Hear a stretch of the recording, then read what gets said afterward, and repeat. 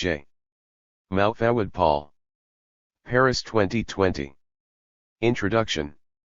In the face of critical passivity and dry formalism, we must uphold our collective capacity to think thought.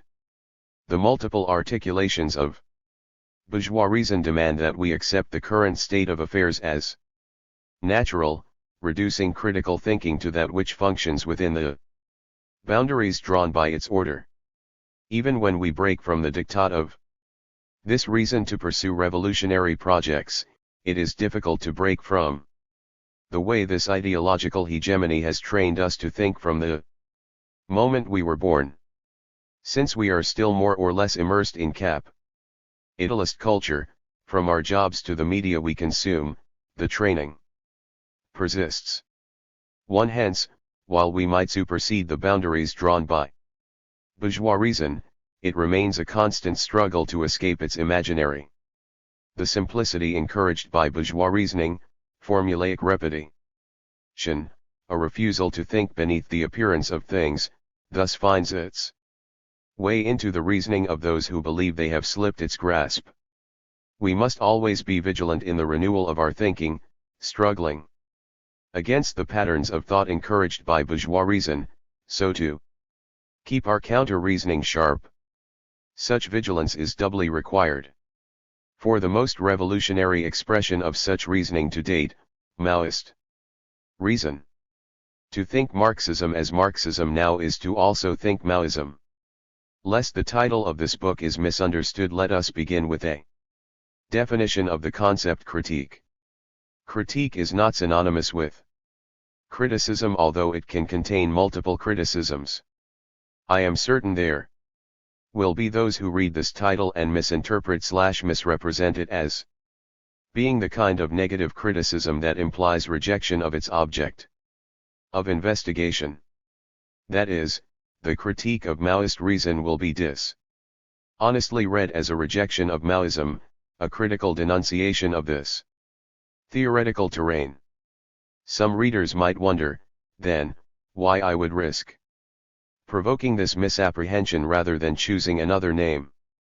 But such a provocation is intentional, as we shall see. It is precisely this 2. kind of failure in thought, dogmatic denunciation, semantic formalism, dishonest representation, that this project aims to chart, drawing important demarcations. Neither pejorative criticism, let alone outright rejection, a critique is the rigorous examination of its object of investigation. Critical analysis, evaluation, assessment, engagement. For example, Kant's critique of pure reason was an attempt to thoroughly analyze the meaning of reason, an elevation of a curious type of enlightenment, pure reason, over other claims to reason. Sartre's critique of dialectical reason was not a rejection of dialectics but an attempt to rigorously analyze what dialectics was, according to Sartre, to be clear, in opposition to other definitions of dialectical reason. Mbembe's critique of black reason, far from a rejection of black thought, was intended to analyze its vicissitudes and think a unified thought. Regardless of what we might think of the efficacy of the above projects, the meaning of critique is clear. Naming my own project a critique of Maoist reason, then, is somewhat tongue-in-cheek. I am placing myself within this philosophical convention while also being critical of it, quite aware that what I intend to accomplish in this book is neither as ambitious nor misplaced as the corpus of philosophical treatises that name themselves according to this convention. In many ways my work to date is more accurately a critique of Maoist reason than this book. Indeed, both continuity and rupture and demarcation and demystification form a much more rigorous approach to this problematic. Everything I have written to date, including my blog and all published essays, has been concerned with a philosophical critique of Maoism in general in the interest of providing clarity to Maoist reason. In some ways my right to proclaim the critique of this theoretical terrain has passed since continuity and rupture was precisely this project, particularly as it stood in relation to the prolegomena of the communist necessity. There is a reason, however, that I have chosen to mobilize the name of critique now. In the time accrued since the writing and publishing of Continuity and Rupture, Maoist reason has produced a 3. Introduction. Variety of expressions that require philosophical intervention. In that time Ajith, one of our clearest contemporary thinkers, was arrested and thus caused our philosophical reasoning to suffer further. But who is this we and our? On the surface this we is the unity of myself and those who are reading this text, together thinking the vicissitudes of thought as they are encountered. More substantially, though, this we is the collective subject of Maoist reason who are already convinced that Maoism is the most scientific development of Marxism to date and who, together, are part of the general Maoist international communist movement. We Maoists, this text is intended to be for those of us who already accept the basic claims about the necessity of Maoism and are engaged in thinking and practicing this necessity. All descriptions and prescriptions of this politics concern the we who are Maoists. We are those who militantly struggle for Maoist reason and demand that it be thought as the primary thought of revolutionary science. One significant impediment in developing such a critique, however, is the problem of the polemic. Having inherited a tradition of polemical exchanges that makes up the backbone of many of the great Marxist texts, contemporary Marxist radicals, especially Maoists, have become too enamored by the form of this genre to understand the importance of the content the great polemical classics always rhetorically contained. Within the Maoist milieu, the rhetorical shell of this genre has been used as a substitute for thinking our politics. When differences in line have manifested, such a problem is inherited from the new communist movement, where multiple ML grouplets sought to overinflate their importance through innumerable articles and tracts that mimicked the rhetoric and tone of Lenin.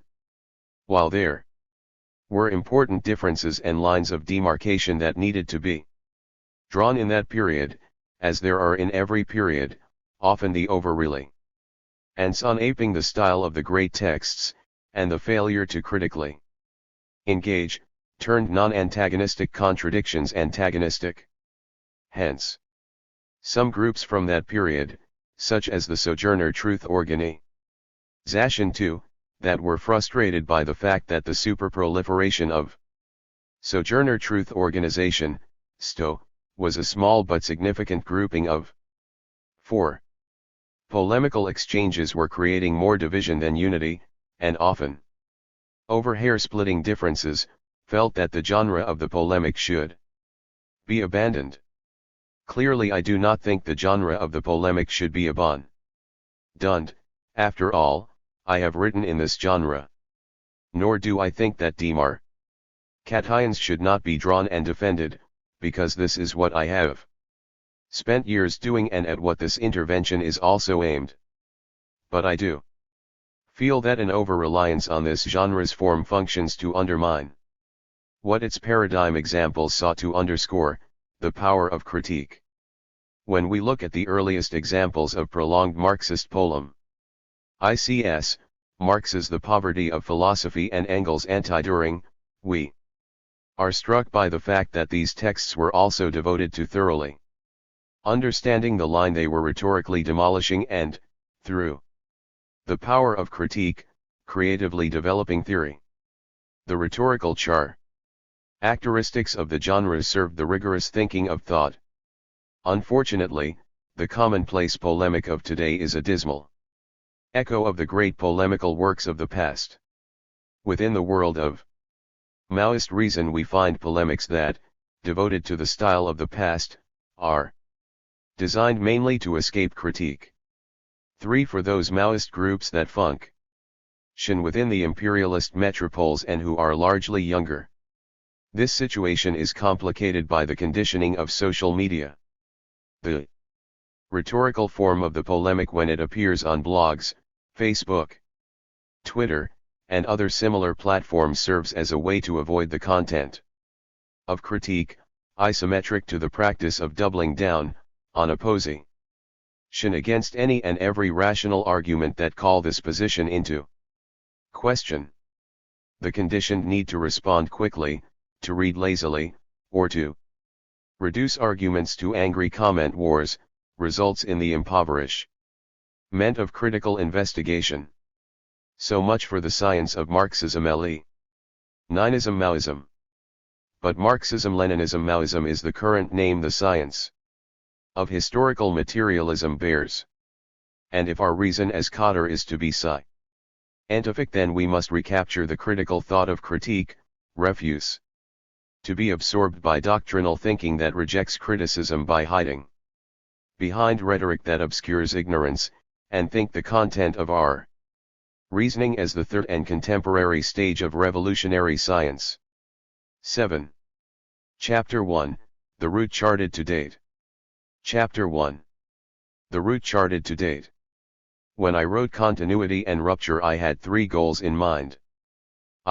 To argue why Maoism was logically the third stage of revolution. Science. 2. To clarify the general meaning of Maoism. 3.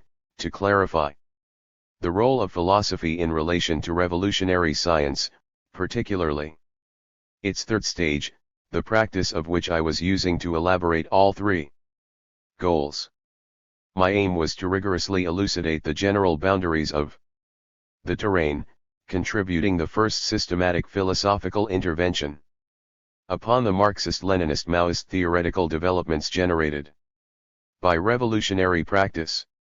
In a context where former Maoist philosophers such as Alain Badiou and Jacques Rancière were becoming popular and using this popularity to speak authoritatively about their Maoist past, it needed to be demonstrated that Maoism qua Maoism had passed them by. That is, aside from some early germinal attempts, such as Badiou's theory of the subject, their post-Maoism was grossly premature. Unlike the many philosophical engagements with the terrain of Marxism-Leninism that existed up to the point of their break from the trajectory of revolution, science, there was a decided lack of the same kind of engagement with Marxism-Leninism Maoism. Perhaps the most significant reason for this lack of engagement on their part was, as I argued, that Maoism did not come into being as Maoism until the end of the 1980s. Hence, for the Badious and Rancières of the world, revolutionary science had already run its course and, in their minds, received its final and most thorough philosophical clarification in the work of their teacher, Louis Althusser. Their experience of the political landscape post-1968 France was similar to what the proto-Maoist movements of the larger new communist movement would encounter, the limits of Marxism-Leninism, even the most anti-revisionist variants to date. Imagining that the most faithful form of anti-revisionist Marxism-Leninism was not enough, they abandoned what they felt was no longer a live theoretical option. There is no reason to speculate further into the thinking and practice that led such thinkers towards their current theoretical positions.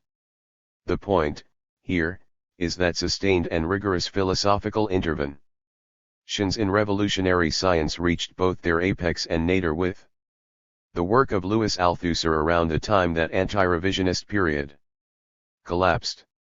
Since then, despite the eruption of Maoism proclaimed by the Communist Party of Peru in the 1980s and globalized by the Revolutionary International Movement in 1993, philosophical practice has lagged behind.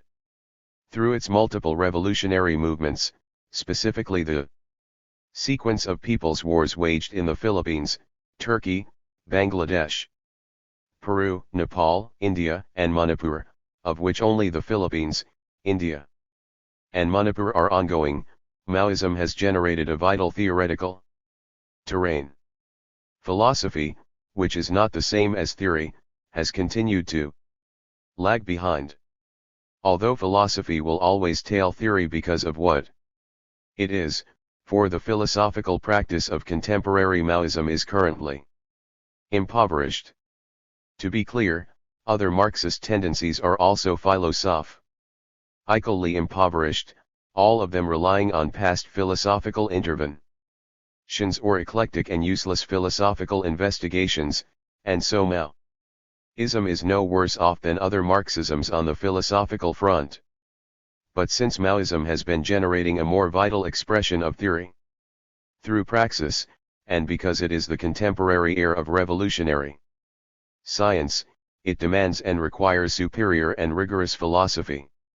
To be clear, dormant and sterile expressions of Marxist philosophy have been generated by non-Maoist fields of theory.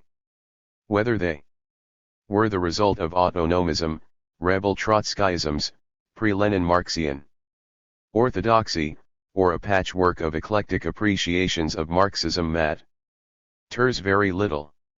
These are philosophical articulations of a defanged and thus meaningless Marxism. What should matter for the philosopher who calls themselves Marxist is a theory that can satisfy the claims of Marxism, i.e. a theory about making revolution.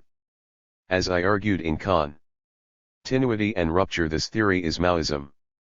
The main reason for this philosophical impoverishment is that Maoism is a theory immersed in making revolution and thus, because of this focus, has not had the time or space to generate the kind of philosophical intervention that these other expressions, who lack the vital theory born from revolutionary practice, can masquerade.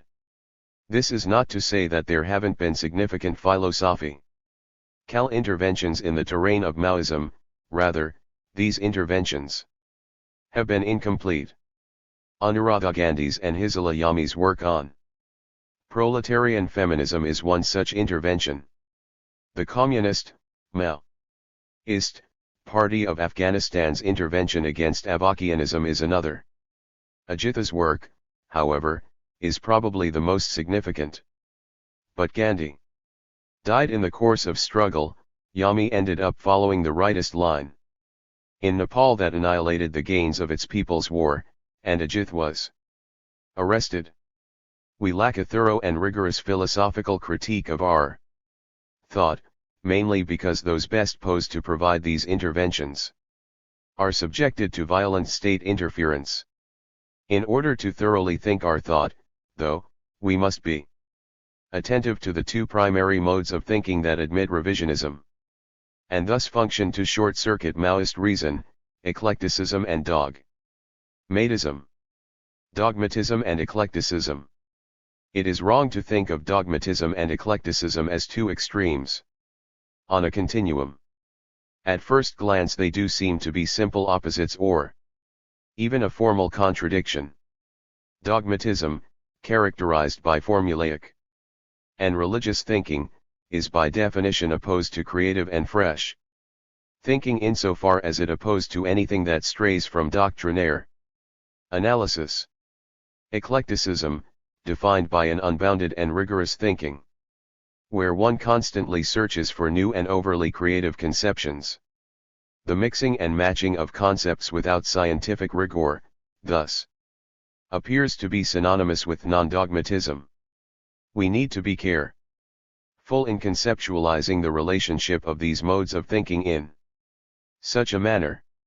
Rather, we should think of these two modes of thought as a unity of opposites that, because of their moments of torsion and or tension, that manifest as opposite extremes, based on their formal definition discussed above, 2. Isometric thought patterns, where they mimic each other, 3. Intersecting trajectories that overlap in continuity and RUP. I characterized dogmatism and eclecticism as characteristic SYMP toms of the contradiction between revisionism and anti-revisionism.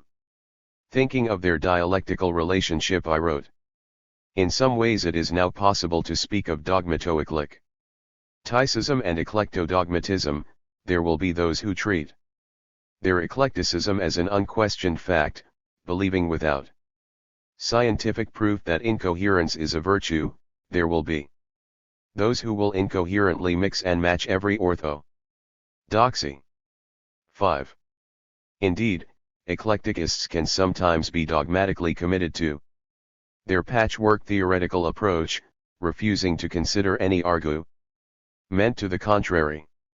Similarly, those committed to a dogmatic version of Marxism-Leninism have been known to eclectically incorporate radical feminism, some forms of identity politics, and other non-Marxist conceptions into an orthodoxy of phrase-mongering that refuses to rigorously think through these disparate elements of thought.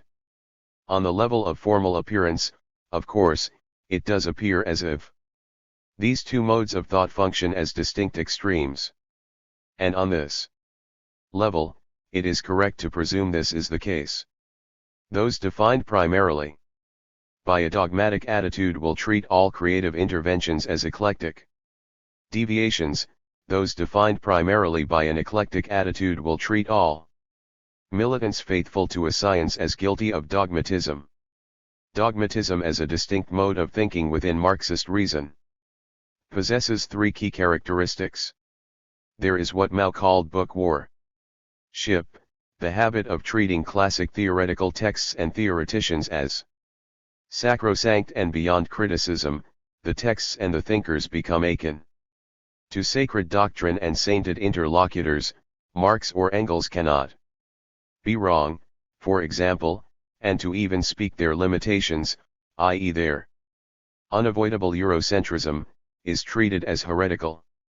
Promoting the idea of a pure Marxism, thus conceptualizing theoretical deviation in terms of religious apostasy, is another characteristic. A third characteristic is the fear of thinking beyond ascetic rigidity, the worry that reading other texts, either by Marxists of other traditions or by non-Marxists, will corrupt Cotter. While it is the case that all of these characteristics can be defended as necessary, deemed scientific instead of dogmatic by the Apostle, we know that they are not properly Marxist, since the greatest transformative moments in the history of revolutionary science have also been defined by breaking from these dogmatic habits. Those individuals and groups that attempted to hold the science back appealed to book worship, theoretical purity, and rigid thinking, i.e. Enver Hoxha's criticism of the Cultural Revolution is a classic example of this dogma. To revisionism. 6. While it is indeed the case that some militants dedicate to transformative moments demonstrated similar characteristics in their defense of these ruptures, i.e. finding precedence in Marx and Engels, the appropriate quotes, etc., this only demonstrates that dogmatism is such a powerful mode of thinking that it forces even its enemies to speak according to its patterns to justify themselves. The state of the science is such that dogmatism is compelling, forced to defend its legitimacy against the hostility of the bourgeois order and all of those ideologies that would deny its scientific status. Historical materialism cannot help but generate rigidly dedicated adherents. 7. Rigid adherents either break, rejecting their convictions and sometimes becoming outright reactionaries, or isolate themselves from the masses so as to sink deeper into their religious illusions. Eclecticism as a distinct mode of thinking is known by characteristics that are equally damaging to Marxist reason. For example, there is the habit of refusing theoretical continuity in the interest of pursuing what is new and fresh without any reason given beside the uncritical assumption that what is new is better than what is old. There is also the characteristic of sampling theoretical takes from a variety of traditions. The tendency to create a patchwork Marxism from whatever seems interesting and novel. Another habit is the obsessive need to define scientific reason as rigid and thus pursue a looser and seemingly more creative conception of theoretical rupture. All of the contemporary Marxisms that attempt to preserve Marxism while distancing it from its supposed rigid past flirt with eclecticism. Like dogmatism, eclecticism can advance masked by trying to translate its eclecticism into appropriate scientific language. By recognizing that historical materialism is open to the future, that it has always developed by engaging with other forms of thought, eclecticism becomes parasitical upon this correct insight and thus attempts to translate its depredations into scientific language. 8. In any case, we should treat dogmatism and eclecticism as distinct modes of thought while also recognizing the ways in which they intersect or function as adjuncts of each other. They are not only oppositional extremes in thought but, as aforementioned, meet each other at various points of their manifestation. In the end, all thought that promotes revisionism is united in revisionism. So what ultimately unites dogmatism and eclecticism is that, they are both deviations of correct modes of thinking. 2. They both function, in their distinctions and admixtures, to prevent the rigorous and scientific thinking of thought. Chapter 1, The Route Charted to Date. They are together the shadow and eclipse of Maoist reason. A systematic critique of Maoist reason thus begins by understanding those modes of reasoning that it necessarily generates in the course of its establishment, as Marxism-Leninism did before Maoism and Marxism did before Leninism. 9. The reason why dogmatism and eclecticism are deviations of correct modes of thinking is due to what science is, and if Maoism is a moment in the unfolding of revolutionary science, then it will generate the same problems as science in general. Within the practice of science, it makes sense to distrust wild creative interventions if they cannot prove themselves, hence the deviation of dogmatism. What I have called science's dogmatic shadow becomes a real danger when faced with the possibility of scientific advances. This is the reason that the Big Bang theory was resisted by many scientists when it was first theorized. And for good reason. But this good reason became dogmatic when this theoretical advance generated proof. Conversely, the fact that science develops according to creative interventions can generate an eclectic deviation, another shadow cast before the object rather than behind, where theorists neglect the principle of theoretical conservation and, without rigor, simply invent new and fringe conceptions, as early modernist scientific spiritualists did, for example, with the theory of ectoplasm. To be clear, both dogmatism and eclecticism in themselves are also and by definition anti-scientific, an eclipse instead of a shadow. Religious dogmatism is the antithesis of science since it is based solely on faith rather than reason. The initiation of the new sciences during the European Enlightenment made this distinction clear despite its regional and historical limitations. 10. But eclecticism is also anti-science. Since science is not an anything-goes theoretical practice defined by unbounded creativity and imagination, rather it is delimited by clear and stringent conceptions of truth procedures that can be proven in practice. Since Maoist reason is a form of scientific reasoning, the current and most advanced iteration of historical materialism, it can also generate these two erroneous modes of thinking, along with various admixtures that undermine its deployment. The problem, however, is that the scientist is not always able to grasp when dogmatism and/or eclecticism manifest. The dogmatist rarely believes they are dogmatic. The eclecticist most often denies the accusation. Indeed, charges of Maoism and eclecticism can be mobilized by those guilty of these depredations, along with the requisite theoretical terms, to preserve their errors. For example, dogmatic thinking generates an awareness of all the names of important concepts, as well as the appropriate citations. So that calling others dogmatic, as well as idealist, anti-dialectical, etc., displaces the error on others. The Maoist scientist is a subject embedded in the theoretical terrain of Maoism, that is the subject militantly dedicated to ensuring the truth procedure of Maoism manifests and develops. The Maoist scientist, if they want their work to matter, ought to be political cadre. The scientific practice is class revolution.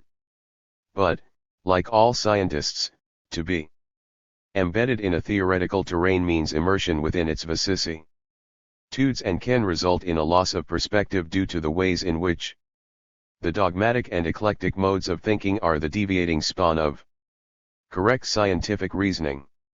Hence the significance of philosophical intervention, which is secondary but clarifying, and thus the critique of Maoist reason. In order to pursue such a critique, however, we need to examine the theoretical formations resulting from Maoism's complications. Since I wrote Continuity and Rupture, there have been a number of developments within the milieu of Maoist reasoning that need to be charted. While some of these developments already existed at the time I wrote that book, and were taken into account when it was written, they have developed further since 2016. Other developments, some of which lurked implicitly in germ form in Continuity and Rupture's critique, have surfaced and become more acute. Eclecticism and dogmatism characterize many of these developments. First of all, there are the post-Maoist articulations of Maoist Sun. While it might seem strange to include these tendencies within the broad category of Maoist reason, they are significant because they claim to be reasonable extensions of Maoism, logical accomplishments of the tradition that bears Mao's name. This category possesses both dogmatic and eclectic variants. The former is represented by the RCP-USA and the post-RIM groups it has drawn into its orbit, i.e., the Communist Party of Iran, Marxist-Leninist Maoist, which still claims to be Maoist, with its new synthesis that locates its authoritative status on the personality cult of Bob Avakian. The latter was once best represented by the Kazima Project, but, now that the Kazima Project has fallen apart, in its eclectic pursuit of its pseudo-Badiwian post-Maoism, is more of a general tendency of formerly Maoist organizations and individuals that want to retain a vague appreciation of Maoism without accepting its scientific status. Next, there is Maoist third-worldism, MTW, that exists primarily in the imperialist metropoles.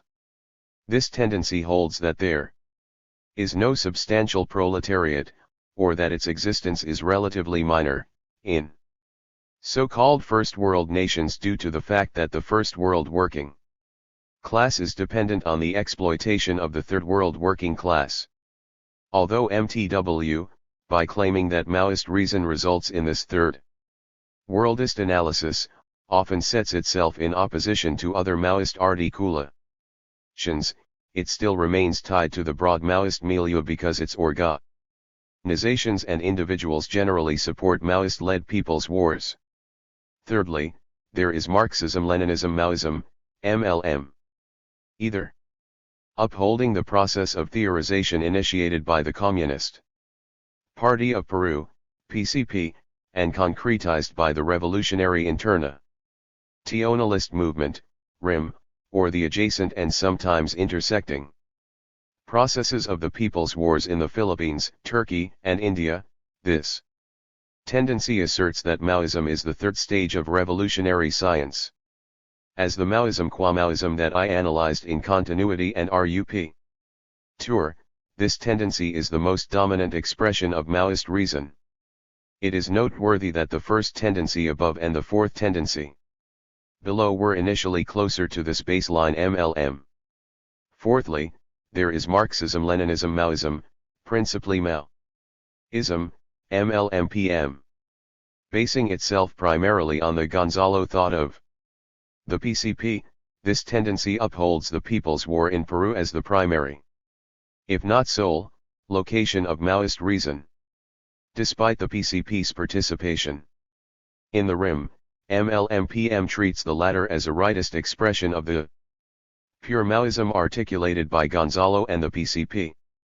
This expression of Maoist reason is often marked by dogmatism in its nearly uncritical application of Gonzaloism to every social context. 11. Indeed, this tendency emerged after the failure of the PCP to complete its revolution, and thus takes the term principally Maoist to mean more than what it meant for the PCP, an emphasis that Maoism was more than simply Mao Zedong thought, which would be codified in the RIM's claim that all non-Maoist variants of Marxism are revisionist, and instead to elevate the particularization of an early form of Maoism to the level of universality. The first full-fledged articulation of this tendency is the Parti Communiste Français, Marxism-Leninism Maoism, and the small international groups it pulled into its orbit. Although many of the contemporary parties and groups now upholding MLM-PM dislike the PCF, MLM, they do not deviate from the core theoretical claims this group has articulated on its website. 12. Finally, there is a trend that admits that Maoism is a third stage of revolutionary science but does not see the PCP, RIM, Philippines, or Indian sequences as qualifying for the generator of contemporary Maoism. I want to suggest that this trend is inconsequential because it ends up feeding into one of the four trends above when it comes to defining what Maoist reason is, and thus its various representatives will end up gravitating to one or other of the above categories when it comes to thinking what Maoism is now. At best, it focuses primarily on what Marx, Lenin, and Mao contributed and treats the PCP-RIM experience, as well as the Philippines and Indian sequences, as secondary curiosities. That is, it often ends up being a Marxism-Leninism Maoism that seeks the synthesis in the work of these names rather than later revolutionary processes that were involved in synthesizing the theoretical meaning of these names. At worst, it promotes an eclectic understanding of theoretical lineage, since this trend pleads agnostic to the origin of this terrain, often treating it as auto-generated and the result of a process too complex to coherently map. It occasionally suggests pursuing other sources, such as the Union of French Communists Marxist-Leninist, UCFML, in order to think Maoism's meaning. Although we should investigate all of the germinal tributaries from the anti-revisionist period, these faint glimmers of a possible Maoism from the closing moments of the Marxist-Leninist sequence, they do not provide us with much insight regarding the structure of Maoist reason due to the overriding agnosticism.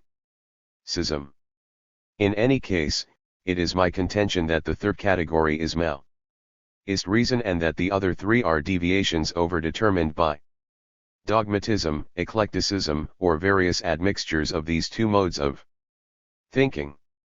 This does not mean that the third category exists outside of such modes of thinking, only that its basis is not immediately undermined by them.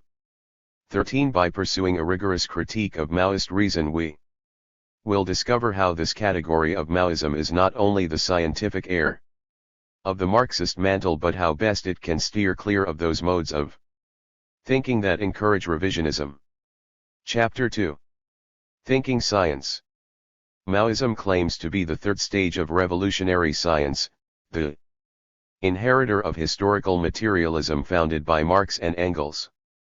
As I argued in continuity and rupture historical materialism is a scientific terrain, and I explained how and why it was a science as well as how we should understand the meaning of scientific development. Further, more, in this ruthless criticism of all that exists I demonstrated that Marxism's scientific aspect was essential to its theoretical meaning and that to dispense with this qualification, that is, to claim that Marxism is not a science, is to dispense with Marxism's meaning altogether. Hence, I will not repeat those arguments in toto here, though I will draw upon them when necessary.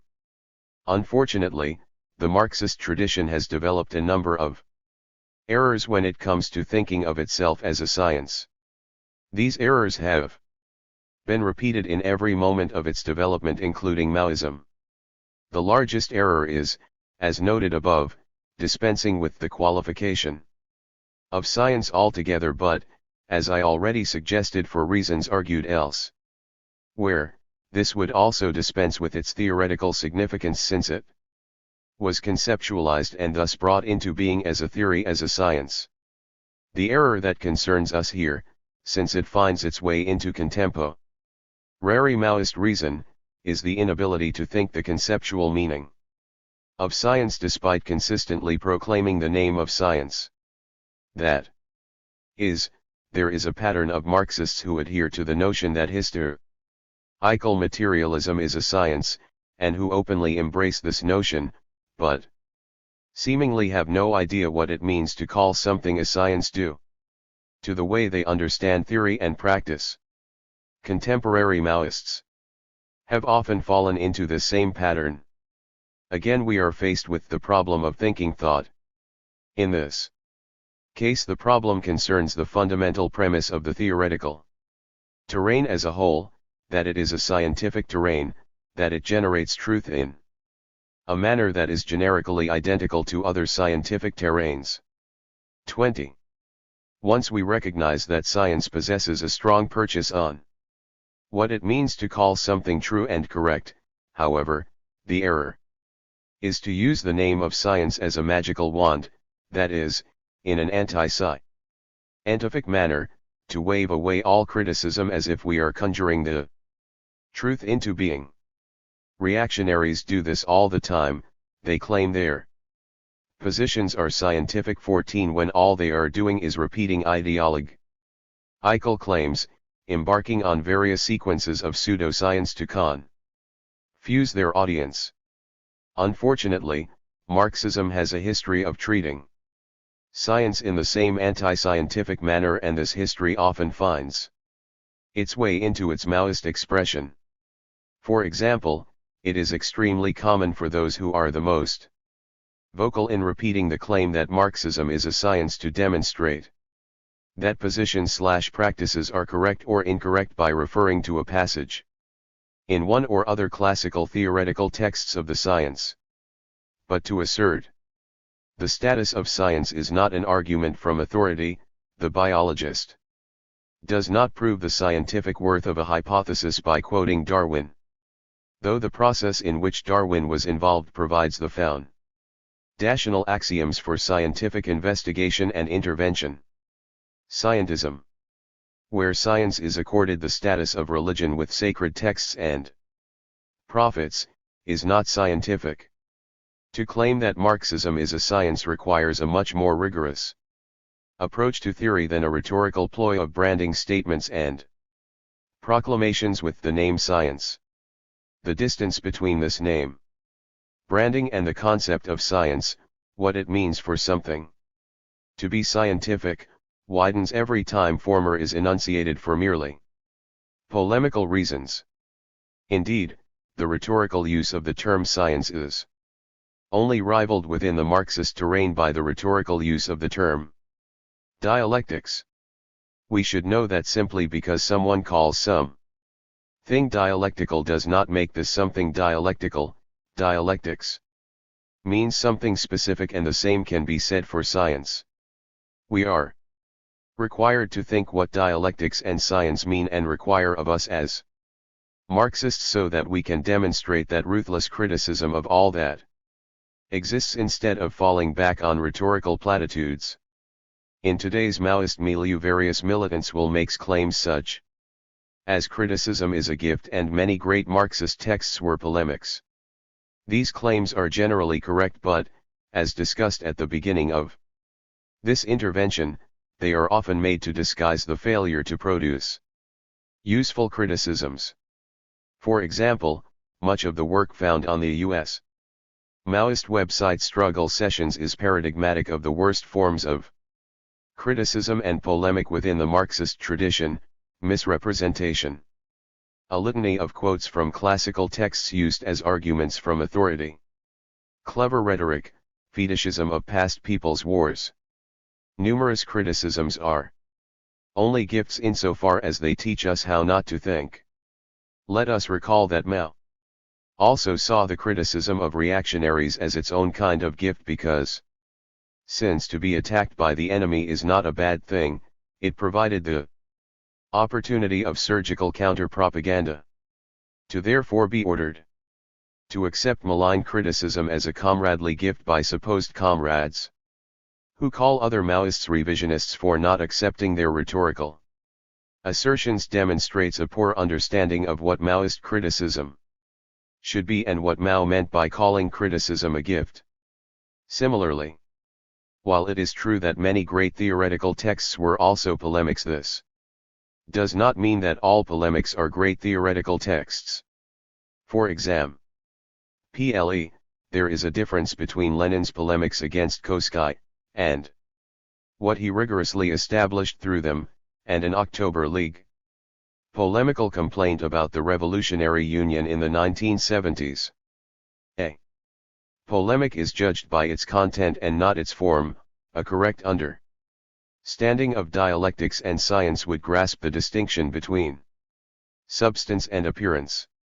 In any case, there is a reason that Marx and Engels claimed that historical materialism was a science, just as there was a reason that successive theoreticians used this term and demonstrated the scientific efficacy of their work. They took this aspect of the theory seriously and did not relegate it to a rhetorical slogan. We undermine the meaning of our theoretical terrain when we fail to grasp its meaning as a science, using the name in place of the concept. 22. The laboratory. The laboratory of Marxism is class struggle, and its scientists are the militants engaged in this laboratory. But these militants do not develop the science just as they please, as Marx wrote in the 18th Brumaire, but in circumstances directly encountered from the past. That is, just as scientists working in other disciplines do not function to reinvent their scientific terrains as they see fit, but in fact, unless they deviate into the realm of pseudoscience, work according to the truth procedures already established, the best Marxist scientist works within the constraints developed by the science as a whole. Every science possesses historical constraints, that is, the axioms established by previous scientific labor and struggle. For Marxism as it has developed to date, and as I have argued rigorously elsewhere, these constraints are determined by the following instruments: the vanguard party, the mass line, cultural revolution, and protracted people's war. It is not enough to recognize the constraints and what the practice of Marxism within the laboratory of class struggle has brought into being to date. The point is to practice the science according to the truth procedure so far, utilizing the instruments this procedure has generated, in line with the science's object. That is, just as the object of physics is to demystify the physical structure of reality, the object of historical materialism is to demystify history and society, which includes not only understanding class struggle but making revolution. Moreover, scientists dedicated to other theoretical terrains should not walk into their laboratory so that they can quote previous scientists at their instruments of investigation or refuse to use these instruments to develop further and successive theories. Nor should they enter their laboratory with the aim of ignoring the instruments and theoretical developments already established, inventing new and groundless theories simply because they sound more interesting than what the science already possesses. Scientific development emerges from the rigorous process of a scientific method and not from dogmatism or eclecticism. The scientists who are left behind in their respective fields are those who fail to recognize theoretical transformation when it is upon them, i.e. 23. All those scientists who refuse to accept the Big Bang Theory because it did not accord to the way they chose to understand pre-established concepts, just as the scientists who drift into the weird penumbra of their fields are rightly seen as fringe scientists. Keeping in mind that dogmatism and eclecticism are only formally distant, we should also recognize that eclectic fringe theories are often fabricated by dogmatists, looking for alternate theories to explain phenomena that threatens tradition, i.e. those who initially rejected the Big Bang Theory in favor of some form of constant continuum tried to explain the phenomena that the Big Bang Theory accounted for with a stranger and unwieldy theory of little bangs. We find the same mixture of dogmatism and eclecticism with revisionists who, refusing to accept that China is no longer socialist, either accept or fabricate confused theories about market socialism so as to preserve their faith in actually existing socialism. Thus, for historical materialism to develop as a science requires that its practitioners also understand what it means to practice it as a science. Since this practice functions within class revolution according to the instruments mentioned above, to fail in the rigor required means to fail in comprehending and demystifying its object, science and his Tory, which also means to fail in making revolution. Those sequences in the science that have been successful in pushing it further are those where the scientists have been organized and dedicated to the theoretical rigor that every science demands. Those that have failed have either rejected the very concept of this theoretical rigor, which is why all forms of spontaneism, like a self-proclaimed scientist walking into a laboratory and making up practices and concepts on the spot, have produced nothing meaningful, or accept the idea of scientific rigor, but who misunderstand its practice as a religious dedication to the idea of science. The reason Marxists uphold the concept of the vanguard party is because we know that the most advanced elements of the masses, those with theoretical acumen, are like the trained scientists in other scientific disciplines who possess the wherewithal to consciously pursue the science. But Maoist reason provides us with a further insight. The mass 24 line tells us that everyone from the exploited masses who are conscious of their exploitation are capable of becoming scientists, and that trained scientists can learn from them, distilling their ideas, as the untrained elements of the masses also learn through contact with the advanced elements to become scientists. Other scientific disciplines, due to the prevalence of bourgeois ideology that drives a wedge between mental and manual labor, obscure the truth that knowledge is made by the masses and not by those who had the privilege of receiving the requisite training.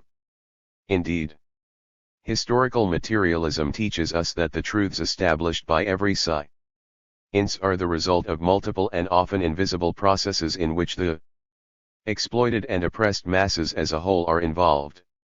For example, the modern conception of vaccination, though made precise through the implementation of the theory of natural selection, would not have been possible without the intervention of the knowledge of African slaves. Cotton Mather learned of smallpox inoculation from his slave one's Imus. Hence the claim made during the Cultural Revolution, which is foundational for a Maoist understanding of science, that it is necessary to be both read and expert. We have nothing to lose by unleashing the creativity of the revolutionary masses, rather our expertise can be expanded by this creativity when it is articulated within the bounds of the science. The balancing of the two terms, read and expert, is important.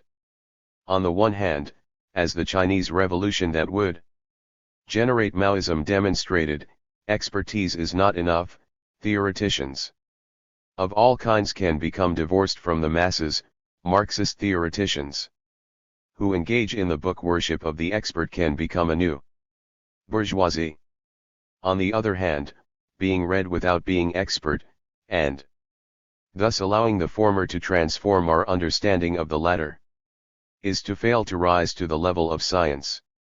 While it is indeed the case that a communist promoting something like astrology would be someone who is read but not expert, and thus not truly read, since theoretical expertise is necessary, it is also the case that a dogmatist who promotes a kind of read expertise that ignores the rigorous demands of scientific 25 practice would be another example of this error. Dogmatism is not expertise, and dogmatic articulations of Marxism are about as useful as the spiritual dogma of the astrologist. Falsifiability. In The Logic of Scientific Discovery, Karl Popper writes that in order for a theory to be scientific, it must be possible for its empirical scientific system to be refuted by experience. 15 In other words, according to Popper, the most significant test for a theory's scientific status is whether it can be submitted to an actual test where it can possibly be proved false. The concept of falsifiability clearly applies to simple material facts. If I tell you the door is locked, for example, you have the ability to prove my truth claim incorrect by trying to open said door. What I have claimed is thus submitted to empirical examination because it can be tested and thus judged either true or false. Theories that can never possibly be proven false also can never be proven true, and this is why religious claims such as God exists concern faith rather than science, since, as those who employ the argument from ignorance fallacy know very well, one cannot prove that God does not exist. But inversely, because the existence of God remains non-falsifiable, one cannot prove empirically that God does exist.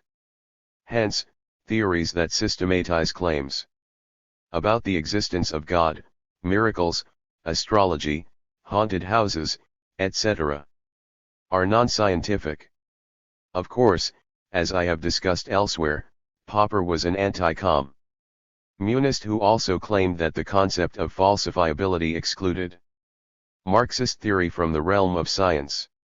That is, based on a very simplistic understanding of Marxism's own claims to scientific status, Popper read Marxism as some kind of cargo cult conspiracy theory. It could always account for everything and thus never be proven wrong, hence it could not be submitted to the rigorous testing that made science science. But as I wrote in this ruthless criticism of all that exists, Popper unintentionally rendered a small service to Marxism thanks to his unscientific grasp of social categories.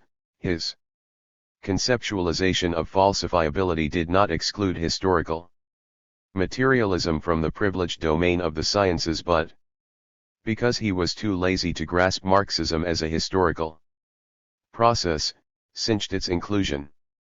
Historical materialism can indeed lay claim to falsifiability, and its inverse, testability, as one of its criteria for scientific veracity.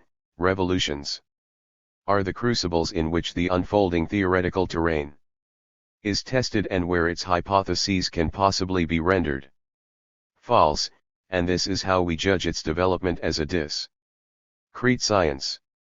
16. To give the devil his due, however, Popper's straw-person version of Marxism was in fact a version that has haunted historical materialism since its emergence and continues to manifest right up to the Maoist sequence. That is, the dogmatic and blasé assertion that Marxism is a science, criticized in the first section of this chapter, has contributed to this misapprehension. When Marxism becomes a weird panacea that can speak for all the sciences, and not just about these sciences' connections to what Marxism does deal with, social and historical relations, does distort historical materialism into a non-falsifiable religious theory. When Marxists declare that the theory of the Big Bang is wrong because of dialectical materialism, my favorite example, typified by the Trotskyist international Marxist tendency, and then attempt to use Marxism as a deep science of the life, the universe, and everything. They are demonstrating this distorted form of Marxism that Popper could easily exclude. Maoists who are unclear about what science is, but know that historical materialism is a science, make similar religious pronouncements. X is scientific because the Marxist tradition said so. Everything can be accounted for and explained without the worry of testability. Modern revisionism, in fact, is quite deft in its defiance of falsifiability. China's market socialism can always be united with Marxism as a whole because there is nothing that can ever falsify its claim to being socialist. The empirical evidence can be tailored according to Sen quotes and ad hoc explanations, so that is always socialist, regardless of how it has been demonstrated false on this score according to what Marxism actually means, according to an eclectodogmatic application of the science of historical materialism. Indeed, the fact that Marxism as a scientific totality can provide the tools to falsify these revisionist claims, as the anti-revisionist tradition has historically demonstrated, should clearly prove that Marxism does possess the kind of scientific rigor that Popper crudely denied. Just as Einstein waited on a total solar eclipse to either prove his theory right or wrong, we wait upon those objective circumstances that can do the same for Marxism. We have thus discovered that so far it is only what Marxism has established in the course of its development that actually succeeds in bringing us closer to communism. We have also discovered the limitations of these revolutions that prevent communism from being consummated, and, in the repeatability of parts of each sequence, what more needs to be discovered. The Maoist sequence has currently theorized, from what the Chinese Revolution replicated from the Russian Revolution and the mistakes it did not repeat, so as to push the revolution further, concepts distilled from the Cultural Revolution. The wager is that these concepts are necessary for creating the next world historical revolution and transgressing the limits of the previous sequence, reaching the point where the theory can possibly be falsified, where socialism is established and we enter it fully aware that class struggle persists within socialism, is our solar eclipse. Investigating alternative approaches to making socialist revolution is also part of falsifiability. Each time we examine movements that break from the sequence of revolutionary science, we examine them to see if they can falsify what we claim has been established by world history. Revolutions. We should not investigate these movements dogmatically, attacking them as heretical simply because they are not Marxist or not Maoist, but take them seriously. Mao claimed that rebellion is 28. Justified, and thus we should recognize the multiple rebellions against capitalism even when they're dressed in costumes different from ours. If we believe that it is better to make communist revolution, then we should care about these other approaches, examining them to see if they falsify our theoretical claims. If they could do so, then our claim to science would be wrong, but this would not be a bad thing because what we want, more than anything else, is communism. But nothing so FAR has falsified revolutionary science currently codified as Marxism le. Ninism Maoism. First of all, we must recognize those who also claim the post-le. Ninist mantle of revolutionary science, Trotskyists and Hoxhaists. Trotskyists do not have a revolution to call their own, despite their weird attempts to claim that the Bolshevik Revolution was led by Trotsky, and the theory of permanent revolution has produced nothing but multiple Fourth International sects. Hoxhaists rely on a revolution that was part of the Leninist sequence, an echo of the Stalin period of the Russian Revolution, and in their attempt to preserve the purity of the anti-revisionist Marxist-Leninist sequence, decrying the cultural revolution, have produced nothing since. Secondly, there are the spontaneous and parliamentary theories of making socialism that, if correct, would falsify all iterations of Marxism that proceed down the Leninist route. Conversely, these theories have failed the test of falsifiability because all such attempts to make revolution have not been able to replicate, let alone go further, the successes of Marxism-Leninism. Spontaneous theories, whether they are traditional workerist theories of self-organization or postmodernist variants, have resulted only in limited rebellions that have done very little to crack the edifice of the bourgeois state. The Spanish Civil War was the furthest the traditional anarchist method of making revolution has gone, and it is notable that, though this heroic attempt should be celebrated, because of its inability to conceptualize state power in a Leninist sense, even Durruti realized, too late, the necessity of establishing state power. The experience of the EZLN in the 1990s was another high point of an alternative to the Leninist route of seizing power, and yet, though 29. The legacy and significance of the Zapatistas should be celebrated, this armed popular movement refused to develop into a people's war aimed at wresting power away from the Mexican ruling class because of its suspicion at that time of power. To the Zapatistas we can add the fetishization of the PKK in Rojava that has more recently manifested. Meanwhile, even those revolutions within the Leninist sequence of the science, Cuba, Korea, Vietnam, Zimbabwe, China, etc., that did not produce another world historical revolution, many of which would fall along with the Soviet Union or persist as revisionist siege states, could replicate the basic successes of the Bolshevik Revolution. The fact that they either fell with the Soviet Union or continued as relics of Marxism-Leninism simply demonstrates that they did not go further by following what the most radical aspects of the Chinese Revolution unlocked, i.e. the sequence we call Maoism. Contemporary China is testament to this failure since, following the failure to carry the revolutionary line forward, it went backwards. Parliamentary approaches to making socialism are likewise falsified. Our conception of revisionism in fact begins with the SPD, under the guidance of Bernstein and Koski, taking the parliamentary road and capitulating to fascism. This approach was falsified, whereas the road taken by the Bolsheviks in the same period passed the test of falsifiability. But the greatest exemplar of the parliamentary road was its only real heroic iteration that, in contradistinction to the SPD's cowardly capitulation, is worth studying, the democratic election of Salvador Allende's Unidad Popular in Chile in 1970.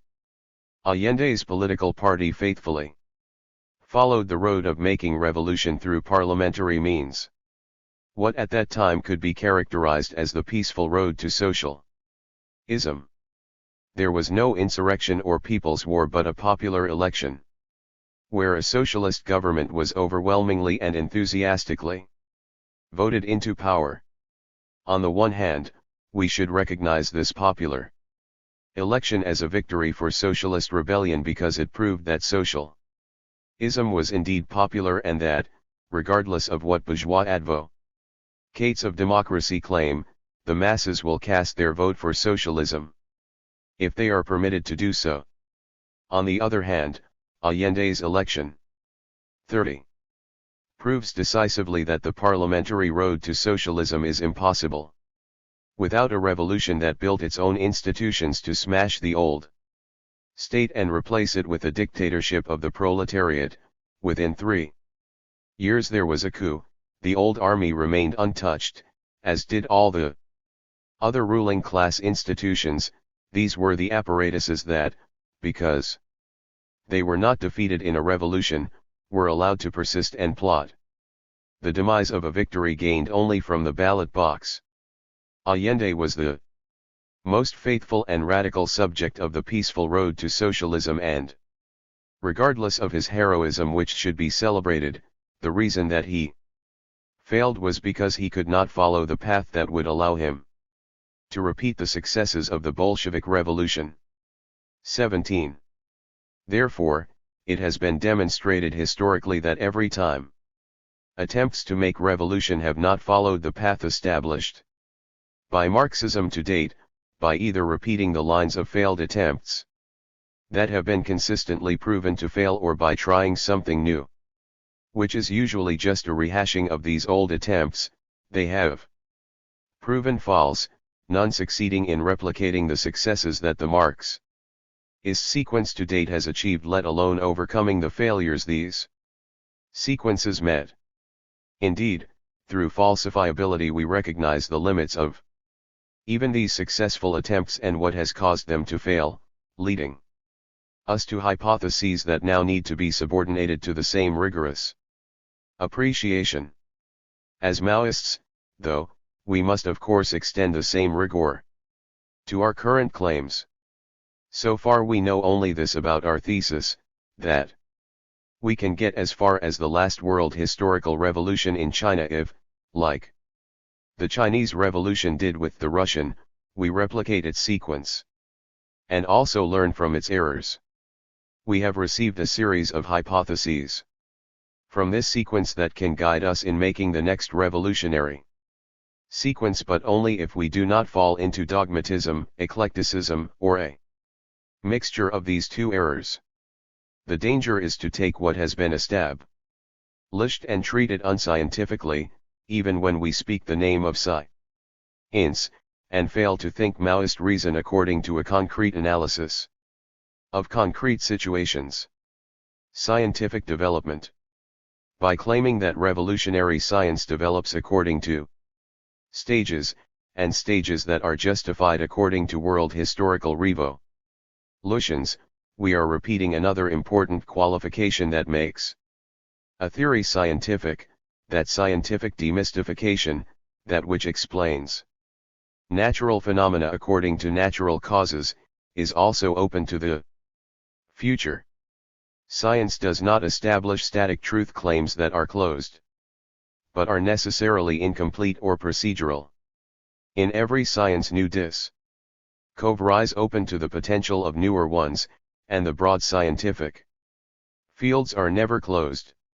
Scientists stand on the proverbial shoulders of other scientists, using the experience of the past to attempt to establish insights for the future. Science develops, and, if Marxism is a science, it also develops. This is why those who seek to locate a pure Marxism prior to Mao and Lenin are no longer engaged in the scientific thinking of historical materialism, but, instead, are engaged in a form of religious thinking. In order to understand what it means to think of historical realism as a revolutionary science that has developed over time and will develop further, we need to engage in second-order thinking that is not necessarily found in Marx and Engels, who were laboring primarily to establish the foundation of the science of history and society, the science of revolution. I write not necessarily because, while they did not write out a full conception of the future development of their science, How could they when they were laying the groundwork, and such a conception of scientific development would require a crystal ball? They still understood the general notion. As such, they constantly noted the limitations of history, and what contemporary history presented them with, and how they could solve only those questions given to them by the past and the present. Thus the problematic of scientific development becomes a second order question, because it is best appreciated if we look at how the 32 development of all fields that can properly be called science are understood. Hence, if Marxism is a science and not a theology, or ontology, in the old philosophical sense, then it should evince the same patterns of development demonstrated by every other proper science. Thinking such patterns of development is a philosophical exercise, and, being second order, does not affect the deployment of revolutionary science any more than it affects the deployment of physics or biology. All it does is bring clarity to our understanding of Marxism as a science, just as it brings clarity to other fields of science.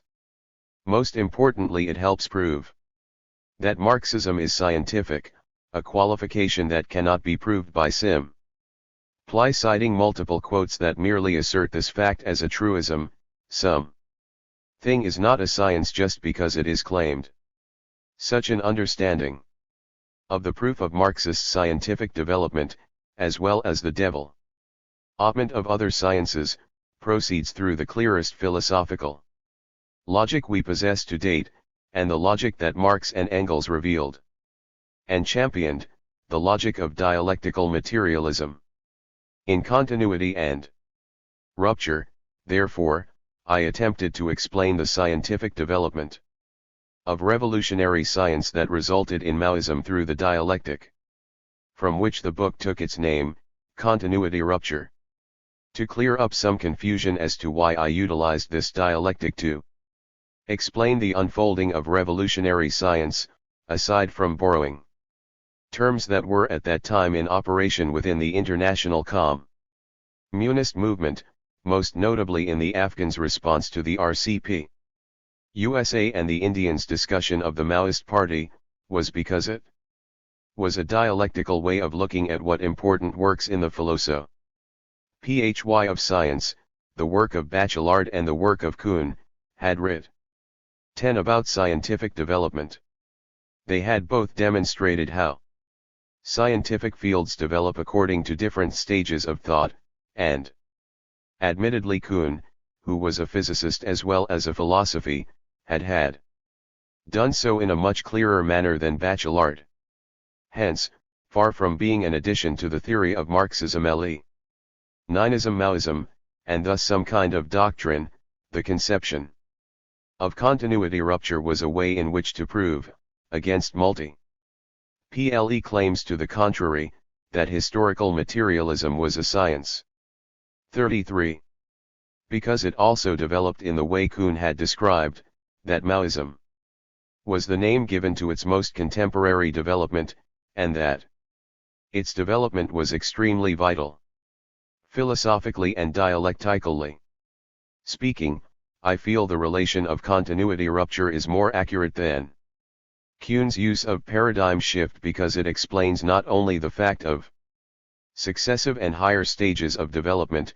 A higher stage is by definition a rupture, since if there was no breaking from a previous stage, it would just be the same stage, and that these successive stages were part of a whole. If there was no underlying continuity, there would be no unified field we could call revolutionary science, just disconnected insights. Even still, this is philosophical and not theoretical language, designed to clarify the development of a theoretical terrain. In any case, the point here is that if we think Marxism as a science, and we understand a scientific terrain as a terrain in development, and open to the future, then we must understand what it means to be in development and how precisely it is open to the future if we are to think Maoism as part of this scientific totality. Upholds scientific reason. The claim that historical materialism is a science, and that Maoism is the name for the current conjuncture of this science, is important to maintain and understand, because this is what makes the Marxist theoretical trajectory more meaningful than other theoretical trajectories. 18. The problem, however, is that, since Marx and Engels, there has been very little examination of what this scientific claim means, what makes historical materialism a science in the first place, and why it's pursued. Results in Maoism. I tried to think the meaning of this science and its development in continuity and rupture, and here I have further examined its meaning, but this exercise in thought still encounters the limit of the theological application of Marxism that masquerades as science, while refusing to think the meaning of science. The fact that Marx and Engels declared their theory as the initiation of the science of history/society requires that Marxists who care about what Marx and Engels were claiming to establish assert their fidelity to revolutionary science. But this does not mean that such an assertion is meaningful simply because it was proclaimed. That is, the strength of Marx and Engels' claim that historical materialism is a scientific field is located in the content of this claim and not the claim itself. After all, I could declare any form of thought scientific merely to stamp it with a name that possesses a particular level of knowledge authority in this day and age, but this would not guarantee that such thought was indeed scientific. Occultists and hucksters have indeed declared a variety of magical thinking scientific, i.e. astrology is an older science, but we know that such declarations are meaningless because the kind of occult thinking associated with science does not accord to the definition of the latter. Unfortunately, though, there is a history of self-proclaimed Marxists treating historical materialism as a new form of magical thought and then stamping this magical thought with the label of science because historical materialism was indeed proclaimed a science by its principal theorists. Concepts that have been developed through various scientific sequences have been reduced to spells and mantras that, torn from their conceptual context, serve as talismans to banish what the Marxist sorcerer refuses to think: revisionism, rightism, liquidationism, opportunism. But if Marxism is a science, and Maoism is its most contemporary conjunctural nominalization, then we cannot undermine its meaning as a science. We need to think its content as scientific, with the rigor its historical categories deserve, and refuse all attempts to reduce it to lazy magical thinking.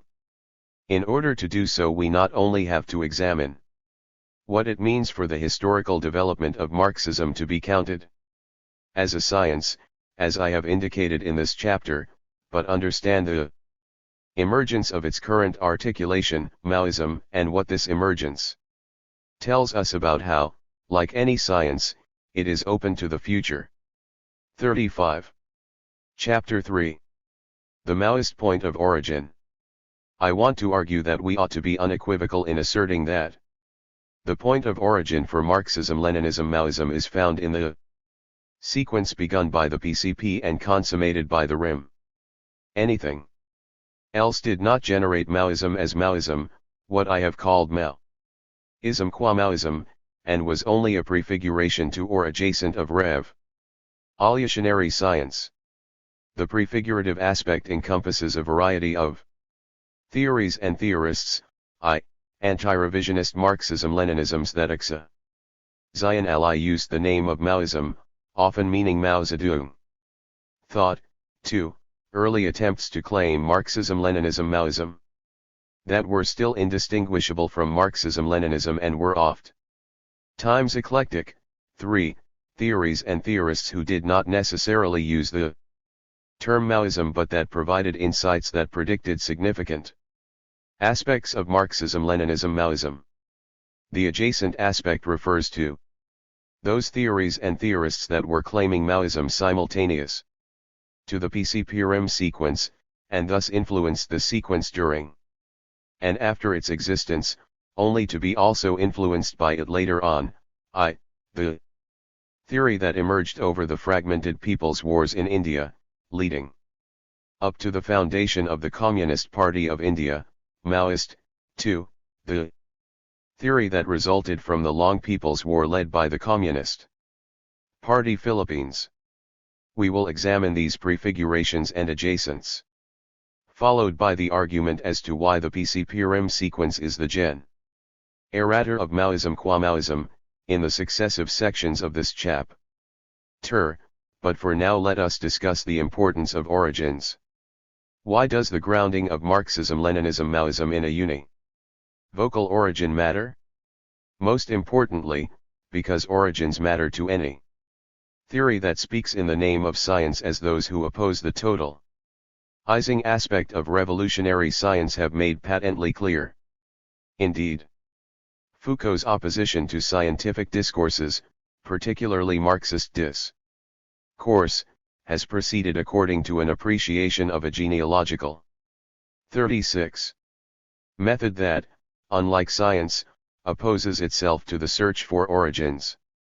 19. Scientific investigation seeks to ground itself in an Archimedean point, establish originary foundations, and trace out meaning according to this point and its foundations. This is precisely the problem according to Foucault, because it is an attempt to capture the exact essence of things, their purest possibilities, and their carefully protected identities, because this search assumes the existence of immobile forms that precede the external world of accident and succession. This search is directed to that which was already there, the image of a primordial truth fully adequate to its nature, and it necessitates the removal of every mask to ultimately disclose an original identity. However, if the genealogist refuses to extend his faith in metaphysics, if he listens to history, he finds that there is something altogether different behind things, not a timeless and essential secret, but the secret that they have no essence, or that their essence was fabricated in a piecemeal fashion from alien forms. Examining the history of reason, he learns that it was born in an altogether reasonable fashion from chance. Devotion to truth and the precision of scientific methods arose from the passion of scholars, their reciprocal hatred, their fanatical and unending discussions, and their spirit of competition, the personal conflicts that slowly forged the weapons of reason. 20. In the above assessment, scientific theory is no more or less significant than any other kind of theory, though its claims to veracity and reason make it more murderous. Sciences establish points of origin to provide themselves with meaning. Reason is not aimless nor ahistorical. For Foucault and those who follow in his footsteps, such claims are no more meaningful than religion. But we are not Foucault, and we reject this anti-scientific assessment of reality. There is no point, here, in outlining why Foucault's position is erroneous, aside from pointing out that science does establish truths, and to think otherwise is akin to being a six-day creationist. Rather, I have quoted him at length to indicate why, in opposition to his anti-scientific mysticism, understanding the point of origin is necessary for precisely what Foucauldian theories reject. Moreover, it is important to point out that while Maoism prides itself on rejecting postmodernism, rejecting a point of scientific origin runs dangerously close to saying something similar to what postmodern thinkers such as Foucault uphold. A scientific theoretical terrain necessarily possesses points of origin that determine it as scientific. It would be strange to pretend otherwise. I have already established why Marxism-Leninism-Maoism is scientific. Foucault be damned, just as I have previously established why it is important to understand revolutionary science as science. Let's not waste our time any further with this postmodern nonsense beyond what it establishes contrapuntally, a theoretical terrain that calls itself scientific must care about origins. After the world historical revolution in China that first gives us the name of Maoism, it was necessary to figure out the point where the name became more than a notion, that is, became a concept, and thus, like Marxism and Leninism, referred to universal aspects that thus fell under the category of science. The name thus first emerged as a notion that, linked to the Chinese Revolution and especially in the Sino-Soviet split, marked fidelity to anti-revisionist Marxism-Leninism. Mao Zedong thought, after the Chinese Revolution itself fell to revisionism, later being developed into a scientific conceptualization. Marxism-Leninism, Maoism. In continuity and rupture I discussed the process by which a notion becomes a concept, a world historical revolution provides the origin point of any significant and ruptural theoretical development. 2. The assessment of the theoretical practice behind a world revolution begins the process of developing a theoretical terrain, based on what theoretical insights, in light of the 38th revolution, are universally applicable, and 3. The new theoretical terrain emerges when the struggle passes beyond the limits of the previous terrain and begins to produce a new stage of struggles according to this assessment, synthesis, and its decision of universality. 21. I will not repeat the arguments I made in that book for the sequence, though the reader is encouraged to peruse them at their leisure. The point is that amongst the broad Maoist camp there is general agreement that what we now call Maoism was not what was given that name during the Chinese Revolution, but that something else happened in the period between the death of Mao and the contemporary conjuncture that generated Maoism. If we agree that origins are important, and we must, for we also do not pretend that the origin of Marxism is anterior to Marx and Engels, regardless of the multiple utopian socialisms and dialectical philosophical traditions that would have influenced them, and that origins do indeed provide foundational meaning, then we must be able to provide a decisive answer regarding the origins of Maoism qua Maoism. When and where precisely did Maoism emerge as Maoism? If we can not answer this question, then we cannot adequately say what Maoism is. After all, locating its origin in different places will provide it with a different meaning. Nor can we accept a mythology of multiple lines of descent. Although we can accept, as aforementioned, that there are prefigurations and adjacent traditions, this is not to say that there are multiple lines of origin that all possess the same status. Rather, these prefigurations/adjacents only make sense as such in retrospect once we ground Maoism in a specific origin and then look back and around at other attempts/traditions. For example, it was only after the Darwinian paradigm shift in biology established itself that later biologists could look at the work of scientists such as Lamarck and see prefigurations to natural selection, and use aspects of his work to think Darwinism. But, and here is the key, no one would suggest that the origin of the Darwinian sequence in biological science was located in Lamarck. 21. Moufawad Paul, Continuity and Rupture, 29-30. 39. This analogy of biology science is in fact more apt when we think the problematic of origins and theoretical lines of descent. That is, while it is correct to recognize that there is a complexity of lines of descent that inform a given phenomenon, it is also erroneous to use this complexity to reject the scientific search for origins. We cannot accept the mythology of multiple lines of descent that are all equal, because that would be analogical to our biologist declaring that there were multiple lines of evolutionary emergence, numerous points around the globe where the human species evolved independently. Such a position is scientifically incoherent because it would suggest that humans are not a single species but a variety of distinctly evolved species.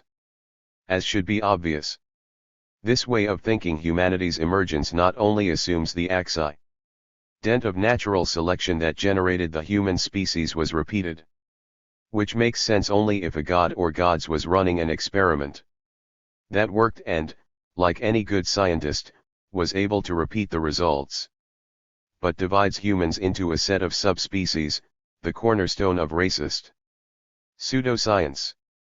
None of this is to say that we have precisely grasped the univocal nature of human evolutionary emergence, because it still seems to be under debate, which is why we must part ways with this analogy, in the case of the emergence of a theoretical terrain, which is far easier to trace than human prehistory and not a problem of biology. We can figure out the point of origin.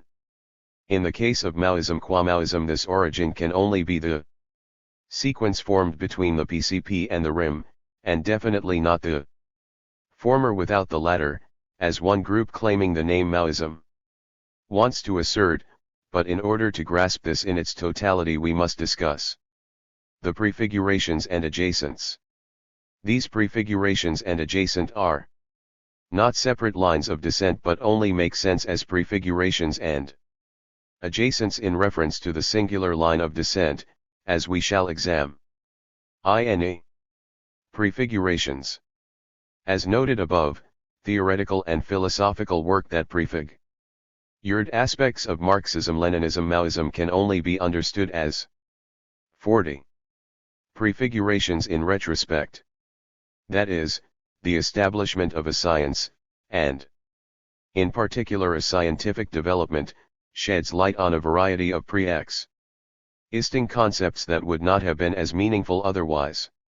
If Maoism had never come about, then the theoretical/philosophical work that we see now as prefiguring it, i.e. pointing to it, would have pointed nowhere and be judged as signposts directing us towards a less theoretical terrain.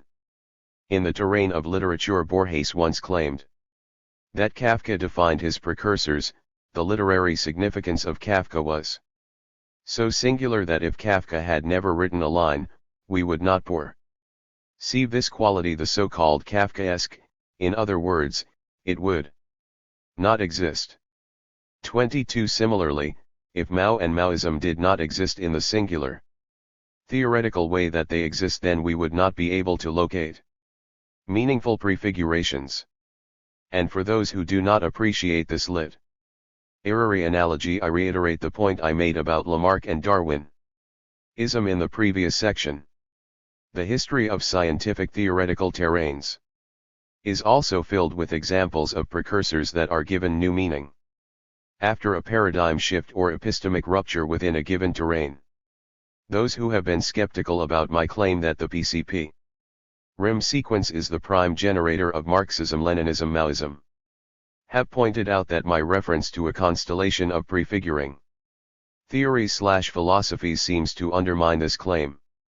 23. But the main claim is only undermined if we treat a constellation of prefigurations as meaningful outside of how they are given meaning after the advent of Marxism-Leninism Maoism.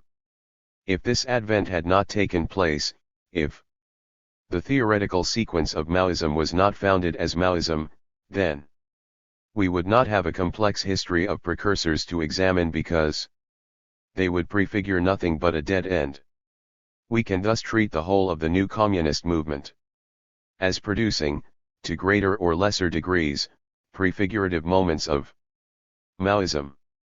Whether we are speaking of insights developed by the Revolutionary Union, the Revolutionary Communist League of Britain, and LUT, Gauche Proletarienne, the Workers' Communist Party, the Maoist International Movement, and many others, we find a wealth of theoretical labor that, now understood as pointing towards MLM, can be mined in retrospect but only through the lens of MLM. Moreover, there were some attempts within the new communist movement to assert the veracity of Maoism as a third stage of revolutionary science. For example, the UCFML, which counted Alain Badiou and Sylvain Lazarus as its members, was a paradigm example of an early attempt at founding Marxism-Leninism-Maoism. The problem with treating such attempts as anything more than interesting prefigurations, however, is that they resulted in eclectic rather than programmatic definitions of Maoism, were barely indistinguishable from Marxism-Leninism, and lacked the basis of class struggle, that is the scientific practice, to be anything more than errant theorizations. Indeed, the UCFML was a minor trend within the French anti-revisionist movement, far less important to contemporary Maoism in that country than the gauche proletariat, and in any case, beyond ascribing momentousness to the term Marxism-Leninism-Maoism, did not outline the universality of Maoism beyond the universality of Marxism-Leninism. 24. Finally, elements of the earlier New Left can be similarly examined for prefigurative notions, as can the wealth of anti-colonial the Ori of Fanon, Nkrumah, Babu, and others. We know that all of these movements and thinkers were engaging with concepts wagered by Mao and the Chinese Revolution, since Maoism treats this revolution as the most advanced world historical revolution to date, then it must also engage with all attempts to grasp its sequence, as premature as some of them might have been. There is an entire constellation of theories and theorists who did not use the term Maoism but still provided insights that would prefigure significant aspects of Marxism-Leninism-Maoism. It may be the case that some of these prefigurative elements are more important than others. And it seems to be the case that we should treat the insights of the largest and most revolutionary organizations of the new communist movement with more weight than those more distant from the name Maoism. I have not pursued the task of investigating these prefigurative elements with the intention of ranking their importance in relation to Maoism qua Maoism. To date, I have simply named them when I was speaking of glimmers, prefigurations, sign posts we now know points to the advent of Maoism. To be clear, I have never argued for an ecumenical attitude towards this large constellation of prefigurations, though it may have seemed so because of the off-handed way in which I have mentioned them. If we were to pursue a task of itemizing and ranking the glimmers within this constellation, so as to see what theories and theorists possess the most prefigurative importance, then the only way to do so would be to accept a singular origin point where Maoism was generated as Maoism and use that as the measure for the salience of any and every prefigurative glimmer. Without such a measure, which I have argued is the PCPRM sequence, we cannot even begin to think through this vast array of pre-Maoist theory. To grasp this sequence, moreover, is to also understand the past through the present conjuncture, to be able to make a concrete analysis of the concrete situation of our theoretical history.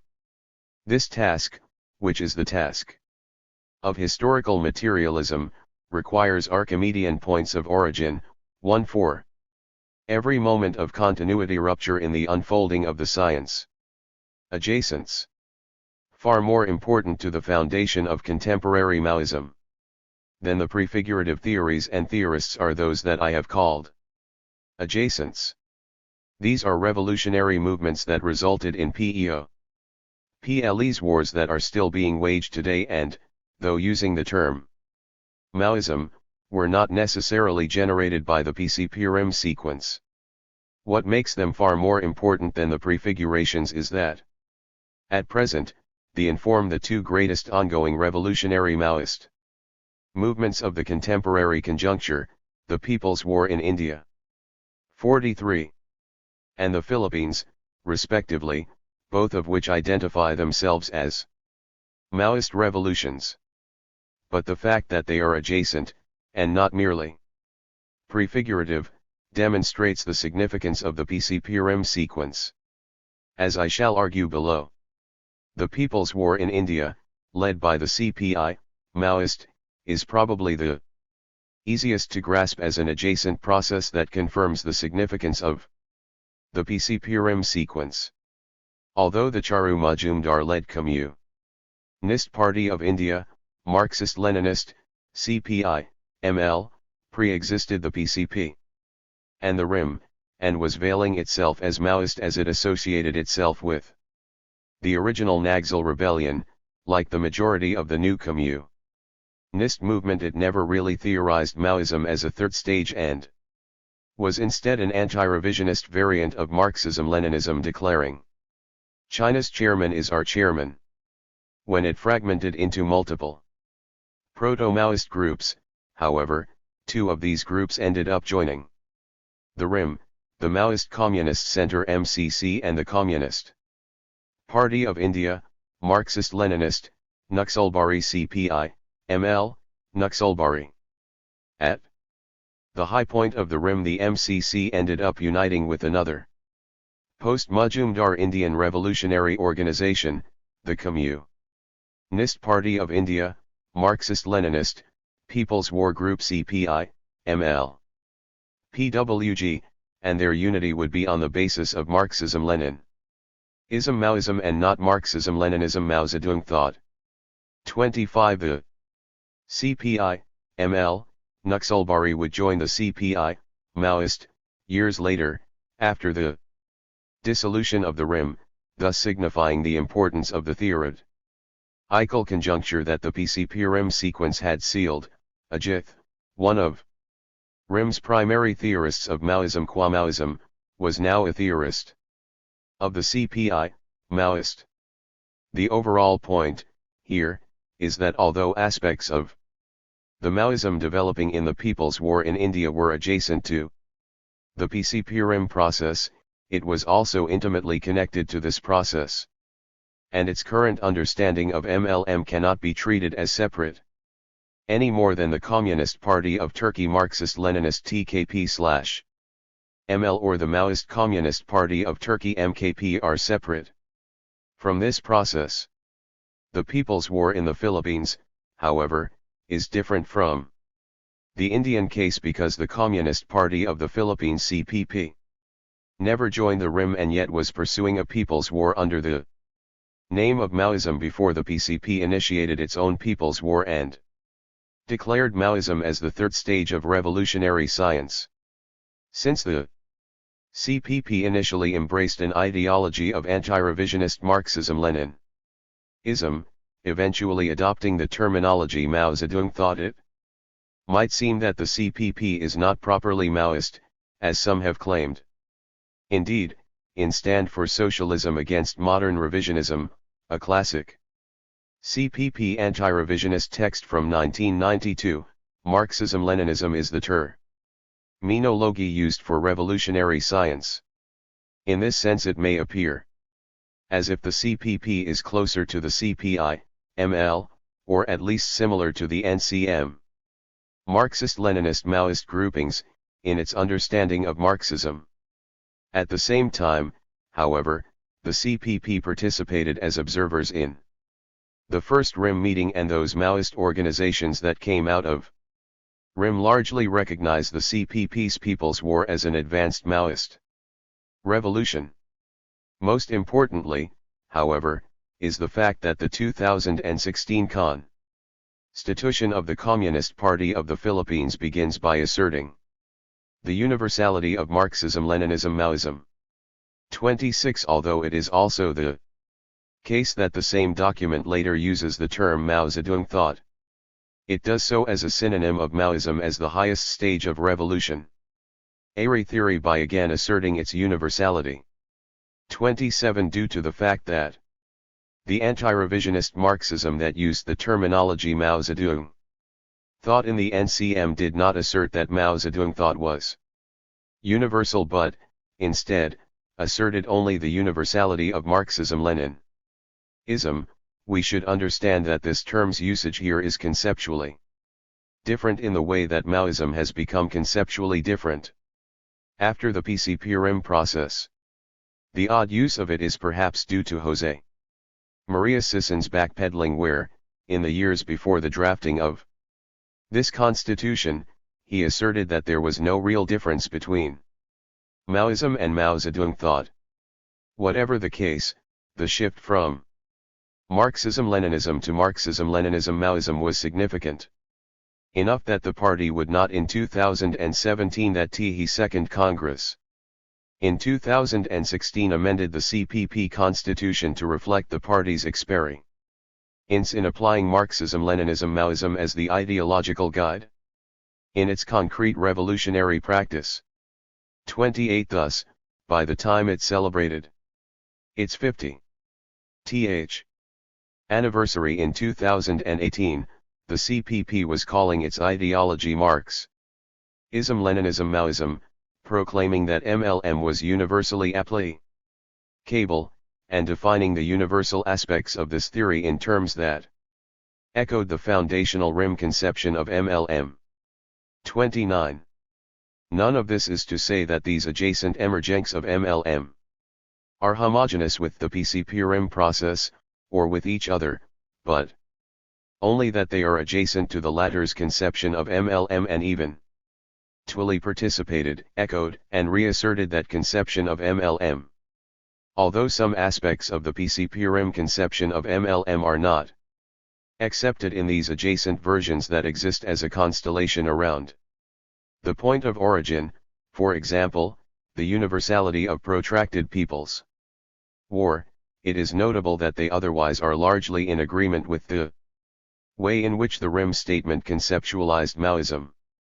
In fact, we can argue that they were pulled along by the statement and the way it influenced the international Maoist milieu, considering that the claim of Maoism's universality, that is, the notion that it was the third and highest stage of revolutionary science, became normative. Moreover, as I argued in Continuity and Rupture, the fact that revolutionary parties such as the CPP still deny the universality of protracted people's war is somewhat meaningless, since they are engaged in people's wars themselves, and thus proving its significance in practice, and are not based in the imperialist metropoles, and thus cannot really speak to the strategy of particular contexts outside of their revolutionary practice. The larger point is that the PCP-RIM process is the locus of Marxism-Leninism-Maoism, and, regardless of the defeat of the People's War in Peru and the collapse of the RIM, it was monumental enough to 46. Pull in these adjacent anti-revisionist movements grouped around the experience of the Chinese Revolution and influence their ideological perspective. So let us conclude this chapter with some thoughts on the significance of the PCP-RIM process. Why PCP to RIM? The fact that the PCP declared Maoism as the third stage of revolutionary science, and not as a name simply designating the most faithful iteration of Marxism-Leninism in the face of revisionism, right at the moment when capitalism declared itself victorious, is significant. Most prefigurations of the Maoist stage gravely affected by this event. Some vanished, with their adherents becoming liberals, reactionaries, or cynics. Many others tried to adapt their leftism to the truth of the death of really existing socialism, but a minority would pass through this catastrophe upon the path opened by the PCP. The traumatic nature of this event, combined with China's journey into revisionism, cannot be dismissed. By the mid-1980s there was a worldwide collapse of innumerable revolutionary movements as defeatism became imminent, encouraged by the ascendant Cold War ideology about communist terror, gulags, show trials, cultural revolution trauma, etc. No longer possessing centers of knowledge production that could challenge these bourgeois and imperialist discourses, the Worldwide movement imploded, saturated in the malaise of failure. Like the nihilism that came from Nietzsche's Death of God, and more. Then one disaffected former militant drew this comparison. 30 for exam. PLE, in his 1985 treatise Can Politics Be Thought, the formerly Maoist philosopher Alain Badiou wrote, Marxism began once, between 1840 and 1850. After that, in the history inaugurated by this beginning, it has known various stages, for example, the victory of October 1917, and the theoretic political form of Leninism. Today it is much more than a stage that is at issue. To speak of a stage would mean that the first beginning is still valid. But we introduce precisely the radical hypothesis that this beginning has ceased to be valid, and that it is an entire cycle of existence of Marxism that has come to an end in the PHE nomenon of expatriation. 31. First of all, this statement indicates yet again that the UCFML never truly held that Maoism was a third stage, just as he did with the Ori of the Subject. One of its prime ideologues treats only two stages as universal. More importantly, though, we witness the sacrifice of scientific thought upon the altar of the capitalist end of history. The irony is that this transitional treatise is about thinking politics. He cannot think the essential political meaning of Marxism, the unfolding of a scientific terrain, because the trauma of the event of worldwide capitalist victory occludes this insight. Without scientific continuity there can only be political rupture, and thus Badiou opposes a doctrine of absolute rupture. Marxism has completed its first existence. 32. And yet, at the same time of Badiou's pronouncement, another ruptural moment takes place, but one that ruptures only from revisionism and defeatism to declare a universal continuity with the science of revolution, the People's War in Peru, where Maoism is declared as a third stage. The fact that this sequence is beginning when Badiou writes his political organization out of Marxist continuity demonstrates that even the most prescient prefigurations were nothing more than prefigurations.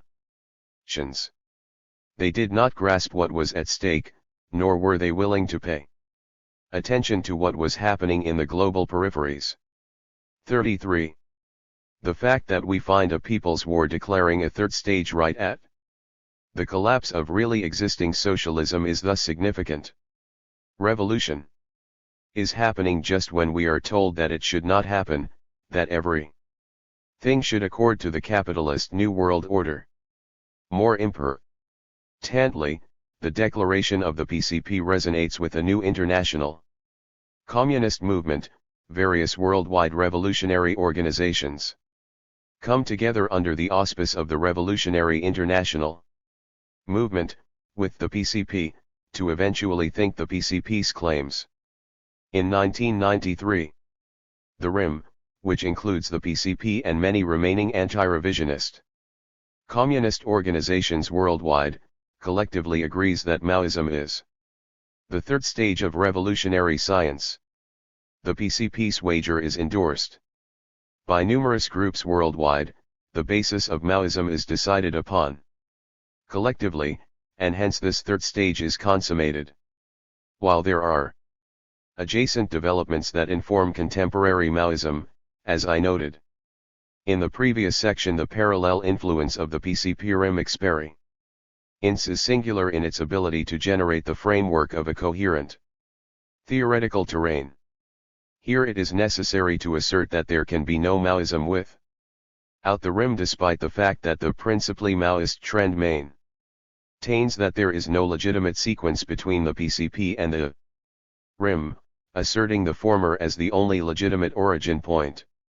In the course of upholding the importance of the People's War in Peru, this tendency has either downplayed the significance of the RIM or, even worse, maintained that the RIM articulation of Maoism, as codified in the 1993 statement, was a rightist deviation of Maoism.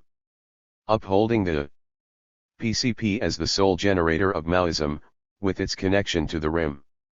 Downplayed, permits a curious doctrine of Maoism to emerge, all of the applications of revolutionary science to the particular circumstances of Peru, the militarization of the party, Jefatura, concentric construction, which did not find their way into the 1993 RIM statement RELE. VAT to the level of universality. We thus observe the curious practice of Maoists in the US and Europe declaring that revolution must be built precisely according to the practices of the PCP in Peru, and that Gonzalo is the fourth sword of Marxism, even though the People's War in Peru, despite its contributions to world revolution, ultimately failed and fell short of the Chinese Revolution. 49. Most importantly, though, the PCP was part of the RIM and a signatory of the 1993 statement. Other revolutionary organizations around the world, some of which were quite important and made their own contributions to Maoism, participated in a process, transforming the PCP's claim that Maoism was a new stage of revolutionary science into a claim that was no longer regional but global. Although there were participants in this process who lost their way, those who fell to Avakianite post-Maoism or Prachanda's capitulation in Nepal, there were also those who stayed the course to develop Maoism further in the course of their own struggles, i.e. the Afghan and Indian Maoists.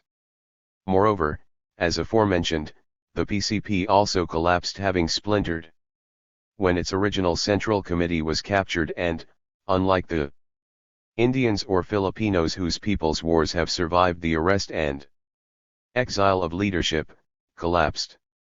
Indeed, the assessment of the RIM's failures on the part of the Afghans and Indians has placed the errors of the PCP alongside those of the Avakianites and Prachandites. 34. Those who seek to uphold the People's War in Peru over and above the RIM experience, isolating Anur Maoism prior to the 1993 statement, must retreat into magical thinking. First of all, they are forced to ignore the fact that the PCP itself signed the 1993 statement that globally codified Marxism-Leninism-Maoism. Secondly, in their bid to elevate this pre-RIM Maoism of the PCP, they have to account for why this regionalist interpretation of Maoism resulted in a failure that could not even approach the successes of the October Revolution and the Chinese Revolution, let alone the revolutionary high tide of the latter's great proletarian cultural revolution. Their answer seems to be an appeal to circumstances beyond the control of the PCP. The movement failed to protect its great leadership. Such failure is thus treated as the movement's only failure, even though it is based on external circumstances, the Central Committee's capture, rather than internal circumstances, though Mao teaches us that it is the latter that is decisive. As mentioned, the people's wars in the Philippines and India have survived the capture and assassination of central committees. To blame the failure of a people's war on its inability to protect its original Central Committee is not only tantamount to blaming the masses for events that necessarily happen in the course of a revolution, but to fall prey to a magical interpretation of history. If only the right leaders had remained in command, if only they weren't captured or killed, everything would have proceeded according to plan. The other justification for asserting the primacy of the PCP interpretation of Maoism over that of the RIM is that the former came first. But this is logically inadmissible. That which comes first is not necessarily superior or purer. Conservatives use arguments from tradition all the time, and we rightly dismiss such nonsense. Within the overall terrain of Marxism, upholding the first in line is quite silly. The Trotskyists, for example, were the first to declare a fourth international, but we know that when a new international is actually built, something that the former RIM hoped to promote, we will not pretend that the Trotskyist Fourth International, since it was declared first, was more meaningful than an actual Fourth International. Within the subterrane of Maoism we already know that what is declared first is in itself meaningless. The UCFML declared Maoism before the PCP, but, as discussed above, we have good reason to reject this declaration even though it was declared first. Although it is indeed important to recognize that there was something ruptural in the PCP's initial declaration of Maoism as a third stage of revolutionary science, it is not until this declaration was consummated in the RIM experienced, refined and globalized, that we can speak of Maoism. Even if in speaking this Maoism we must also be critical of the shortcomings of the beginning of its sequence. Hence, those who seek to sever the PCP-RIM sequence by endorsing only its former half are demonstrably incapable of thinking. 51. Maoist reason. That is, they cannot think what makes historical made realism scientific and how this science develops through class struggle. The struggle against this particular dogmatism thus becomes a struggle that is supremely important for the survival of Maoism. And if Maoism, which is the most advanced articulation of revolutionary science, cannot survive, then the barbarism promised by capitalism will reign supreme. 53. Chapter 4. Against Communist Theology. When we look back at the high points of the revolutionary history through which the names Marx, Lenin, and Mao became signposts for the terrain of revolutionary science, we are struck with the audacity, creativity, and rigor of theoretical practice. The love of learning and engaging with knowledge, connected of course to revolutionary practice, saturates the terrain. Marx and Engels were extremely well read in the history of philosophy and engaged with the philosophical debates of their time. On top of that, they voraciously studied economics, mathematics, the natural sciences, anthropology, world history, and literature. We can see the expansiveness of their education, which became more focused and honed through their political practice, in everything they wrote. Lenin was also a lifelong student who enthusiastically engaged in reading and writing, consuming innumerable texts on a plethora of topics. It is hard to imagine how he could have had time to become the political and theoretical leader of the Bolsheviks between the amount of texts he was reading and producing. At a crucial point in his development he even went back to Hegel's logic, studying it thoroughly to discipline his mind. Similarly, Mao was an avid and enthusiastic consumer of philosophy, theory, science, and literature. In fact, he warned against lapsing into doctrinaire understandings of Marxist theory just as he warned against scholastic withdrawal. Study and restudy everything in the midst of practice, understanding that all knowledge is connected in some way to social practice. Like Lenin, he also returned to studying difficult bourgeois philosophical texts such as the Logic, encouraging multiple study groups at the height of the Cultural Revolution to critically study, but not fall under the spell of Hegel. Stalin and Luxemburg were similarly extremely well read, and by all accounts rejoiced in the practice of intellectual investigation, though. 54. It is commonplace, because of Cold War ideology, to claim that the former was a bore. An entire host of Marxist philosophers, sociologists, scientists, legal theorists, artists, etc. were unleashed upon the world. From the writing of the Manifesto to the Cultural Revolution. And yet, at those points when and where the science lapsed into doctrinal repetition and/or where revisionism began to creep in, we are Faced with the inverse phenomena, the emergence of dogmatic thinking, the emergence of lazy thinking. Suddenly the joy of learning, of rigorously engaging with texts from the basis of developing revolution. Airy science, began to recede in the wake of dry formalism, a hatred of intellectuals, including the incorrect identification of academic with bourgeois, a dismissal of complex thought that did not appear identical to doctrine, a paranoid suspicion of challenging counterpositions.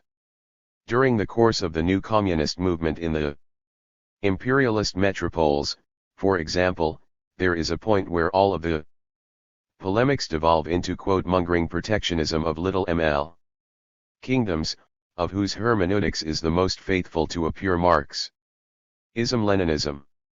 In Continuity and Rupture I discuss the possible reasons why this doctrinaire thinking emerged within anti-revisionism, most notably the necessity to declare fidelity to Marxism-Leninism in the face of the revisionist onslaught, so I will not discuss it in detail here.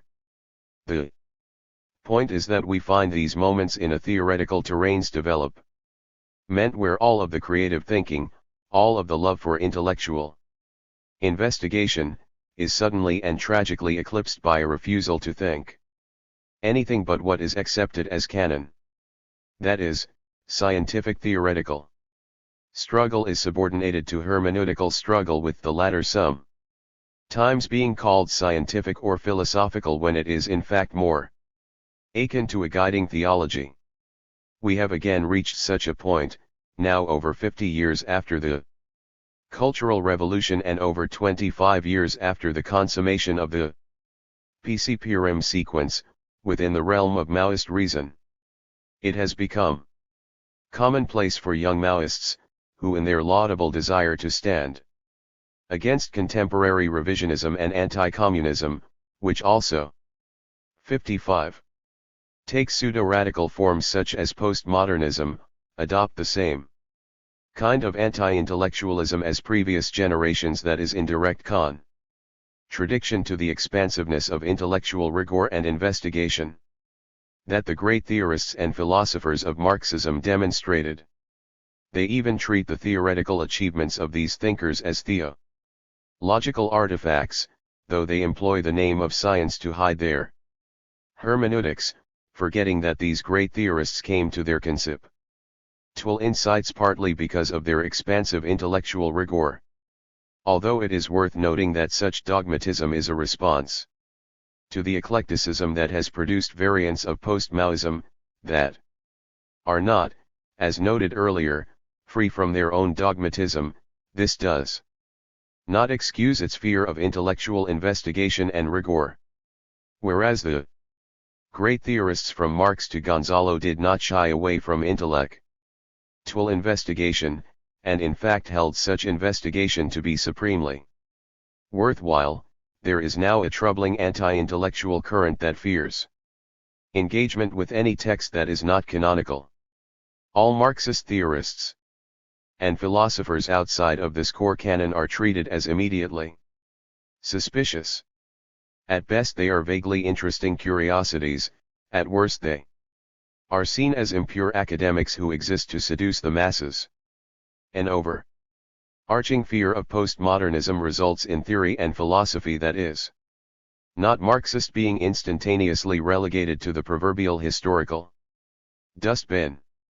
Whereas a rejection of postmodernism is necessary and correct, when such a rejection is driven by a fear that results in a failure to read and think these texts, to understand them according to historical and materialist factors, we do not do our movement any favors.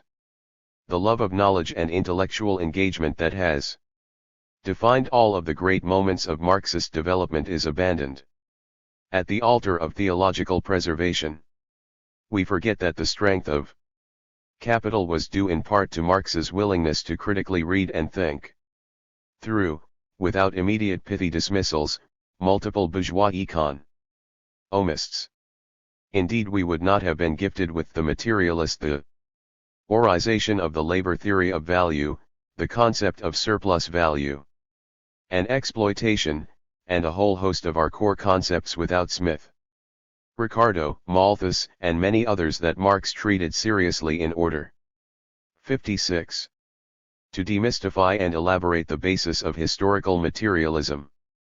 Today, against this theological eclipse of thought, it is necessary for Maoist militants to follow the example of the great theorists of our tradition and critically engage with those theories and philosophies that, while sometimes opposed to our science, may have aspects worth appropriating, just as Marx, Lenin, Mao, and others appropriated aspects of alternative, and sometimes hostile, theoretical formations. Ajith understood the importance of such theoretical practice, which is why he wrote in against Avakianism. We have noted that Marx and Engels were not totally free of enlightenmentalist influences. Today, compared to even Mao's time, we are enriched with a new awareness of the contradictory essence of enlightenment and its scientific consciousness. Postmodernist trends have made significant contributions in this matter, though their relativism led them to an ahistorical rejection of the Enlightenment and modernization. The critical insights they offer must be synthesized by Marxism.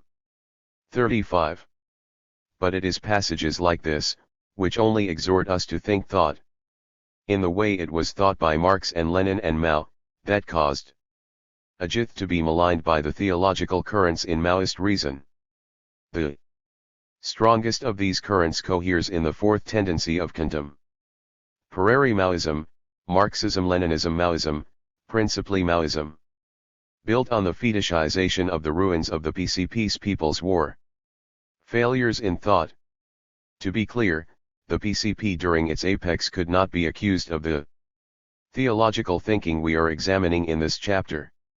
Upon declaring Maoism as the third stage, this revolutionary movement worked to develop new and creative theories generated by its concrete circumstances. Gonzalo came from the ranks of academia, a philosophy pro. 57. Professor who was invested in studying and learning. Moreover, the RIM possessed many currents that would further embark on creative intellectual investigation, though some of them, such as the Nepalese and U.S. Americans, would lapse into their own dusty theology. And yet here we have the phenomenon of Maoist militants who should be aware of the failures of the previous anti-revisionist sequence, who should be conscious of the fact that the thinking produced by the PCP-RIM experience was critical and creative, who fall into the worst patterns of hermeneutical exegesis. Such failure in thought is endemic to the principally Maoist trend, with several outliers, and the aforementioned U.S.-American platform struggle sessions is paradigmatic of this poverty in thought. Nearly every article on this site reads like a hermeneutic of classical texts, demonstrating a fear of critically engaging with thought itself, resulting in a tragic repetition of the worst examples of the previous generation of anti-revisionism. This is wrong because Gonzalo/Mao/Lenin once wrote X. The foundation of this principally Maoist trend can be located in the tiny French grouplet that runs the website lesmaterialists.com, and has produced a dogmatic counter-ICM that includes organizations in places such as Afghanistan that have emerged in opposition to the dominant Maoist movement. Although the now dominant principally Maoist trend in Europe, the US, Brazil and other Latin American countries sees itself as separate from this French grouplet and its wrecker allies, its understanding of Maoism and analysis is generally identical. Such theological thinking results in a doctrinaire application of categories, as it always has, that eclipses scientific rigor. For example, the principally Maoist trend is wont to claim that all forms of Maoism that do not fully agree with the way in which the PCP conceptualized MLM prior to the RIM sequence are either examples of rightism or Centrism.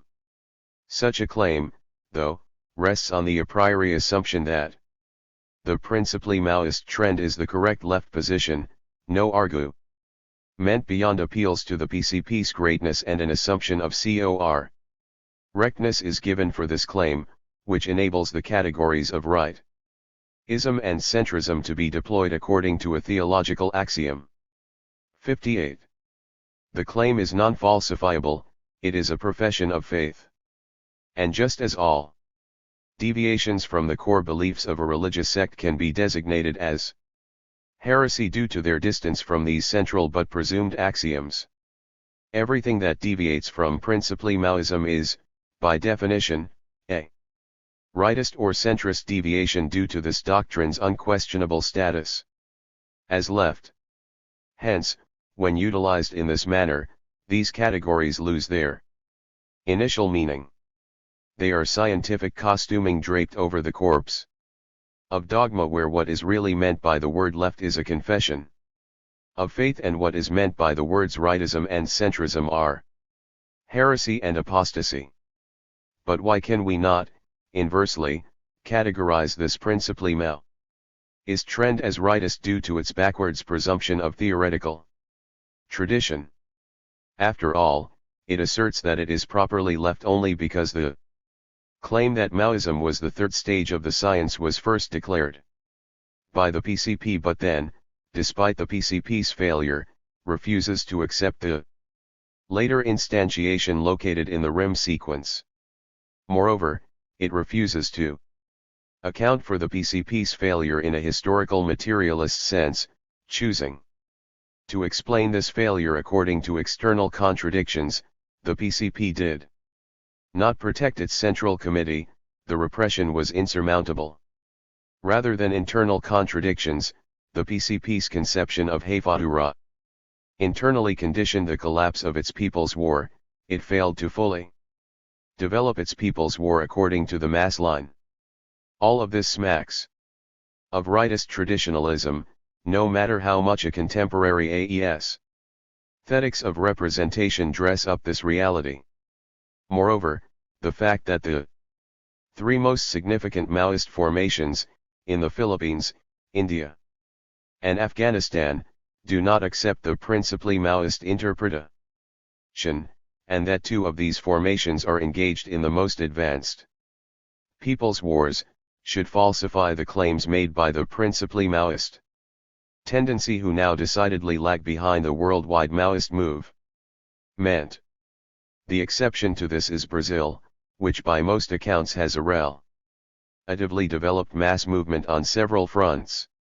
By designating the current guiding lights of Maoist rebellion as rightist or centrist, this PCP fetishist tendency parallels the criticisms of revisionist parties, and thus, despite the theological use of left/right terminology, seems to be in 59.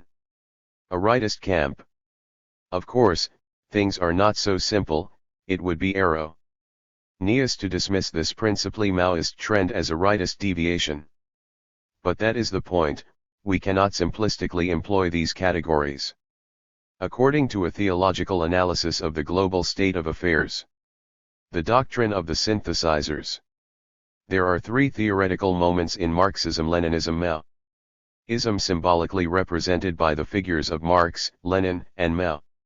What do we do, then, with individuals such as Engels, Stalin, and now Gonzalo, whose heads have been attached to alternate pictorial sequences of MLM, so that we have 5 or 6 floating heads instead of these 3 political singularities? Those who speak of Gonzalo thought or principally Maoism, and who even imitate imperialist propaganda about how the PCP called Gonzalo the fourth sword of Marxism, though there is no evidence in PCP documents of this, sometimes provide the story of great synthesizers in order to explain this longer sequence of representation. That is, Gonzalo synthesized Marxism-Leninism-Maoism just as Stalin synthesized Marxism-Leninism and Engels synthesized Marxism. At first glance, such an interpretation appears to make sense, but, at the level of substance, it begins to fall apart. The comparison of Gonzalo to Stalin and both to Engels is a faulty analogy. First of all, whereas Gonzalo was temporally and spatially removed from the sequence of the Chinese Revolution, Stalin was intimately involved with Lenin in the Russian Revolution.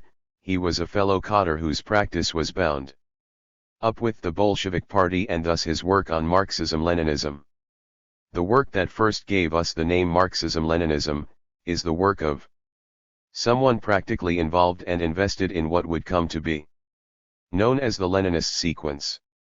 Secondly, Engels was not only practically bound up with Marx but in many ways was theoretically inseparable.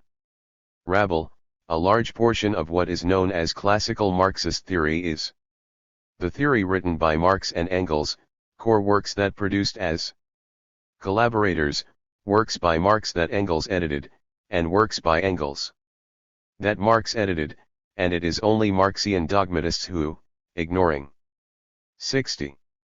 The historical evidence and Marx's own words, propagate the myth of an epistemological separation between the two. Let us be clear, the three sequences of revolutionary theory are facialized as Marx, Lenin, and Mao because these three figures were the principal theorists representative of each moment in the sciences unfolding to date. That is, they are the faces of social processes. And social processes are synthesized by way of their being as social processes rather than by recourse to great men of history, to explain their synthesis according to other and lesser faces is to refer what the faces were meant to represent and subject them to a history of one great thinker after another. 36. How do we actually understand the ways in which these sequences were synthesized, then? As I argued, in continuity and rupture in passages completely neglected by those who choose this more dogmatic explanation of theoretical emergence, the procession of sequences themselves are the synthesis. Marxism receives its full synthesis as Marxism through the Russian Revolution and the theoretical work of Lenin. There are other thinkers invested in thinking Marxism leading up to this event who contribute to this theoretical synthesis: Koski, Luxemburg, Liebknecht, Stalin, etc., some as polemical foils, some as fellow travelers, some as both. But the theoretical coherence of Lenin, as the preeminent theorist of this world historical revolution, is decisive. His work, though representative of a revolution, a social process, is the principal aspect of this contradiction. Next, Marxism-Leninism receives its full synthesis not from Lenin's foundations of Leninism and other similar work, though this work founds the name of Marxism-Leninism and thus opens up the road to thinking theoretical development beyond the classical sequence, but from Mao and the Chinese Revolution, paradigmatically represented by long-live Marxism-Leninism, written against Soviet revisionism, as the polemical concept of what Leninism, as grasped in the sequence of the Chinese Revolution, actually was. Finally, Maoism was not synthesized by Gonzalo. As discussed in the previous chapter, it must be understood as the product of the revolutionary internationalist movement of which the PCP, though significant for putting the question of Maoism on the map, was a member. That is, Gonzalo's early theorization of Maoism was bound to his particular context, and it is only through the social process of the RIM, in a statement that his PCP endorsed, where we find a universal conception of Marxism-Leninism-Maoism that spills beyond the regional context of Peru. But it is precisely this procession of 5 or 6 facializations of Maoism that obscures the scientific meaning of Marxism-Leninism Maoism, reducing it to a theology. A procession of great thinkers and great synthesizers is the way in which a non-scientific, that is to say a theological, conception of Maoism is conceived. Such an understanding dovetails with the rejection of rupture and the desire to see everything as a singular continuity. Indeed, the US MLM-PM movement have designated my continuity and rupture, which was only ever a sum up and thinking through of what the main currents of the Maoist international movement was asserting at the time, as putting forward a revisionist theory of rupture and then claiming that it was tantamount to a rupture with Leninism. 37. Reducing the dialectic of continuity rupture to a theory of rupture, while a misrepresentation of what I actually argued, is perhaps the only way that those who understand revolutionary science as an unbroken/continuous destiny promised by Marx and Engels can conceive of a position that undermines such a political theology. To be clear, I never argued that Maoism was a total rupture from Leninism. Nor was my position on the development of revolutionary science a theory premised solely on rupture. Rather, I argued that positions treating theoretical development as only ruptural were by an large eclectic, and that, conversely, positions that argued for only an unbroken continuity were largely dogmatic. The rupture from the limits of Leninism was thus not a rupture from the universal aspects established by the Leninist sequence, the vanguard party, the conception of the state, etc., but from the limits themselves, i.e. the vanguard needed to be rethought according to the mass line, the dictatorship of the proletariat needed to be rethought according to the Cultural Revolution, thus establishing in the break a line of continuity. In this sense we are more faithful with what Leninism promised by rupturing from the limits it had reached prior to the Maoist sequence. Hence this so-called theory of rupture was in fact a theory of continuity in that it established the way in which scientific continuity ought to be understood, not as a prophecy established the moment a scientific field is declared, but as a series of world-making moments that preserve scientific continuity through what Thomas Kuhn called paradigm shifts. To claim that such shifts did not and cannot take place, that there is no experimentation and struggle upon the theoretical terrains of science, is to in fact rupture from the very concept of science and thus assert a doctrine of theological continuity. Hence, rather than seeing MLM as a series of sequences one through revolution and the result of discrete social processes, the theological view imagines that Maoism was already existent in germ form when Marx was writing. According to this view, the emergence of Maoism is nothing more than a sequence that could not have been otherwise, like Hegel's Geist, from the very beginning. The great thinkers, like Napoleon, are programmed moments from the potential seed in the work of Marx and Engels that will unavoidable actualize themselves at unavoidable historical moments. In this sense, Maoism is reached according to a quantitative arithmetic that is prophetic: Marx plus Engels plus Lenin plus Stalin plus Mao plus Gonzalo. Although those who abide by this narrative of continuity claim that there are moments where the quantitative becomes qualitative, they only do so because they must, because Marx, Lenin, and Mao use this language, not because they actually uphold this claim. For to assert only continuity is to assert only quantitative development. That is, it is the concept of rupture in dialectical unity with continuity that allows us to conceive of the qualitative trans. 63. Formation of the science. Otherwise we are left with the simple quantification of successive revolutionary figures. In any case, to claim that Maoism is the third and highest stage of revolutionary theory is to in fact claim some notion of rupture along with a foundational notion of continuity gleaned from the unity of related stages.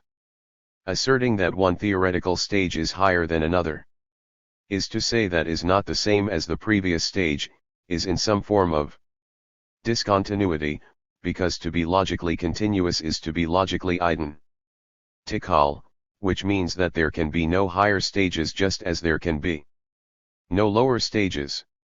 Something new is not in perfect continuity with the old, even if this newness highlights and unlocks truths and germinal insights.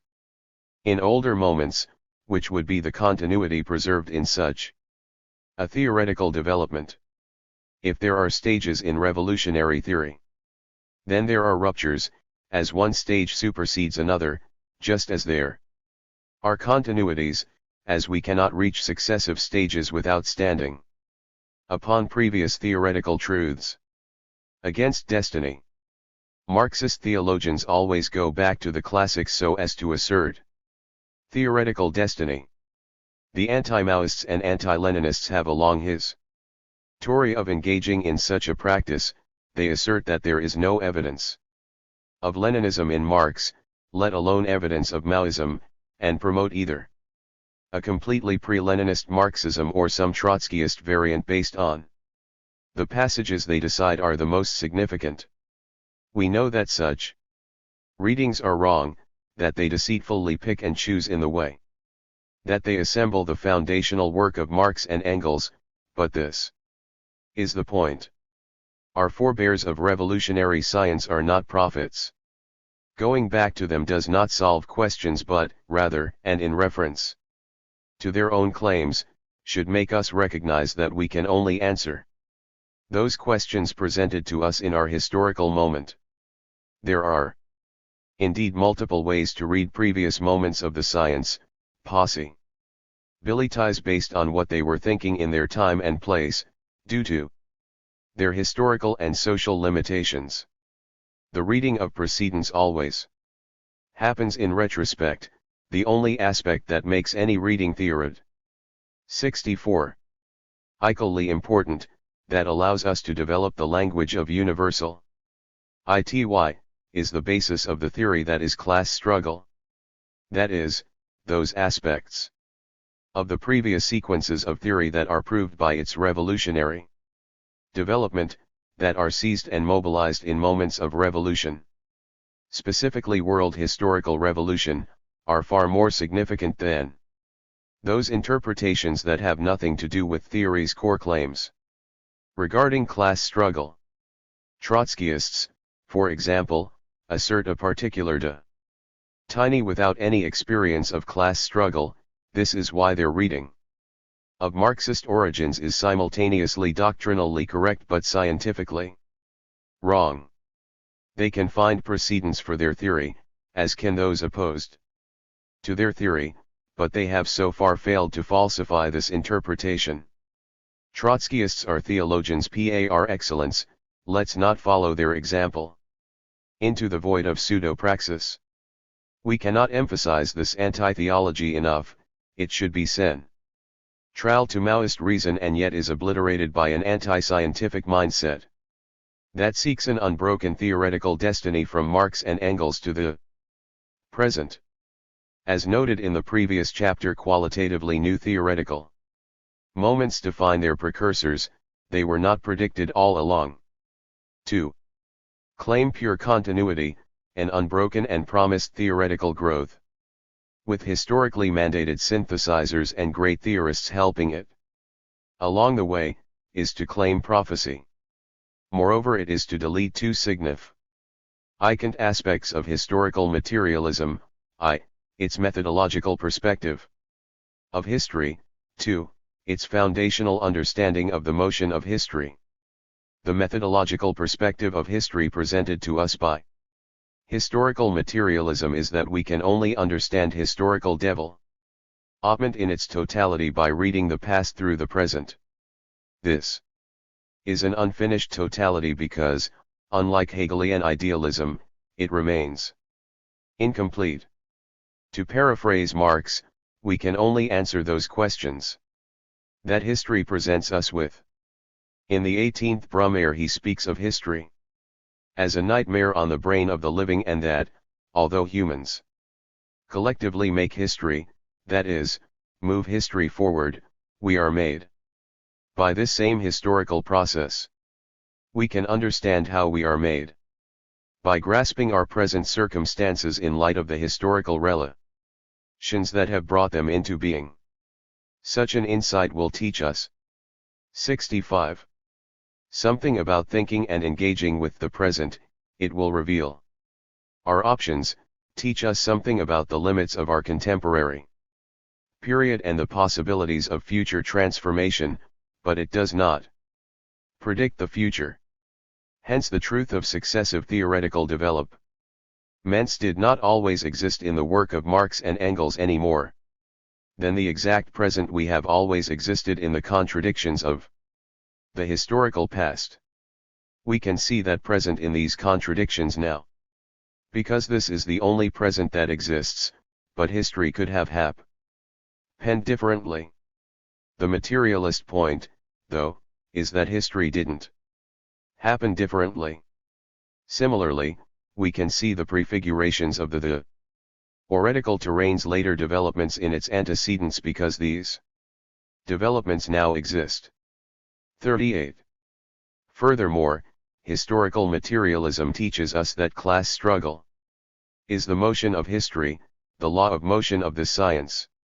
If we accept that class struggle is the basis of historical development, then we must also accept that history does not proceed in a smooth, straight line but is rather a culmination of zigzags and moments of torsion generated by the historical tension between social classes and their reflection in every area of social existence.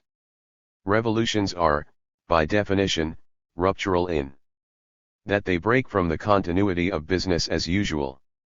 The idea that there can be an uninterrupted working out of historical contradictions is the logic of reformism and accommodation, what the capitalist road ERS during the Cultural Revolution justified under the principle of two unites into one.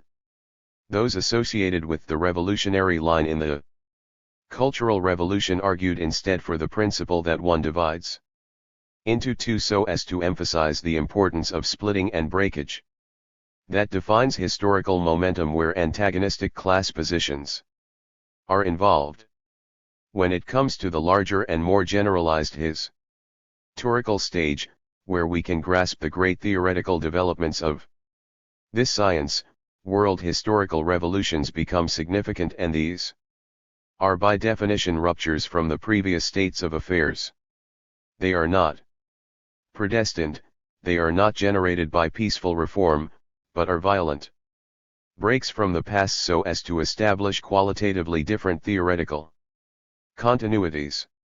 To be clear, when rupture is the principal aspect of the continuity rupture contradiction, we mean the rupture from revisionism and opportunism.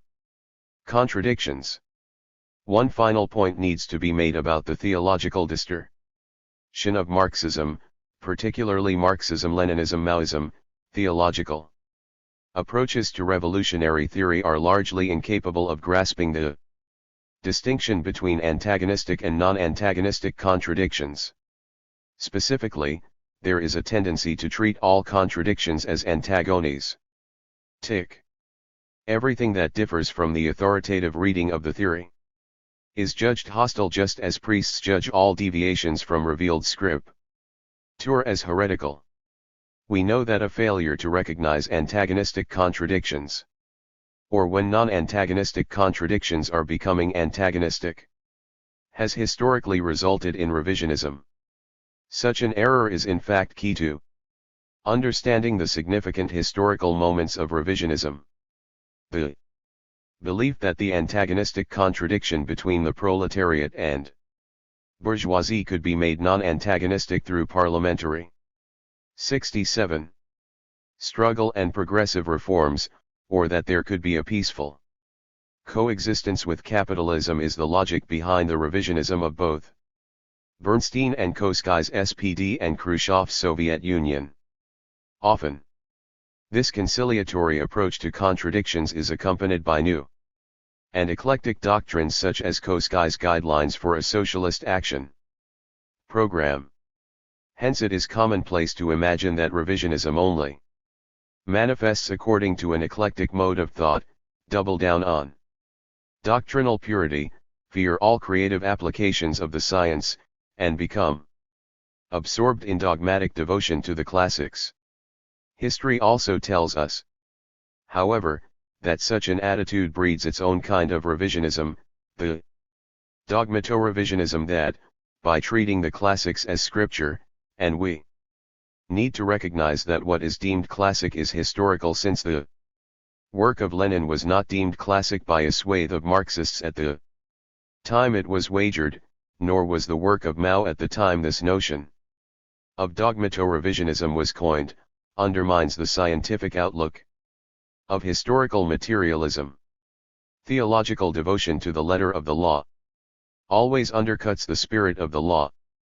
Therefore, while it is correct to recognize that some non-antagonistic contradictions can and will become antagonistic at certain junctures, it is also the case that non-antagonistic contradictions can be forced into antagonism due to the hostility of dogmatic cadre. We are seeing this now in the Maoist milieu, primarily with the rise of the principally Maoist tendency, but, like all erroneous attitudes, it is endemic and manifests in varying degrees. What is interesting, however, is the ways in which this inability to grasp non-antagonistic contradictions, though openly justified by a theological attitude towards Marxist doctrine, also undercuts the classical theology.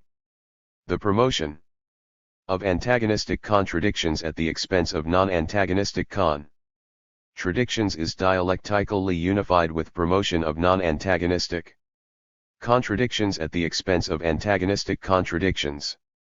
The dogmatic and eclectic modes of thought are a unity of opposites, just as ultraleftism is a disguised rightism, and adventurism and tailism are identical in their betrayal of the masses, and that unity is revisionism. Contemporary history has presented us with a paradigmatic 68th example of this unity of opposites. When the RCP-USA decided that its so-called new synthesis was the red line of the international Maoist movement, it forced the emerging contradiction between itself and the majority of its former international comrades to become antagonistic. In this specific case, the forcing of antagonism on the part of the Avakianites was a good thing for the rest of the Maoist movement, because it revealed the RCP-USA's revisionism quite quickly and resulted in a useful series of demarcations. However, it is notable that the group that pushed this contradiction into antagonism was the locus of revisionism. Those who persist in treating all contradictions as antagonistic will most likely be those through whom revisionism will manifest. We must recognize, though, that the antagonistic contradiction forced by the Avakianites was not simply the result of dogmatism. Eclecticism also played a role. That is, the new synthesis is an eclectic combination of classical Marxism and supposedly new insights that fancied itself a revelatory assemblage of historical materialism. Hence its use to us for thinking the emergence and development of Maoist reason. The two primary modes of thinking through which revisionism manifests, dogmatism and eclecticism, were united in this instance. Dogmatism was the principal aspect of the contradiction, eclecticism was subordinate as a secondary role in the contradiction.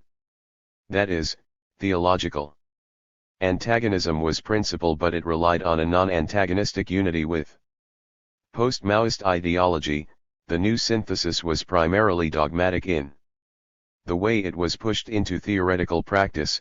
Much of its content, though pushed upon the international communist movement with theological fervor, was quite eclectic. Our experience with the Avakianites, then, should teach us about the ways in which the dogmatic and eclectic modes of thought are united in their revisionism. To be clear, Lenin also understood the ways in which dogmatism and eclecticism were united in revisionism. What is to be done? Demonstrates this understanding. Those associated with Rabotchi Diallo attacked their opponents for being sectarian dogmatists, claiming the freedom of criticism, but Lenin responded by indicating that the eclectic perspective celebrated by Rabotchi Diallo was in fact 69. Its own dogmatism that demanded an absolute freedom from criticism. Lenin's theoretical wager intended to cut this Gordian knot was premised on a rejection of both dogmatism and eclecticism and, because it was confirmed by a practice that led to the October Revolution, is justified as part of the unfolding of revolutionary science. The MLM-PM tendency of Maoism, along with tendencies of Maoist reason that function in a similar manner, is not as different from the Avakianite revisionism as it would like to pretend. On the one hand, this tendency is antagonistic to all theoretical expressions that seem to betray the Marxist classics, locking itself into the standpoint of theological purity. On the other hand, it promotes the militarization of the party and Hafadura, which are not directly found in the classics and can indeed be treated as eclectic developments, as doctrinaire. Even worse, some of the most faithful adherents to this tendency openly claim their devotion to eclecticism by claiming that we should only read the works of Gonzalo and the PCP because everything else to date, and everything produced by ongoing people's wars, is infected with revisionism. Even worse, they define all critiques of their political line as rightism merely because they have made the a priori assumption that their line is properly left. 39. In Demarcation and Demystification I discuss the ways in which reasoning gets absorbed by a theoretical terrain's provincialism to the point of being unable to think a region within this terrain according to the latter's overall logic.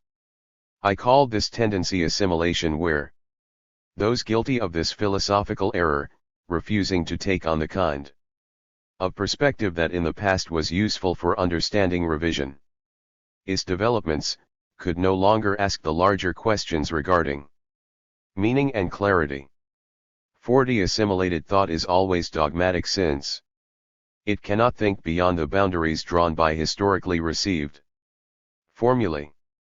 The principally Maoist trend is one such species of assimilated reasoning, since it begins and ends with the province of the opening stages of MLM, its initiation and particularization in Peru, treating the boundaries as universal. The U.S. online principally Maoist journal Struggle Sessions is evidence of such assimilated thought. Nearly every article is an ad hoc exercise in maintaining the boundaries, refusing to think through any critiques of its particular variant of Maoism, and demonstrating the theological practice of repeating slogans and terms, defining these terms in the relation to the unquestioned truth of the tendency, and generally failing to think its own thought. The similar ity between this kind of reasoning, the reasoning of the Avakianites, and even the reasoning of some of the more fanatical species of third-worldism is undeniable. Unlike Avakianism and third-worldism, the latter of which we will examine in the next chapter, the principally Maoist tendency is not a post-Maoism or an alter-Maoism, it is a theoretical development that imagines itself at the root of actual Marxism-Leninism-Maoism, purer than even the RIM articulation, which means purer than Gonzalo and the PCP itself, since, as noted, the RIM declaration was endorsed and signed by the PCP. But it is not surprising that a more doctrinaire and dogmatic form of the PCP's initial and important formulation of MLM has emerged in the decades following the collapse of the People's War in Peru. Such is the pattern of theological thought. After all, a much more dogmatic and puritanical Protestantism emerged after the passing of Luther and Muntzer and, in the course of the emergence, adopted Luther as its prophet while simultaneously declaring itself in unbroken continuity with an authentic Christianity. So now we have a species of Maoist reason evincing something similar to the dogmatic obsession of Anabaptists that was premised on an eclectic break from Catholicism. Maoism deserves better than this because it is the inheritor of revolutionary science. Nor does Maoism deserve a reversal where the principal aspect of the contradiction is eclecticism but a secondary dogmatism is retained. Such was the case with the now defunct Kazima project that, while pursuing a wild creative rupture in the history of theory and rejecting Avakian-style democracy, fell back on an older dogmatism, the dogmatism of a movementism that could not accept revolutionary theory as a science. Another kind of theology is produced by this wholehearted embrace of eclecticism, a negative theology, a fear of accepting truth. Processes that proclaim a continuity beyond historical rupture. Marxism-Leninism Maoism needs to supersede theology and its inversion. Because it is not theology nor abstract political theory. Maoism marks the current moment of revolutionary science and those who call themselves Maoists must act like militants devoted to science rather than dogmatists, eclecticists, or a combination of these two deviations. 73. Chapter 5. The Dogmato-Eclecticism of Maoist Third Worldism. So far we have been dealing primarily with the first, third, fourth, and fifth expressions of Maoism, post-Maoism that is characterized by groups defined primarily by dogmatism, RCP-USA, or eclecticism, the defunct Kazima project, though eclecticism and dogmatism are respectively secondary in both cases, the RIM articulation of MLM that shares a parallel development with the CPP and CPI, Maoist, the principally Maoist articulation that adheres only to the regional Maoism of the PCP, the vague in development Maoism that, though accepting that Maoism is a third stage of the science, desires to find a line of descent that predates the PCP/RIM moment of theoretical generation. We have examined these together, rather than treating them separately, because they have often coincided and intersected with each other. That is, they share a lot of the same terrain, they have separated themselves from each other over time, thus appearing as distinct categories of Maoist reason, despite having once shared a commonality. But the second species of Maoist reason, the so-called third worldist tendency, has been an undercurrent of the Maoist movement since it emerged from the new communist movement. It is a parallel tendency that, contributing some insights that have adjacently informed the other species of Maoist reason, i.e. the significance of the labor aristocracy, has functioned as something of an alternative or shadow Maoism. As such, due to its isometric relationship to Marxism, Leninism, Maoism, it deserves a separate chapter. This is because it has conceived of itself as separate, existing as a critique of other Maoisms, since its emergence with the Maoist international movement. Mem. In this chapter I will examine Maoist Third Worldism, MTW, as a species of dogmato-eclecticism. That is, while it often falls back on seemingly doctrinaire assertions of the proletariat, exploitation. 74. Anti-imperialism, and the importance of the struggles at the global peripheries, it do so in a way that is ultimately eclectic. Due to this error in reasoning, and the practice that results from this reasoning, as a discrete Maoist tendency, it cannot fulfill the promise of revolutionary science, of which Maoism is supposed to be the most recent articulation, which is class revolution. We should recognize, however, that there are insights that MTW has generated from which we can learn. As with all the tendencies of Maoist reason, this particular tendency shares the history of the same theoretical and, due to this fact, there are aspects of its theoretical constellation that are not wholly wrong. But as a fundamental approach to Maoist reason it is erroneous. Furthermore, as with my approach to other tendencies, my aim in this chapter is not to provide a rigorous point-by-point rejection of MTW intended to disprove all of its core tenets. Rather, this intervention is guided by the notion that if we want to think a revolutionary theory capable of bringing us closer to communism, MTW lacks the qualifications to do so. Having already argued, both here and in previous work, that Maoism is the inheritor of the mantle of revolutionary science, this chapter is concerned with indicating how MTW does not live up to the theoretical developments of Maoism. The general problematic. A significant problem resulting from any attempt to clarify Maoist third-worldism is the fact that MTW is somewhat heterogeneous. Although Denmark's Communist Working Circle, CAC, and USA America's Maoist International Movement, MIM, are arguably the origin points of this tendency, in the decades since the MIM's heyday. Various groups and individuals generated by this origin points have struck out according to their own interpretations of third-worldist ideology. For instance, there is the leading light communist organization, LLCO, which is arguably the most dogmatic and sectarian third-worldist group, and thus the most clearly dogmatic eclecticist, with its claims that it is the highest stage of revolutionary science to date. 41. Then there is the Maoist International Ministry of Prisons, MIMPRI.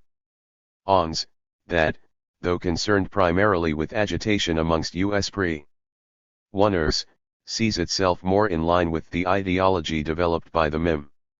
There is also the Revolutionary Anti-Imperialist Movement, RAIM, that split from the LLCO, which at one point seemed to have the most coherent third-worldist theory since MIM and has attempted to develop some creative concepts of praxis within a first-world context. Although RAIM recently dissolved, its synthesis of aspects of MTW is important for the conceptual outlook of those who are drawn to this line of thought. Finally, there are numerous individuals, collapsed organizations, groups that either merged with or are associated with the aforementioned groups. Thus, although I will be referencing various third-worldist organizations, I will try to focus this polemic on the core principles that all branches of this tendency accept, with a particular focus on MIM and RAIM, which I take, rightly or wrongly, to have the most coherent expression of contemporary MTW. 42. Labor aristocracy and net exploitation. If there is one theoretical concern that makes MTW unique, and unifies all variants of this tendency, it is its particular conception of class structure.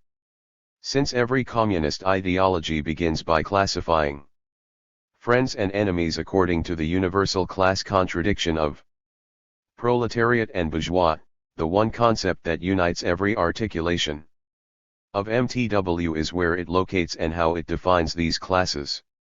Specifically, all species of MTW generally hold, basing themselves on an interesting interpretation of Lenin's theory of the labor aristocracy, that the proletariat cannot be found at the centers of global capitalism and is thus primarily a third-world phenomenon. This is the axiom of MTW identity. Moreover, as with every variant of Marxism's location and definition of the proletariat and bourgeois, MTWism's conception of the universal class contradiction of capitalism produces a general category of revolutionary praxis, that is, how the revolutionary overthrow of capitalism can be accomplished, that is often referred to, following an essay by Lin Biao, as global people's war. While it may be the case that different articulations of third-worldism produce differing interpretations of global people's war, the majoritarian MTW organizations are quite clear that this is the general framework within which their particular theorizations of revolutionary practice operate. Therefore, in this section, I will discuss the general MTW theory of class structure and class revolution. In 1963, Gottfried Appel of Denmark's CAC conceptualized the notion of parasite state theory, where he claimed that, due the preponderance of the labor aristocracy in the imperialist metropoles, there was no longer a first world proletariat. In short, the theory claimed that the working class of the imperialist countries had become an ally of the ruling class, due to its privileges in the context of the global capitalist system. Its objective interests were closer to those of Western capitalists than to those of the exploited and oppressed masses of the Third World. Therefore, the Western working class could no longer be considered a revolutionary subject. Only the masses of the Third World posed a threat to global capitalism by rebelling against the exploitation and oppression they were suffering. 43. Although it might be inaccurate to classify the CAC as Maoist third-worldist, since it upheld Liu and would later uphold Deng, it was definitely the first third-worldist articulation of Marxism, associated somewhere in the constellation surrounding the Chinese Revolution, and as such prefigured the core theory of MTW. Moreover, as we shall examine later, the group that split from the CAC would demonstrate the limits of MTW revolutionary practice. In any case, decades later in 1995, MEM's 10th Theoretical Jour NAL would reiterate the significance of the above conception of the labor aristocracy, though there is no actual evidence that this reiteration was based on reading CAC documents, defining it as the international line of demarcation and thus the recognition of super profits extracted from the oppressed nations as a central fact of economic life in the imperialist countries. Such a recognition meant that MEM would not adhere to any international organization of communists or joint declaration or communique involving imperialist country parties that does not recognize that the imperialist country or white proletariat is either non-existent or a tiny minority as indicated in the conditions of white-collar work and the pay of those workers. 44. In both cases the conceptualization of the proletariat was clear. There could be no proletariat in the imperialist metropoles since the working classes at the centers of imperialism were dependent on the exploitation of Third World labor. MEM went a bit further than the CAC by noting the racist coding of the labor aristocracy since, at that time, the imperialist bloc was defined by the nations that had emerged from modern colonialism. This insight demonstrated that MEM was partially influenced by documents such as J. Sakai's Settlers but was perhaps ultimately regionalistic, invested as it was in understanding U.S. settler capitalism, and thus did not predict the rise of Chinese imperialism. In any case, the basic foundation of MTW was clear: due to the labor aristocracy, the proletariat at the centers of capitalism was either non-existent or marginal. The revolutionary subject could only exist as a historic bloc in the global peripheries. Although basing itself on the general conception of the First World labor aristocracy established by MEM, and later, after the publication of Turning Money into Rebellion, the prior insights of the CAC and the groups that came out of the CAC, RAM adopted a further development of this concept with terminology gleaned, in part, from Zach Cope's Divided World Divided Class. That is, aware that the concept of labor aristocracy is accepted in various ways by some other non-MTW Marxists, RAM attempts to clarify the third-worldist use of The concept by utilizing the term net exploitation. Net exploitation is a concept intended to demonstrate the fact that first world workers are not exploited but, in fact, are involved in the exploitation of third world workers, the upshot being that, since the proletariat is the proletariat, insofar as it is exploited, by itself not an uncontroversial Marxist claim. The proletariat does not exist at the global centers of capitalism. In a small article entitled Net Exploitation by the Numbers. Hypothetically, RAM defines exploitation in the following, and again uncontroversial, manner. Exploitation can be roughly defined as earning through work less than the full product of that work. A person might work for a day, make 10 widgets, yet only earn in wages enough to purchase 6 widgets. 45. Since any Marxist that rejects this definition of exploitation is most probably a revisionist, and since the point of this polemic is not to defend the theory of exploitation, labor theory of value, or the concept of surplus value, I won't elaborate. RAM then goes on to establish a common third-worldist concern so as to connect the root theory of exploitation to the rarefied theory of net exploitation. The modern economy is arranged globally. A minority of first world countries exploit at gunpoint the third world. Subsets of workers with vastly different functions, wage levels and standards of living exist. Only in such a situation could a worker be a net exploiter. 46. Here I would argue that the substance of this point, though controversial for some Marxist individuals and organizations, should be accepted as a fact. There is such a thing as imperialism and it exists for a reason determined by capitalism's logic, that is, imperialism is not just some historical fluke that emerged in a vacuum. The imperialist nations exploit the nations in the periphery, often at gunpoint, and this results in a variation of workers and differential wage levels. The problem, however, is how the concept of net exploitation is smuggled into the end of this fact, thus loading a premise and forcing a possibly false conclusion. Hypothetically speaking, in today's capitalist imperialist economy, we might see a situation where two different workers each create 10 widgets, or 20 total.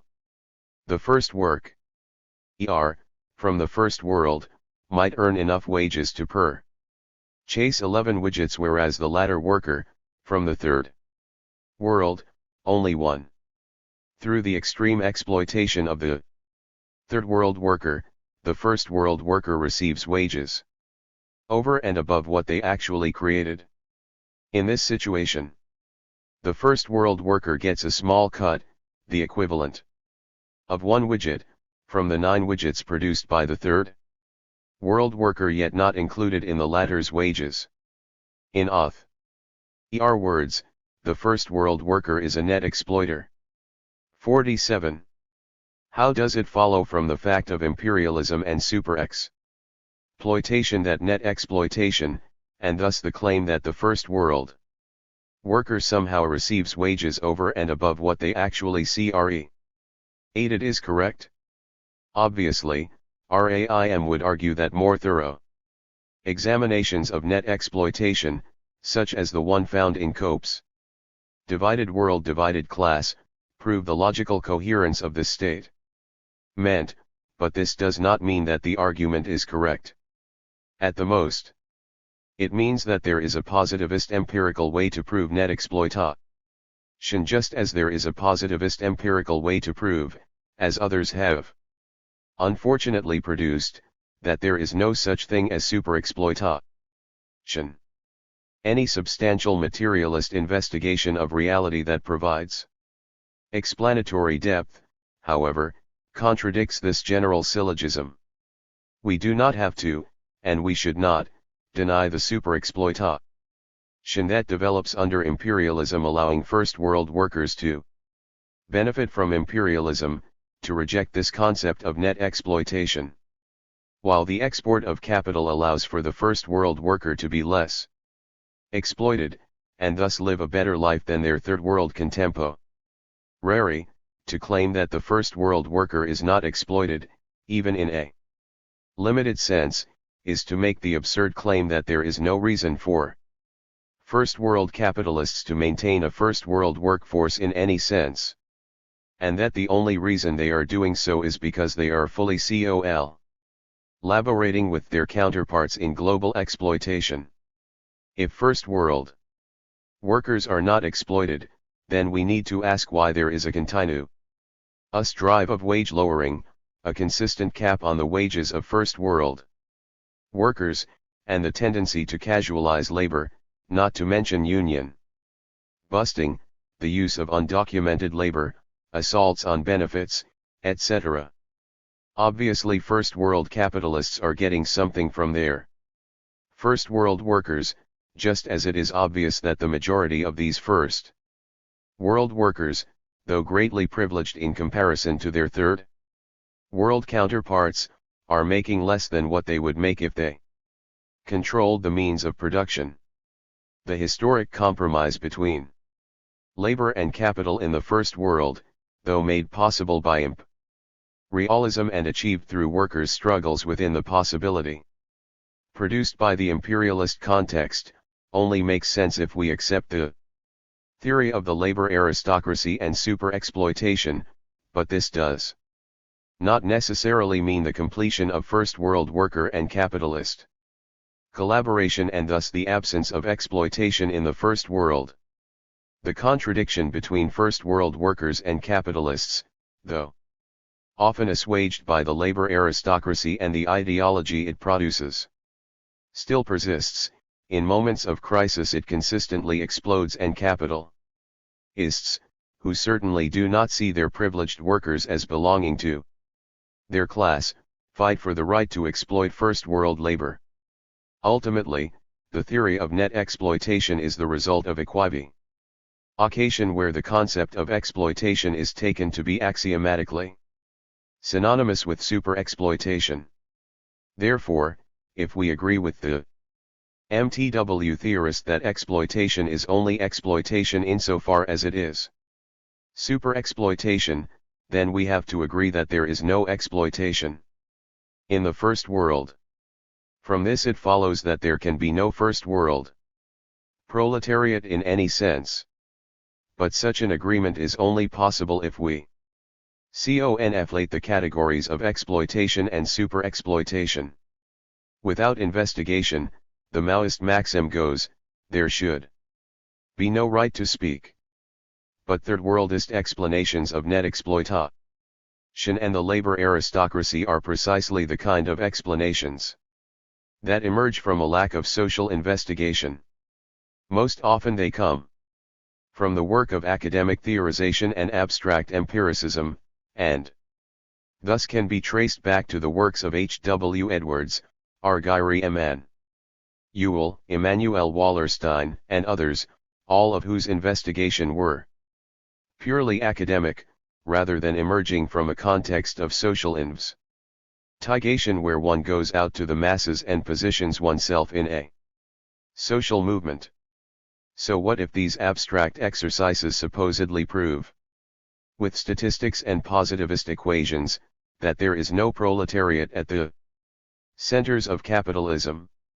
Bourgeois economists can also prove that the third world is not being underdeveloped, or that capitalism is working by making recourse to the same analytic toolkit, a toolkit that every major Marxist revolutionary has recognized as unscientific since the time of Lenin.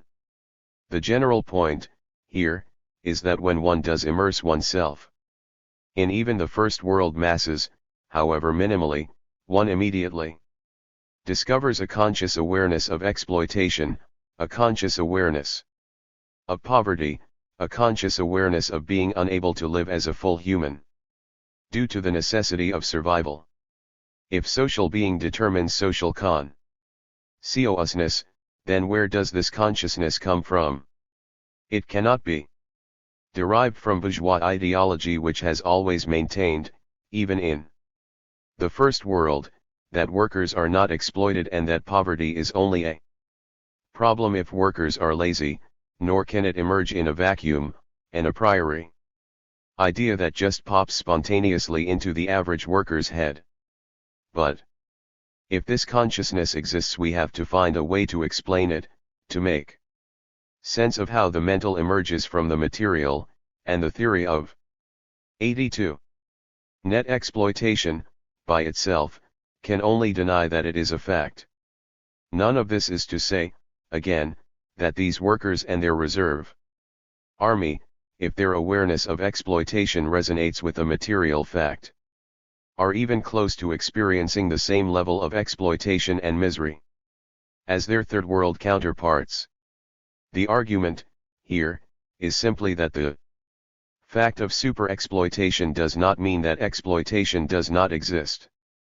In spaces where the working class also benefits from super-exploitation, there are different levels of exploitation.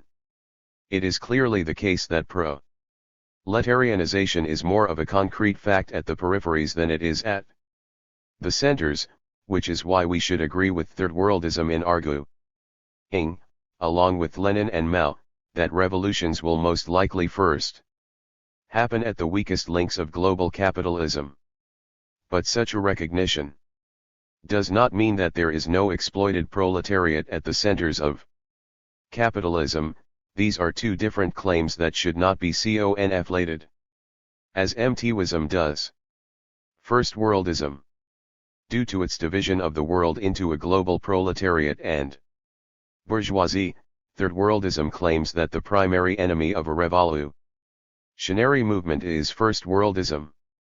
In its open letter against first-worldism in the ICM, which was written to the Marxist-Leninist Maoist formations involved in rebooting the revolutionary internationalist movement, RAIM argues, first-worldism is a fatal flaw. It is both a hegemonic narrative within the left and a trademark of reformism, revisionism, and chauvinism. The consistent struggle against first-worldism is an extension of the communist struggle against both social chauvinism and the theory of the productive forces. As such, it is the duty of all genuine communists to struggle against first-worldism. 48. Elsewhere, in a critique and reappropriation of Saul Alinsky's Rules for Radicals, RAIM consistently emphasizes first-worldists and first-worldism, rather than capitalism and imperialism, as the primary enemies that the third-worldist must be prepared to defeat. 49. Although the reasons for choosing first-worldism as the primary enemy are clearly based on the third-worldist analysis of reality that is built around the concepts of the labor aristocracy and net exploitation, there is a dangerous lack of theoretical precision to an analysis that appears to elevate the possible contradiction between first-worldism and third-worldism to the level of an antagonistic contradiction, if not the principal antagonistic contradiction. Once again we are faced with a tendency that cannot parse the differences between antagonistic and non-antagonistic contradictions, which was the problem, as aforementioned and for different reasons, with the principally Maoist tendency. There is something to be said about how the comprehension of antagonistic/non-antagonistic contradictions are central to pursuing a revolutionary project, which was why Mao focused on this distinction throughout his work, most importantly in On Contradiction. While it is indeed the case that Zionism is an imminent danger that a revolutionary movement must overcome and stamp out, it is also the case that we can easily mistake non-antagonistic contradictions as revisionism and rightism because it is easier to fall back on sectarian dogmatism when differences of line are encountered. In the case of third-worldism, however, this dogmatism takes on an eclectic dimension since the locus of revisionism, reformism, and rightism are understood as first worldist. What counts as first worldist, here, is any revolutionary move meant that does not adopt the third worldist line. Thus, the outright first world chauvinism of Eurocentric communism is only different in form from those organizations that believe there is a proletariat in the first world that can be organized. To believe that there is a proletariat in the first world that can be organized, and that it is the duty of any communist organization to locate and organize this proletariat, is possibly first worldism insofar as it denies the fact that the proletariat is located solely in the global peripheries. Although linking these very different tendencies together makes sense if one buys the theory of net exploitation, it seems quite odd. When it comes to actual practice, is it implicitly first worldist to argue that there is a proletariat at the centers of capitalism and go out to organize, for example, miners around a communist ideology that is also anti-imperialist?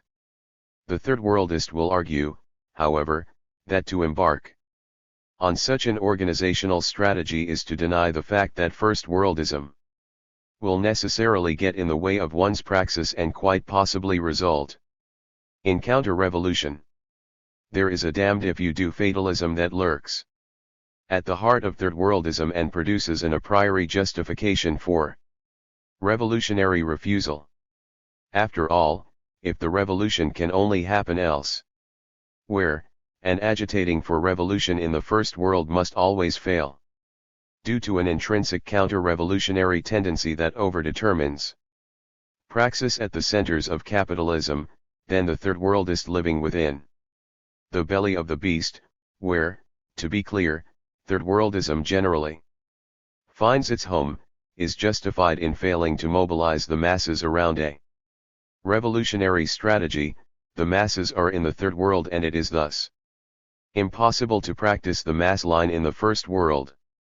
Here it is worth emphasizing, though, that some of the concerns motivating MTW are valid and should not be dismissed out of hand.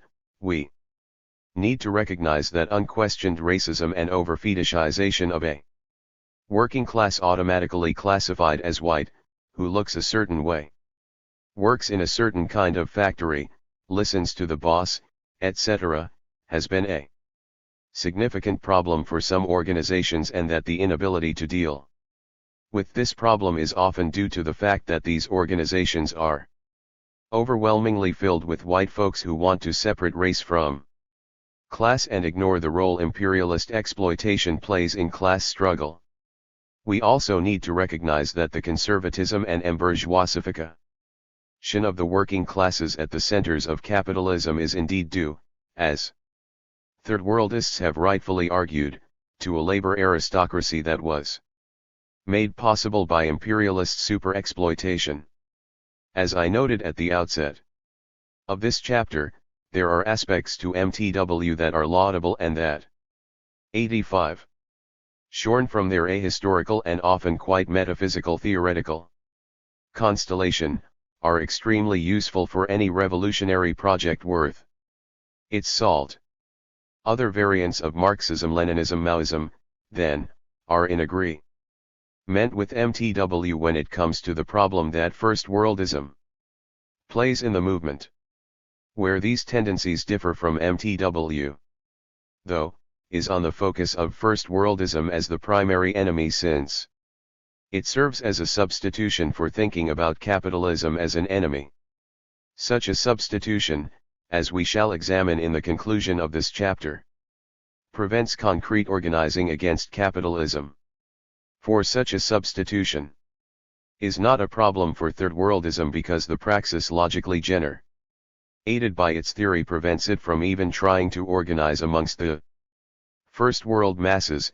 If these masses are all part of some global bourgeois, then there is no real reason to organize amongst them. In any case, by arguing that first worldism is the primary enemy of a revolutionary movement, third worldists can spend their organizational time attacking other Marxist organizations that do not agree with their line rather then focusing primarily on organizing amongst the masses and waging theoretical line struggle on the side.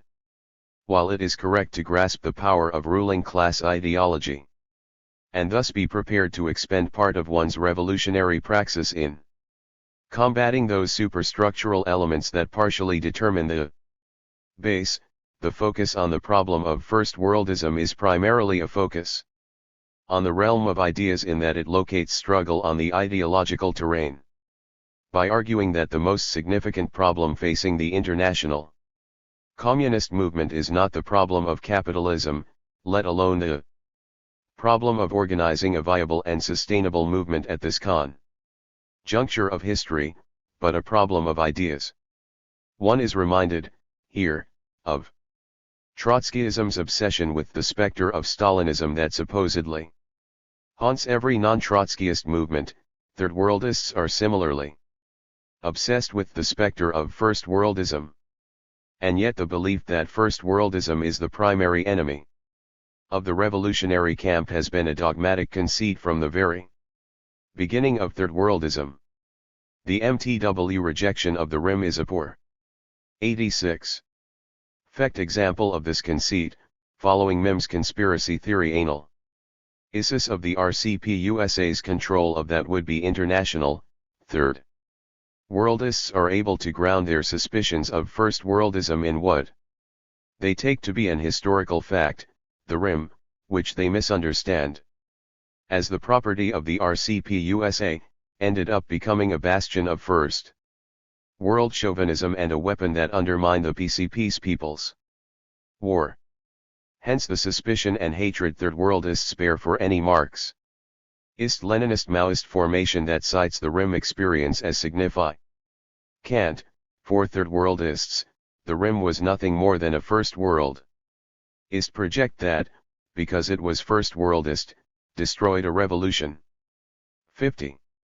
Although I would argue that it is worth taking some of Mim's critique of the RCP USA's behavior in RIM into account, I would also argue that this position regarding the Revolutionary Internationalist movement, which is supposed to prove the perniciousness of some unquestioned first-worldism, is more of a conspiracy theory than a scientific assessment. While it is true that the RIM was initiated by the RCP USA, while it is true that the RCP USA's chauvinist behavior led to its collapse, while it is true that the RCP USA might have even founded the RIM for chauvinist reasons, to assume it was simply a first-worldist organization aimed at undermining the revolution in Peru is extremely problematic. For one thing, it imagines that the RCP USA was always in complete control of the RIM.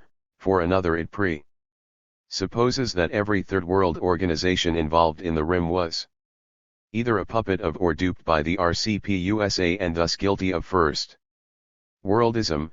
Finally, it assumes that a people's war could be undermined by an organization external to the country in which this revolution was happening, as if external contradictions matter more than internal contradictions, as if an organization that was always conflicted possessed the power to crush an organic revolutionary movement. Of course, this conspiracy theory seems to unwittingly endorse another conceit of third-worldism, a core contradiction that is often sublimated and that I will discuss in more detail in the next section.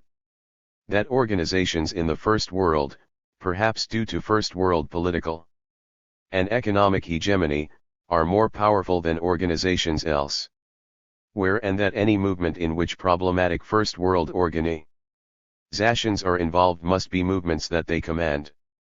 All of the organizations that involved themselves in the RIM, then, are supposed to be understood as First Worldist dupes of the RCP USA who were incapable of expressing the kind of autonomy that would make the RIM experience, despite its problems, worthy of critical revival.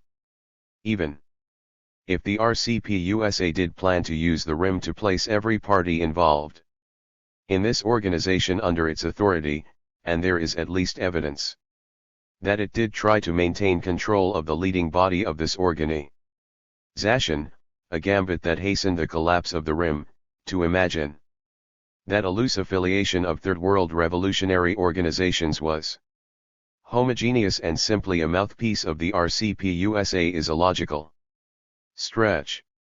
Especially now, when it is becoming clear that the RCP-USA rejects some of the key Rim documents, i.e. the RCP-USA's new sin thesis rejects the formulation of Marxism-Leninism-Maoism in long-lived Marxism-Leninism-Maoism, thus placing itself in conflict with its former Rim comrades, should lead us to realize that the Rim was an extremely heterogeneous body and not simply a bastion of First Worldist hegemony. The First Worldist contradiction. The core contradiction of Maoist Third Worldism is the fact that it is primarily a First World phenomenon that attempts to speak for Third World revolutions. That is, Third Worldism is intrinsically First Worldist. This contradiction is not a dialectical contradiction, it does not produce motion/change or even exhibit the relational unity of opposites, but is a formal contradiction and thus, when excavated, reveals an unsettling logical incoherence. The fact that there may be some MTW organizations at the global peripheries, their activities and influence only appear on Third Worldist websites and thus seem to be as significant and organically Third World as the Third World branches of the average Trotskyist organization. Generally speaking, the theoretical development of Third Worldism remains a First World phenomenon. The reason the First Worldist origin and hegemony of Third Worldism is a troubling contradiction is because it undermines the theoretical basis of MTW. If the First World is primarily a counter-revolutionary context where the proletariat, due to net exploitation, does not exist, then how can anyone develop a proletarian revolutionary theory? Such a theory can only emerge in a proletarian context, it cannot be imposed by would-be revolutionaries who remain within a petty bourgeois context, and yet First World Third Worldists, who are responsible for developing this theory, live within a social context that according to their own theory is bourgeoisified. So did they glean their theory from Third World revolutions? Well, aside from the way in which they understand the Chinese Revolution, specifically through a Lin Biao hermeneutic, it appears as if Third Worldists are opposed to the theoretical line espoused by those Third World Maoist organizations who have attempted to launch revolutions. MTW groups even go so far as to deride, as noted in the previous section, Third World revolutionaries for not understanding the problem of First Worldism, as if a revolutionary organization engaged in an oppressed Third World nation cannot understand First World chauvinism as well as the First World Third Worldist whose entire ability to conceptualize the problem of First Worldism is premised on their privileged existence at the centers of capitalism. None of this is to say that theories that originate from First World contexts cannot be useful for Third World revolutionaries, or that a revolutionary movement must only draw upon the ideology it spontaneously develops in the course of its particular struggle. To make such an argument, after all, would be to reject Marxism due to its European origins. The theory of Third Worldism, however, since it is precisely concerned with autonomy of the Third World and the problem of First World chauvinism, cannot help but experience its exportation as a contradiction because it is an ideology that is precisely about the revolutionary status of Third World revolution in the face of First World chauvinism. The latter being the primary contradiction of world revolution. Another possible way to escape the contradiction of First Worldist 89. Third Worldism is to argue that Marx and Engels, in their historical context, were able to develop a proletarian ideology despite originating from petty bourgeois and bourgeois social positions. But such an argument fails to appreciate the emergence of Marxism and, in this failure, treats class as an unchangeable essence. There is a significant difference between the philosophy of the young petty bourgeois Marx and the Marx who embedded himself in proletarian struggles. The former only produced, at best, a radical liberalism typified by the economic and philosophic manuscripts.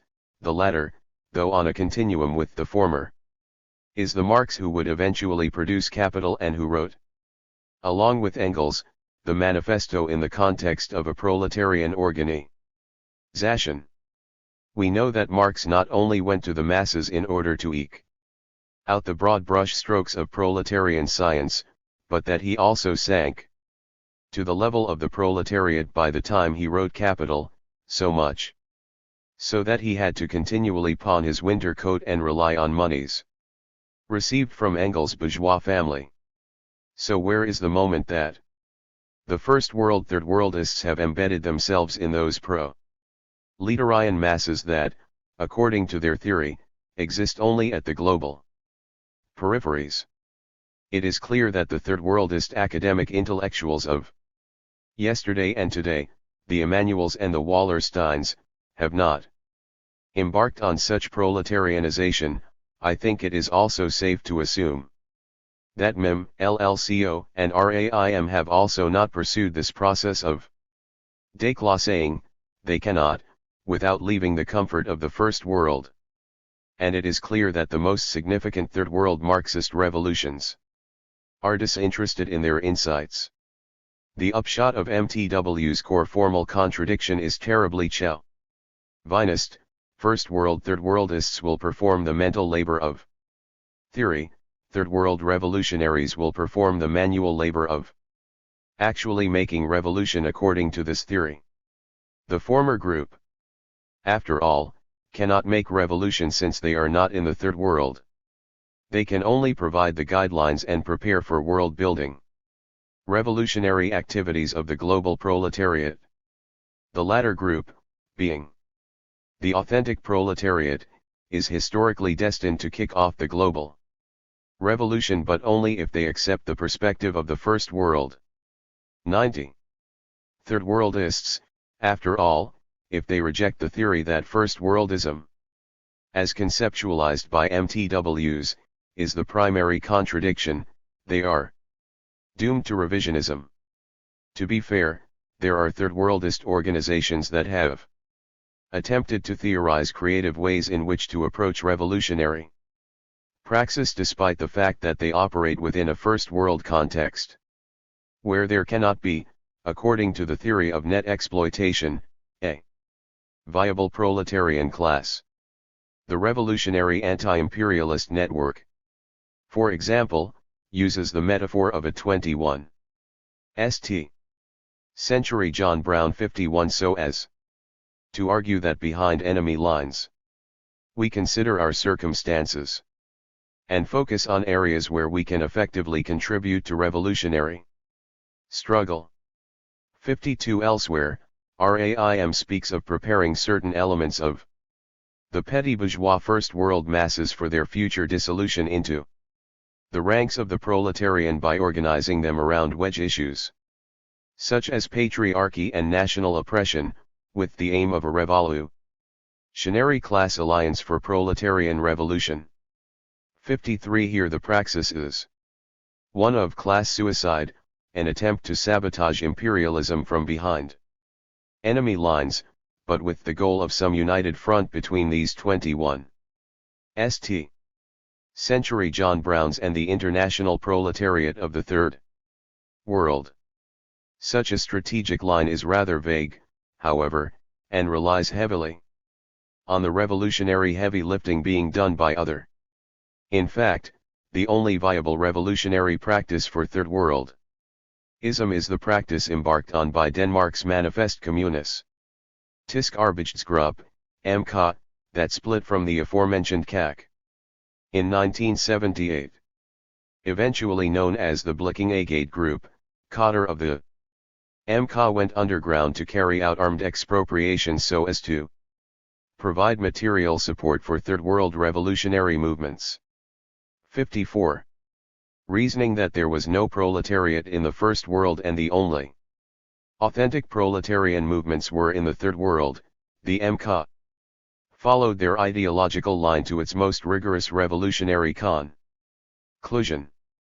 Functioning as a clandestine commando movement, the MK robbed banks and armored trucks to provide direct material support for revolutionary movements in the Third World. They did not leave any manifestos about their expropriations, they did nothing to build a party in the First World, because they felt there was no proletariat in their country to mobilize. Rather than proclaim the virtues of Third World revolutions and spend their time attacking the First Worldism of their Marxist counterparts in Denmark, as the CAC had done, they decided that the only useful activity their ideological line permitted was to steal money from the imperialist state and give it to armed movements in the global peripheries. It was not until these members of the MK were caught at the end of the 1980s that the Danish state realized it was dealing with revolutionaries rather than professional thieves. 55. Thus, if MTW is to follow its theoretical commitments to their logical conclusion, then the revolutionary practice of its adherents can only resemble that of the MK. 56. What ultimately disqualifies MTW from correctly representing Maoist reason is that it has no logical basis upon which to develop its theoretical insights. If there is no proletariat in the imperialist metropoles, and thus no proletarian movement, the First World Third Worldist cannot make a correct assessment of anything, since it cannot practice the mass line. With no revolutionary masses in which to embed a revolutionary movement, because these revolutionary masses are elsewhere, how can it test its ideas, struggle with the masses, and thus develop theory through practice? Considering that MTW disagrees with the assessments of the most significant Third World Maoist movements regarding the First World proletariat, it is not as if it is learning from the revolutionary masses it claims to valorize, either. Thus, even if MTW is correct, it has no way of knowing it is correct, or developing a theory regarding its correctness, since it has no means of testing these ideas in practice. That is, MTW is not falsifiable and thus not scientific. And if it is not scientific, then it is disqualified from Maoist reason. 93. Chapter 6. Left and Right Opportunist Practice. Beyond the various trends in Maoism, and beyond the registers of dogmatism and eclecticism, there are also errors in practice that Maoism did not originate but nevertheless inherited. These erroneous practices are traditionally categorized as right and left opportunism. More specifically, economism/workerism as the right opportunist characteristic, and adventurism or hyperactivism as the left opportunist characteristic. Although it is the case that some Maoist trends might lean more towards one of these characteristics rather than another, i.e. to date it seems as if the principally Maoist trend is often drawn to left opportunism, they exist autonomously as intersecting vectors of practice. There are reasons why these errors in practice manifest. The right opportunist pattern of practice emerges out of the laudable desire, driven by a particular appreciation of the mass line, to embed the organization in the working class. A back to the factory sensibility, often provoked as a reaction to an activist style of work that is divorced from the working class, leads to organizations giving up a clear communist program in the interest of immersing themselves in workers' struggles, on the terms of these struggles, which often leads to Economism or a fetishization of the working class in itself. That is, such a fetishization is driven by the assumption, which is often unconscious, that, since the proletariat is the agent of revolution, then every worker will have an inborn proletarian consciousness that only needs to be unlocked and valorized in the course of struggle. Although Maoists should be aware that, as Lenin pointed out, revolutionary consciousness comes from the outside here, being an organized party project, a particular interpretation of the mass line will get caught up in the exhortation that revolutionary truth comes from the masses, forgetting that the other part of the dialectical definition, to the masses, is equally important. It is indeed necessary to embed ourselves in the masses, and it is indeed the case. 94.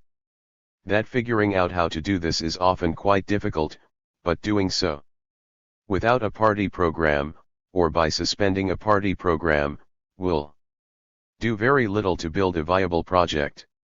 We have already witnessed the result of such attempts, the way in which the best organizers are pulled into economic struggle and their politics liquidated, and yet some Maoists continue to persist in this erroneous practice.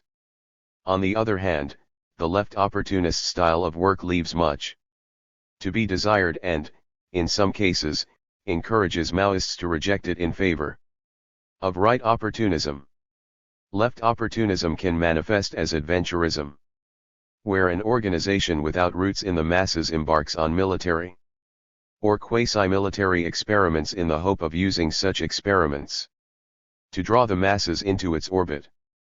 Another manifestation is the activist posturing of waving the red flag to see who falls under it, focusing mainly on correct ideological posturing.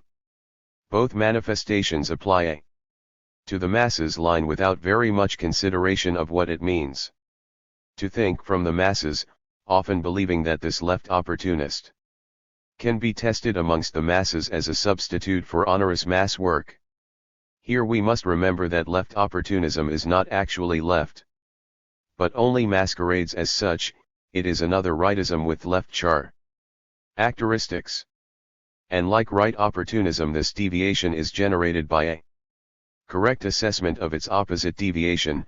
In the face of abject economism and liquidationism, the need for programmatic purity manifests as an overcorrection. Hence, we should examine and critique these erroneous styles of practice so as to understand how a Maoist party of the new type must strike the correct position between such deviations. While it must be admitted that locating the correct position between right and left opportunism is always difficult, for the right opportunist everything left of it is right opportunism, and for the left opportunist vice versa. By understanding the general meaning of right and left opportunism, we can get closer to what a correct line on Maoist organizational practice can and should be. 95. Right opportunism. As noted, right opportunism tends to manifest when an organization embraces a back to the factories ethos and focuses on seeding its cadre into what it has identified as key working class organizations. Industries at the point of production, labor unions, and labor leadership. During the new communist movement, a variety of Marxist Leninist grouplets sent their memberships into working class spaces that were identified as important spaces in the hope of embedding themselves in the working class and growing the organization from this embedment. As aforementioned, the impulse behind this practice is laudable, for we should be trying to embed Maoist organizations in the deepest strata of the exploited and oppressed masses. The danger, however, is that the overvalorization of authentic working class spaces results in a kind of workerism where we lose sight of how a revolutionary party must exist as an autonomous entity that sends its cadre to the masses, without being absorbed and liquidated in a workerist style of practice. As I write these words, members from the Maoist organization I have supported for nearly a decade have chosen to break from this organization and start from square one by focusing purely on work place organizing without a party program. Their hope is to build a new revolutionary party, with a new program, by getting involved in the day-to-day struggles of the working class without a political plan. Beyond a vague Maoism, the party no longer comes from outside, according to this approach, but is built through economic struggle. But we should know by now that the working class by itself, without a revolutionary proletarian project, is absorbed in economistic struggle, that is, how to survive and win bread and butter demands. The insight that the working class is better improved through political struggle according to a vanguard project is lost when cadre liquidate themselves within purely economic struggles, i.e. getting absorbed in the short-term economic struggles, better wages, better unions, labor rights, etc., at the expense of the political struggle for communism.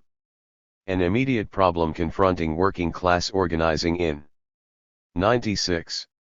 The imperialist metropoles, though, is the fact that the working class is diffused throughout a wide range of industries and job sites. Hence, a revolutionary organization could possess a large number of working class cadre who, due to this reality of diffusion, are separated from each other in multiple job sites, as well as being separated from other workers in these sites due to a casualization resulting from temporary work contracts. It is normal for workers to bounce between a variety of unskilled or semi-skilled jobs and the reserve army of labor. Organizing their workplaces as communists thus becomes more difficult since they are isolated from their fellow communists. It is only in the large factories where the possibility of a red union conglomeration seems quantitatively possible due to the concentration, rather than diffusion of workers. Qualitatively, in some of the imperialist metropoles, this possibility is partially foreclosed by the existence of the traditional trade unions that, when they are not anti-communist, are still organized by capital, and will, at this stage, out-organize whatever small conglomeration of cadre find themselves in these spaces, because they have the resources and structures to do so. Why would workers join a red union, proposed by organizers without an outside party machine, or with a nascent party machine that has very little resources, when they can instead join one that can deliver at least some of their economic needs? There is a reason that the IWW, despite the limits it places on its political line, is no longer the force it once was. In other sites of production where unions are non-existent, the quantity of the workforce is defined by a casualized workforce defined by workers on temporary contracts or precarious migrant labor.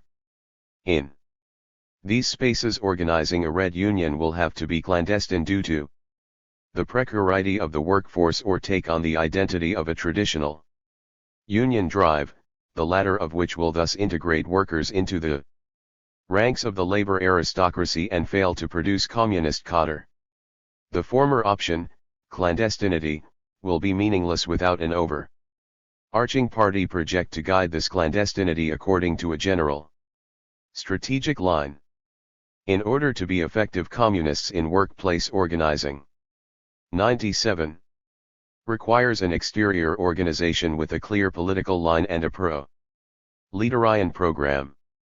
Such an organization begins by gathering in the most politically advanced elements of the working class, i.e. those who understand themselves as proletariat in relation to a party project, the latter of which defines the category proletariat, which are at first drawn from disparate industries and job sites.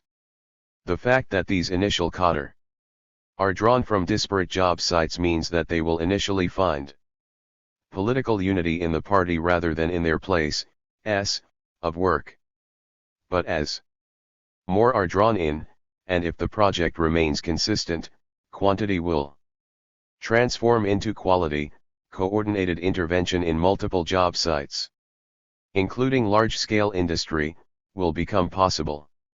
Trying to build such an organization, or even buttress a tiny cadre organization, by solely focusing on traditional workplace organizing will result in tailing the masses. 57. Left opportunism. So-called left opportunism often emerges as a response to the right opportunism discussed above, though variants of the latter are also sometimes responses to practices of left opportunism. The relationship of these two types of opportunism is a dialectical spiral where one is generated by the other, and vice versa, forming a totality of opportunistic deviation. Hence left opportunism emerges to overcorrect the errors of right opportunism, and another version of right opportunism emerges to overcorrect the errors of left opportunism, and so on and so forth. But at the end of the day they are both part of the same opportunism in that they abandon the revolutionary line and thus the masses. Right opportunism abandons the revolutionary line by liquidationism and tailism and thus abandons the masses to capitalism by refusing to organize them according to a vanguard party project. Left opportunism abandons the masses through hyperactivism and adventurism, thus abandoning a revolutionary line, since such a line does not matter if it is separated from the day-to-day struggles of the masses. One version of left opportunism is the singular focus on an ideological activism of waving the red flag to see who falls under it.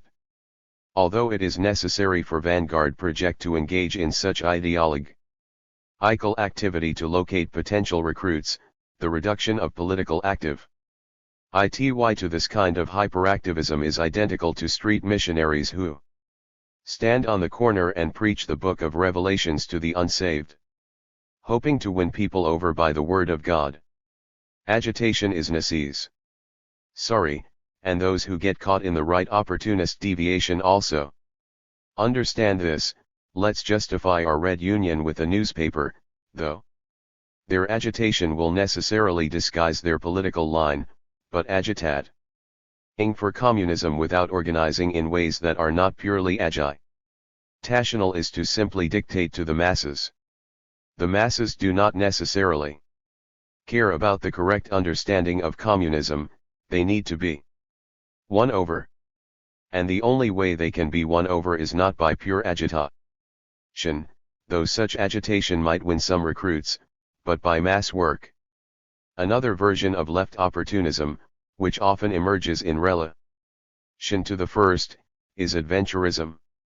Focoism, where a small organization engages in military operations in the hope of rallying the masses to its line by prematurely attacking the state, is a well-known form of such adventurism. But some formulations of Maoism, though rejecting Focoism in theory, erroneously conceive of people's war in a similar manner. By initiating militant sequences and calling such militancy mass work. By reducing the vanguard party to a purely military function without a larger apparatus of mass work, and by hoping to build it through a purely military approach, one runs the risk of alienating the very masses that need to be won over and conflating armed propaganda with a new stage of struggle despite the fact that such a stage has not been reached. Left opportunism is thus a deviation in practice that separates an organization from the masses, encourages commandism and elitism, and operates by dictating the correct political line to those it has failed to win over. Like right opportunism, left opportunism fails to grow a revolutionary organization. Left opportunism isolates itself from the masses, while constantly speaking for them, in the interests of political immediacy. To be fair, the problem of political immediacy is meaning. 99. We need to establish and grow revolutionary movements as soon as possible since the stakes of socialism or barbarism are larger than they have ever been. Deviations of the correct position, it must be said, are often generated by good intentions. Even Mao and his allies understood that some opportunists were motivated by good intentions. The problem was that these intentions meant very little if they were unscientific. 58. So whereas right opportunism ignores political immediacy in the interest of economic immediacy, left opportunism is guilty of the opposite judgment, in the hope of building socialism as soon as possible. Sustained work amongst the masses is abandoned in the interest of agitation and abstract militancy. Abandonment of struggle. Whereas right opportunism focuses on immediate economic demands, left opportunism focuses on immediate political demands. Right opportunism openly abandons the struggle for the final aim of socialism and the dictatorship of the proletariat, and seeks to reduce the proletariat's struggle to mere reforms and small changes, e.g. reformist leaders in the trade union movement, the revisionist party. Left opportunism abandons the struggle for immediate political demands, and thus abandons the struggle to mobilize forces necessary to make revolution, which it claims are worthless or impossible to achieve, e.g. the former terrorist organizations in Quebec, the FLQ. 59. Opportunism is ultimately an abandonment of struggle, even if its right and left expressions pretend otherwise. As aforementioned, Maoism can be sucked into these deviations through a misunderstanding of the mass line. When from the masses is overemphasized, we end up with right opportunism; when to the masses is overemphasized, we end up with left opportunism. In order to avoid both deviations, we need to think what it means to proclaim from the masses and to the masses. To think both aspects of the theory of mass lines simultaneously is to avoid both right and left forms of deviation, but, as I have maintained, such dialectical thinking evades both dogmatist and eclecticist perspectives, both of which can generate either right or left opportunist styles of practice. There is a dogmatic right opportunism just as there is an eclectic right opportunism. The former resembles the style of classical communist insurrectionist work where cadres seed themselves into unions so as take control of the most organized elements of the working class. The most organized meaning the unions, and generate a communist break. The latter resembles approaches to economism where red union projects seek to replicate IWW styles of work, piggyback on existing union movements, chase down existing struggles, and seek to build party projects through a variety of creative but overly imaginative workerist schemes. Simultaneously, there is a dogmatic left opportunism and an eclectic left opportunism. The former resembles Foucault's styles of militancy, where the guerrilla manifests before the masses so as to ignore the masses, or pseudo-PPW initiatives where mass work is liquidated within a small party transformed into a solely military project. The latter resembles various hyperactivist styles of work, guerrilla theater, CRE. Active versions of waving the red flag as a beacon for possible recruits. Wild new approaches to political immediacy. And in both right and left instances of opportunism there are combinations of the dogmatic and eclectic registers. As aforementioned, the dogmatic and eclectic are not discrete categories, they intermingle just as much as they proclaim opposition to each other. In order to understand these deviations and why they are deviations, however, we need to ask the most important question of Maoist reason: how do we make revolution? 101. Chapter 7. Making Revolution. From its very inception, Marxism's prime concern has been making proletarian revolution. Although its scientific strength is indeed about demystifying social and historical phenomenon, and thus generating the conceptual tools with which to permit the concrete analysis of the concrete situation, it is not merely descriptive. As Badiou pointed out, back in his Marxist-Leninist stage, all of Marxism's core statements are also prescriptive. Marxism comprises many principles, wrote Mao. But in the final analysis they can all be brought back to a single sentence: it is right meaning justified to rebel against the reactionaries. And Badiou, before departing down the lost road of post-Maoism, recognized this statement as an essential philosophical thesis for Marxism, where we are exhorted by Mao to recognize that the descriptive principles of Marxism are, in the final analysis, simultaneously prescriptive. That is, Marx and Engels did not intend historical materialism to simply be the discipline of describing the precise nature of history and society. Such insights were only gleaned from a theory that treated class revolution as its primary law of motion and thus intended to serve and develop this law of motion. Of course, it is the case that various academic iterations of Marxism have sequestered themselves from its prescriptive demands. At best, such interpretations make these prescriptive elements into abstract principles functioning beyond a distant horizon. At worst, some Marxist intellectuals search for evidence that, despite the analysis of historical materialism, Marx's political commitments were not much different from liberalism. This was indeed the line of descent demarcated by Bernstein, Koski, and every classical revisionist. But we must remember that in 1847, when the League of the Just was forced to become the Communist League, it was because Marx and Engels drew a line of demarcation between the revolutionary theory of historical realism that they were beginning to construct and the utopian liberal 102 ism of Wilhelm Weitling and the Proudhon sympathizers.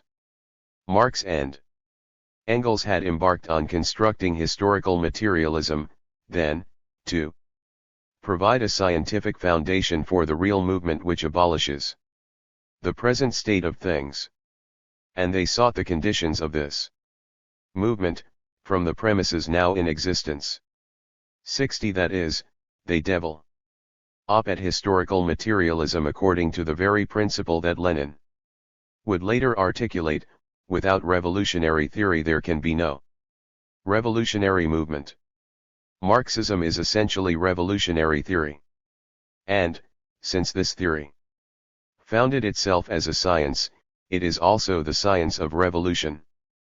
Descriptive claims that Marxism is the science of history or the science of social formations must necessarily intersect with prescriptive claims. For if the law of motion of the science of history is class revolution, then its pursuit must be revolutionary, since the concept of revolution is its scientific basis. Hence, being the current stage of development in revolutionary science, Maoism is ultimately concerned with making communist revolution and carrying this revolution forward further than the previous world historical moments.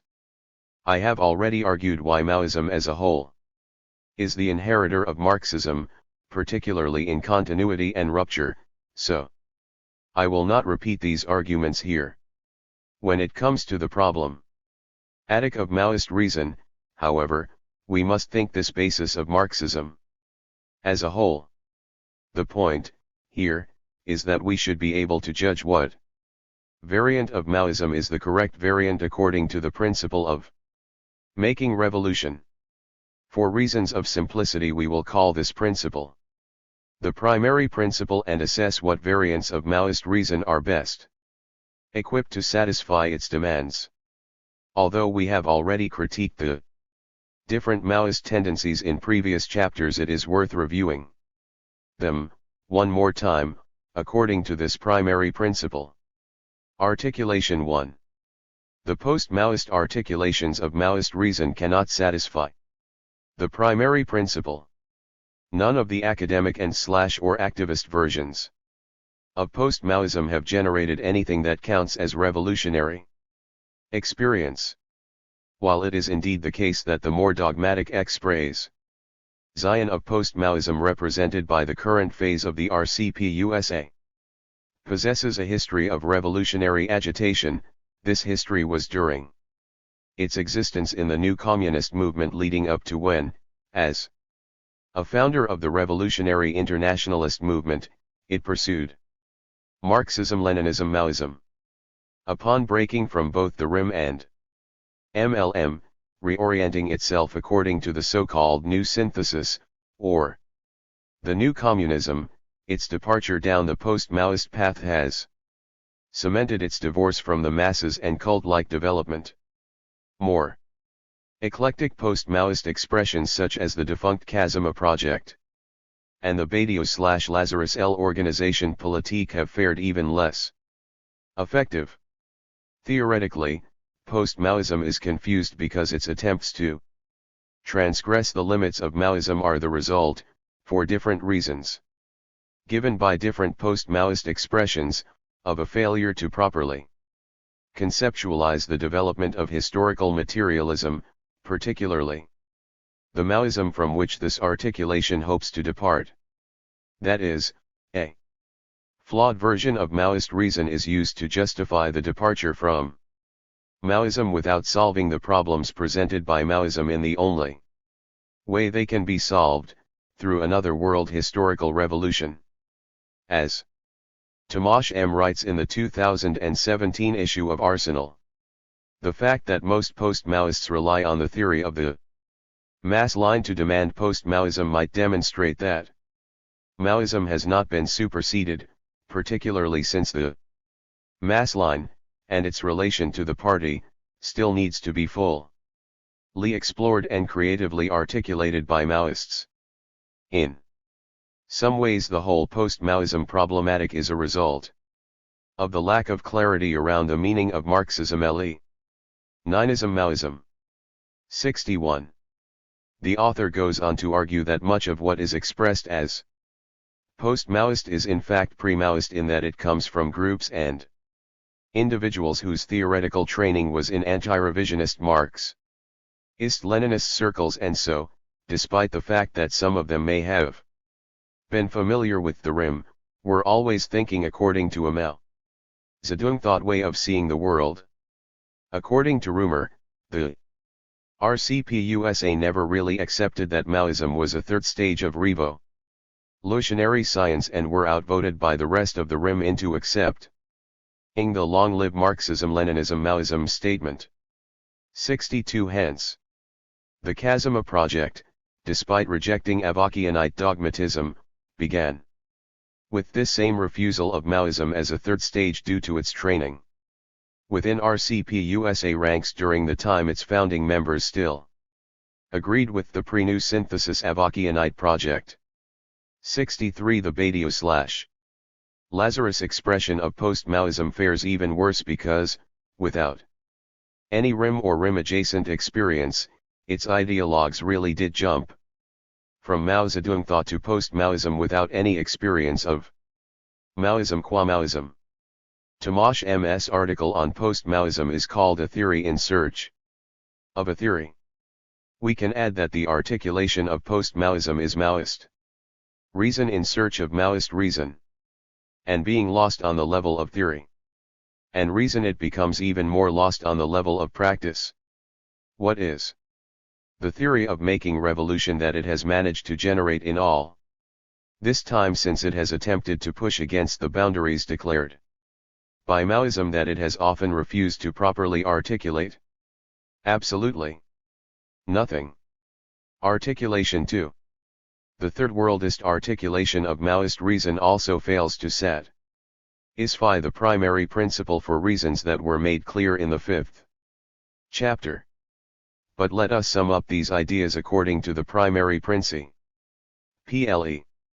Although it is indeed the case that MTW upholds Third World revolutionary movements, pointing to these as proof that in comparison, there can be nothing similar in the imperialist metropoles, not a single one of these movements has upheld the third-worldist ideological political line. Not only has there not been a meaningful revolutionary movement waged under the doctrine of third-worldism, the fact that third-worldism is a theory created by individuals and groups in the so-called First World and thus primarily about this First World has annexed it from the revolutionary movements it tends to cite. If revolutionary theory emerges from and is developed through revolutionary movements, then MTW cannot, as previously discussed, even participate in such theory.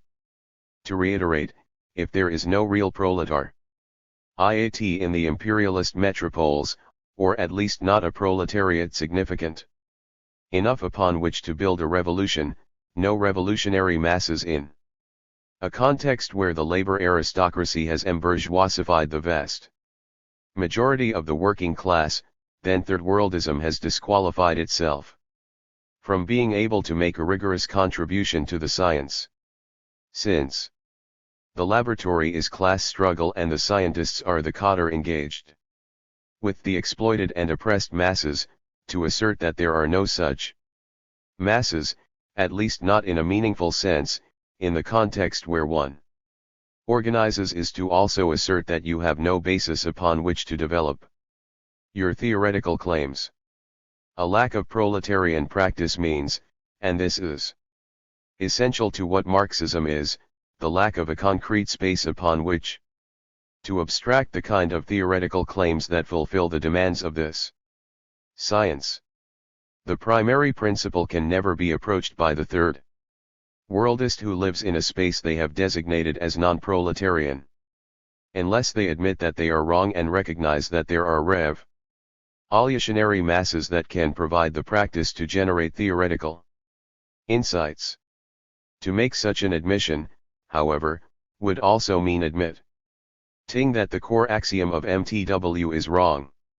While it is indeed the case that the MEM did contribute some important insights to Maoist reason, i.e. aspects of its work on the 106 labor aristocracy, some conceptualizations of the national question, its critique of crypto-Trotskyism, these contributions were exceptions to the rule of its theory and only meaningful insofar as it partially participated in Maoist reason. With the collapse of the MEM, and the lack of praxis that is symptomatic of all successive and current expressions of MTW, this articulation of a would-be Maoism is theoretically sterile. Remaining articulations. The final three articulations of Maoist reason, MLM, MLMPM, and the agnostic Maoism, need to be examined together because, despite their differences, they are united by the need to conceptualize Maoism according to the primary principle of making revolution, and thus share an appreciation of the formulation of Marxism-Leninism Maoism. Moreover, there are a number of important intersections. The third and fourth articulations, the PCP-RIM variant and the PCP, principally Maoist variant, agree on the theoretical significance of the People's War in Peru, although they eventually depart on the lessons we need to draw from this experience. The fifth trend, which remains agnostic about theoretical generation, tends to intersect with the third, in its refusal to grant that the principally Maoist articulation is the most meaningful foundation of Maoism and thus shares with the third trend an appreciation of world historical revolutions. By dealing with these trends together, I hope to force, by placing them in relation, the recognition that it is only the third articulation of Maoist reason that satisfies the critique of this reason. But I have been open about this from the beginning and, to be clear, this critique has been overdetermined by this assumption that I have chosen to place at the end of our intervention. It was conceptually prior, the guiding thought that demanded this treatise, but it must be logically later because it is the consummation of the critique. In all three cases Maoism is recognized as third and highest stage of revolutionary science because of the primary principle. We can momentarily subtract the fifth trend, for the moment, due to the fact that it apparently sees Maoism as generated by the Cultural Revolution. 107. Shin without any meaningful moment of theoretical synthesis after this moment, though it often searches for precursors in other trends within the worldwide new communist movement. Hence, it often appears to be searching for a synthesis of MLM outside of, or adjacent to, the PCP RIM sequence as well as working to provide its own new version of this synthesis. The third and fourth trends, however, both take the People's War in Peru as a significant starting point for Maoism qua Maoism. That is, they both uphold the experience of the PCP as foundational to the theoretical synthesis of Maoism as an ism. The difference of course is that, whereas the third articulation of Maoist reason sees the PCP RIM sequence as a whole as the generator of Maoism, with the joint RIM declaration being the highest and most concise synthesis of Maoism. The fourth articulation treats the perspective of the PCP as foundational, and the perspective of the RIM as an afterthought if not an outright deviation. The question we need to ask, however, is on what basis can we argue that Maoism reason ought to be understood only through the formulation Maoism was given by the PCP, what our contemporary acolytes of this tendency call principally Maoism? If it is indeed the case that the PCP's particular formulation of Maoism, pre-RIM, was the most correct formulation, and if, like today's principally Maoist groups and individuals seem to claim, we should ignore the PCP's endorsement of the RIM formulation of Maoism, then our understanding of Maoism is revisionist the farther we depart from this particular formulation. Such assumptions, though, are only admissible if they are proven by the primary principle of making revolution. The PCP's revolutionary movement was defeated, it did not prove itself capable of being the inheritor of the Chinese Revolution despite making great strides and initiating the sequence that would found contemporary Maoism. Moreover, other groups within or adjacent to the RIM went further in their people's wars according to the formulation, adopted in the RIM rather than the pre-RIM formulations of Principally Maoism. For example, the People's War in Nepal, a protracted revolution that began in the 1990s only to defeat itself in the early 2000s, went further than the PCP-led revolution in Peru. Rather than being defeated directly by the forces of reaction, it forced the enemy into a détente and made the mistake of shifting this détente into the realm of parliamentary politics so as to gain legal international recognition. On the whole, the Communist Party of Nepal, Maoist's theory and practice did not reflect the categories of Maoism laid out by the PCP, rather, it reflected the formulation of Maoism proclaimed by the RIM. With one exception, its notion of Prachanda path was similar to Gonzalo thought, its own version of Haifatura, but not given that name or importance. And it was this notion that hastened its descent into revisionism, capitulation, and the self-defeat of its revolution. For a while Prachanda, upheld as the principal theorist of Nepalese Maoism, was depicted as representing the legitimate left position navigating between the right opportunism of Batare's Denism and the supposed left opportunism ascribed to Kiran's faction. In the end it turned out that Prachanda had also become a right opportunist, and that Kiran's faction was the actual left line and not left opportunist, but the aura surrounding Prachanda path prevented this error from being fully recognized until it was too late. Although it is indeed the case that Gonzalo did not, like Pra Chanda, lead the party directly into revisionism, unless we accept that he was indeed the author of the letter demanding that the people's war capitulate, but even if this was true we could also claim it was coerced, since nothing written in the state of capture and duress should be trusted as authoritative. It is also the case that this choice was never presented to Gonzalo, since he was captured before his movement could reach the level reached by the Maoists in Nepal, the latter of whom were able to force a peace process that they ended up bungling.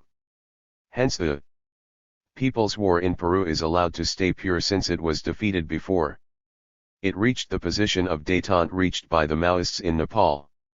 We would thus be purists and dogmatists if we did not seriously think through the consequences of elevating Haifatura to a political principle.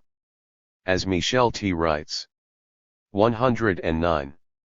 In this regard, the conception of the PCP on Haifatura seems to have played a more important role in the dispersion of the organization's activists and the erosion of its influence.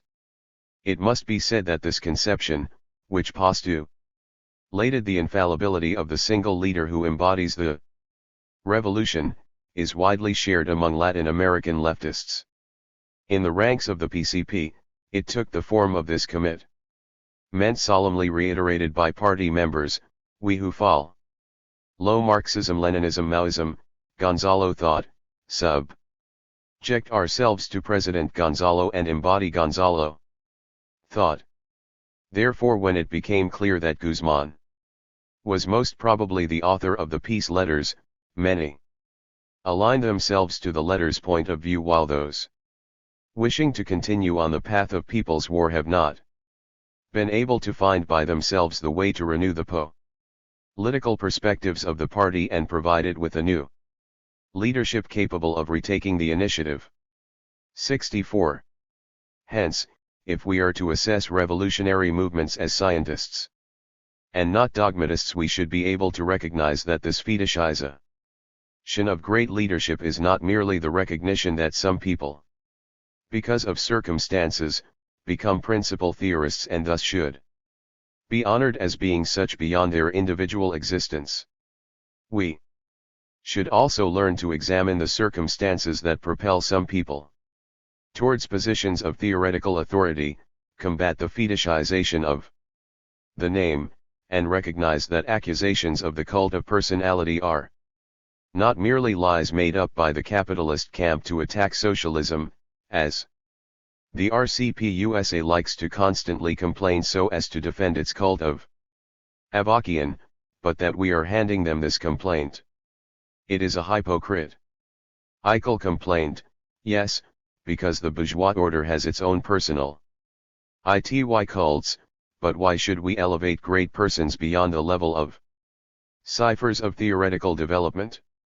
Outside of the defeated People's War in Nepal, there are the ongoing People's Wars in India and the Philippines that, despite coding themselves as Maoist, have little to do with the purely PCP formulation of Maoism. The Indian Revolution is still connected to the memory of the RIM insofar as the Communist Party of India, Maoist, contains organizations that were once part of the RIM and partly exists because the RIM aided with the peace talks between Maoist forces that led to its foundation.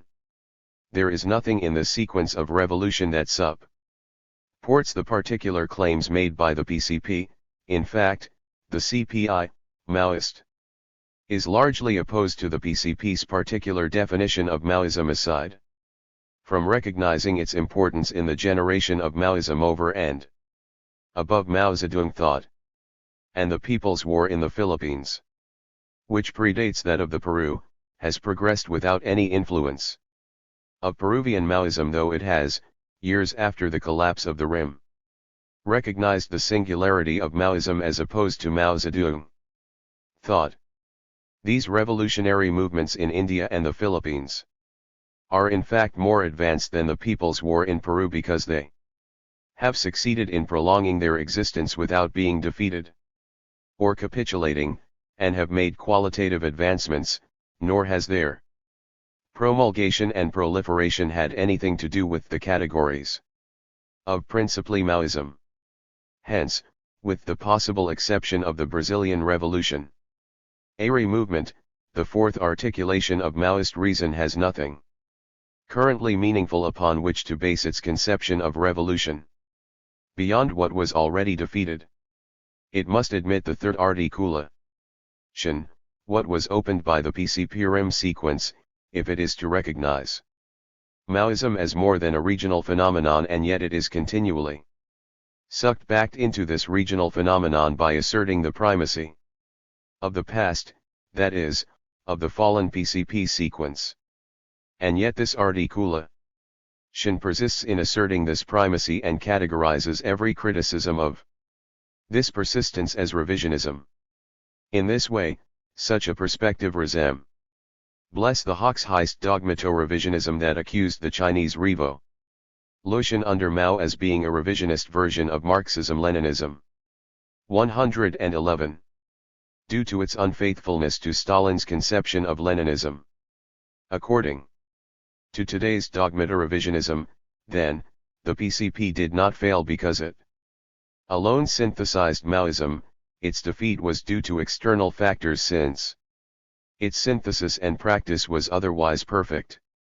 Although it is correct to treat the PCP's inability to complete its People's War as a defeat rather than a failure, we must recall, here, Pao Yuqing's reframing of the question of socialist failure as socialist defeat. It was indeed defeated, and there were internal contradictions that led to this defeat. Again, as Mao argued in On Contradiction, and this is an important theoretical contribution of Maoism that cannot be denied if one is to be Maoist. It is internal contradictions that are decisive. Maoist reason, if it is the current accomplishment of Marxist reason and thus a scientific reason, cannot waste time with claims about theoretical purity and a point of origin that refuses to develop through the insights from successive and/or ongoing people's wars. While we must indeed recognize the insights the PCP have contributed to the development of the science and its primary principle, particularly regarding the universality of PPW, these insights are recognized and furthered by the PCPRM sequence, and it is in this sequence where we will discover the ongoing vitality of Maoist reason. 113. Conclusion. Conclusion.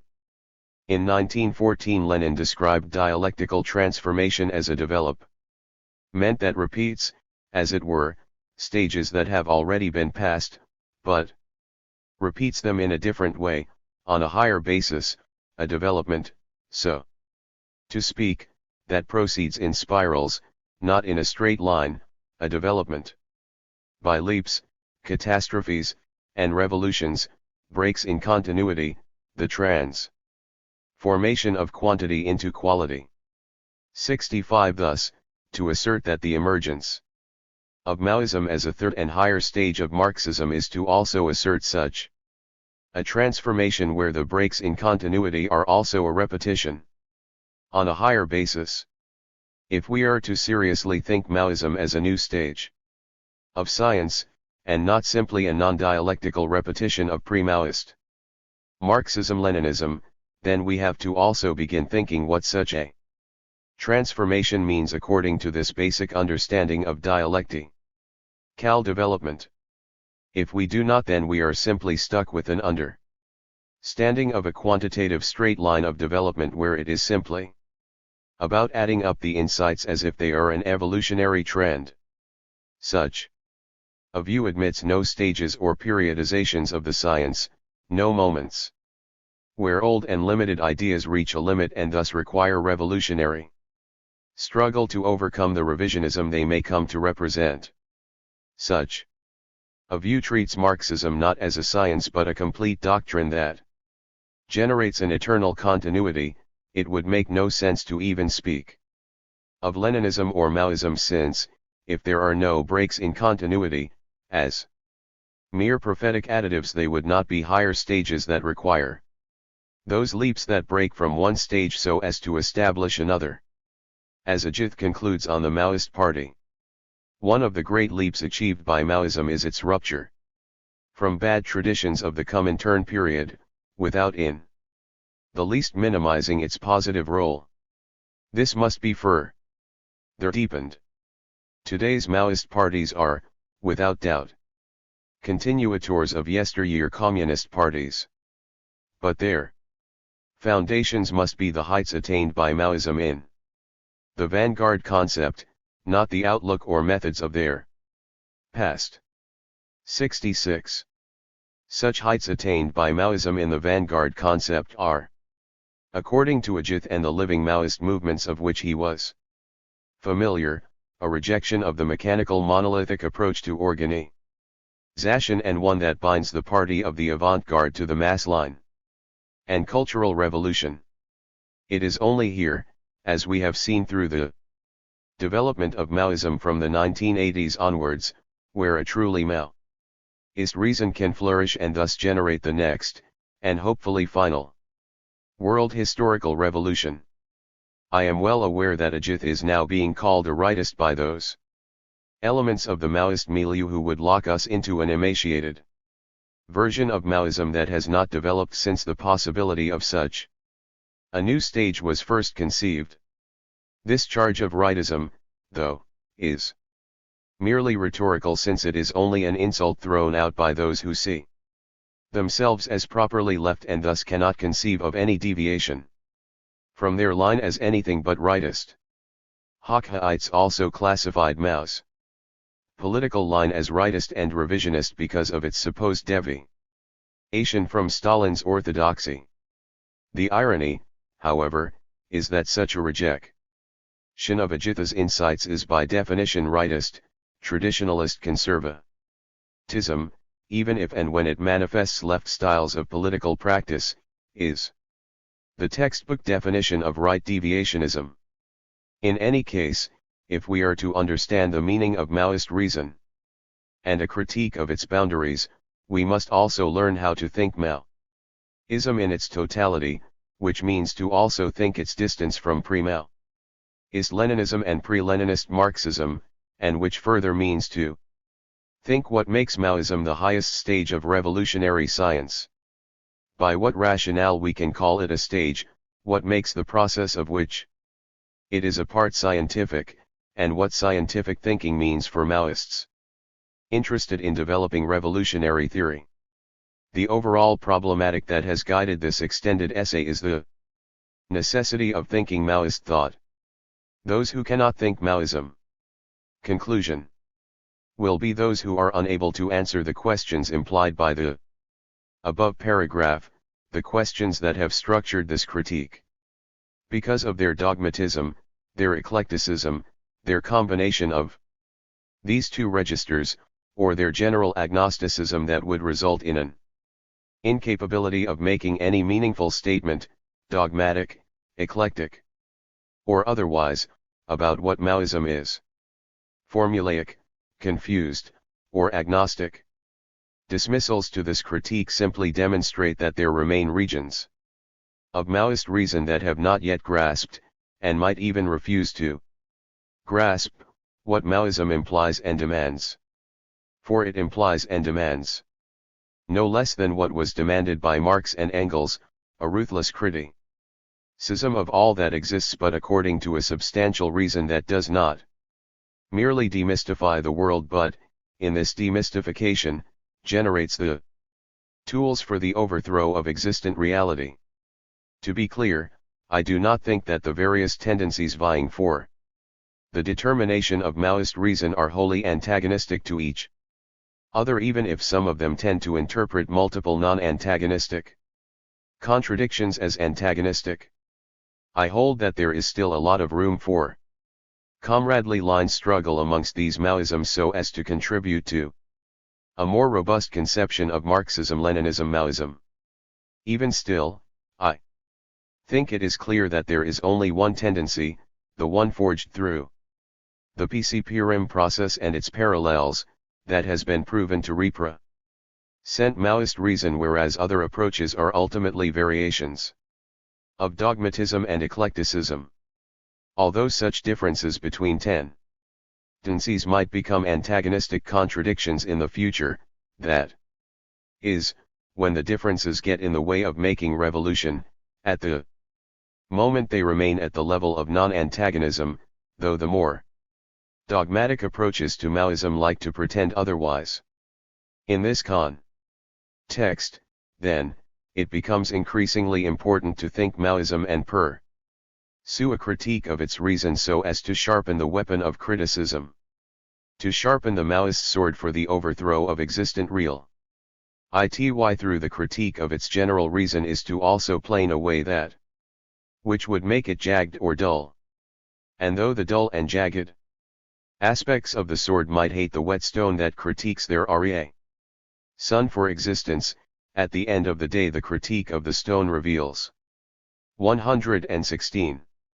That they were nothing more than flaws, temporary deviations in the sword's cutting edge. Maoist reason will be revealed as the sharp weapon that it is once the stone of its critique has rendered it to itself. Acknowledgements.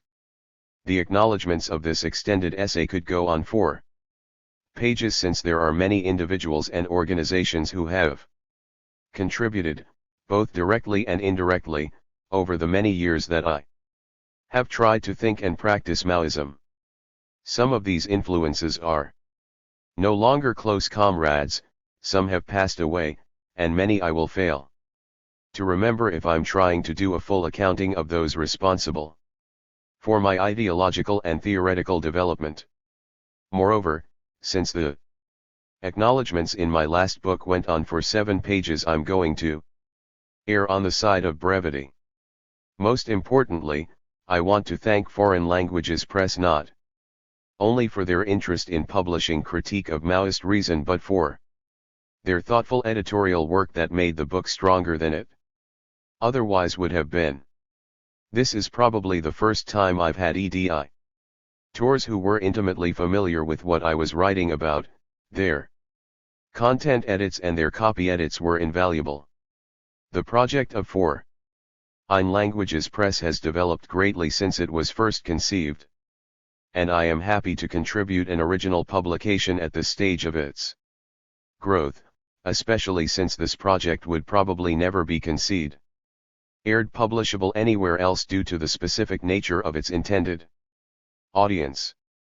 I look forward to the press further development just as I look forward to reading the work these comrades will continue to produce. Next, I want to again thank Hamayan, my oldest and closest Maoist comrade, who is largely responsible for pushing me towards MLM. He has remained a stolid encourager and sounding board, and it is most likely that much of the reasoning in this book originated at some point or other in the various discussions and debates we have had for more than a decade. May our children live to see communism. Thirdly, my gratitude to Mike B., a longtime comrade and friend. We have been through a lot together and have experienced similar highs and lows, and I've always been able to count on his perspective. Some thing of this book is indebted to the many discussions we have had over the years. 118. Fourthly, I want to thank Mubarak, Madina, and Nick for being great encouragers in my organizational life when I was trying to work on the final draft of this document in the midst of an unexpected line struggle. None of you were aware how close I was to a nervous break down, or at least a long spate of depression, and you really helped me also steel myself to finish this piece in the center of that storm. Finally, thanks to all the dogmatists, eclecticists, chauvinists, and revisionists and opportunists of all kinds within the movement without whom this book would not have been written. Thought advances. Through contradiction, a political line becomes clearer, revolutionary theory becomes sharper, in the midst of struggle. Mao Zedong's On Contradiction. Study Companion, Red Spark Collective. On Contradiction is Mao Zedong's seminal text on dialectical materialism. Perhaps his most well-known work, it's been read and studied by millions. all over the world, and is essential reading for all those who seek to objectively analyze the world and struggle to solve the contradictions in it. The Red Spark Collective prepared the study companion to assist readers by providing historical and modern day context and examples. Against Avakianism, Ajith. This text analyzes the claims of Bob Avakian's new synthesis, the line of the RCP-USA party and its cult-ish degeneration. Against Avakianism is a powerful and systematic debunking of the idea promoted by Avakian that Marxism-Leninism-Maoism is outdated. From Victory to Defeat, Pao Yu-Cheng. How can a country that developed the most advanced socialist society in the history of the world change direction so quickly and so completely? In From Victory to Defeat, Pao Yu-Cheng dissects this question, providing economic analysis of what it means to actually build socialism with all of the necessary contradictions and obstacles that must be overcome.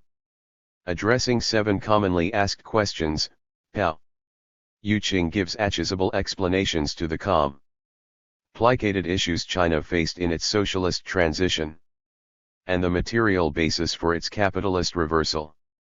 1, 2, 3, 4, 5, 6, 7, 8, 9, 10. Marxism-Leninism-Maoism. Basic Course, Revised Edition. Communist Party of India. Maoist. Also available in German, Arabic, Italian. Philosophical Trends in the Feminist Movement. Anuradha Gandhi. Mini Manual of the Urban Guerrilla. Carlos Mariola. The Communist Necessity. J. Moufawad Paul.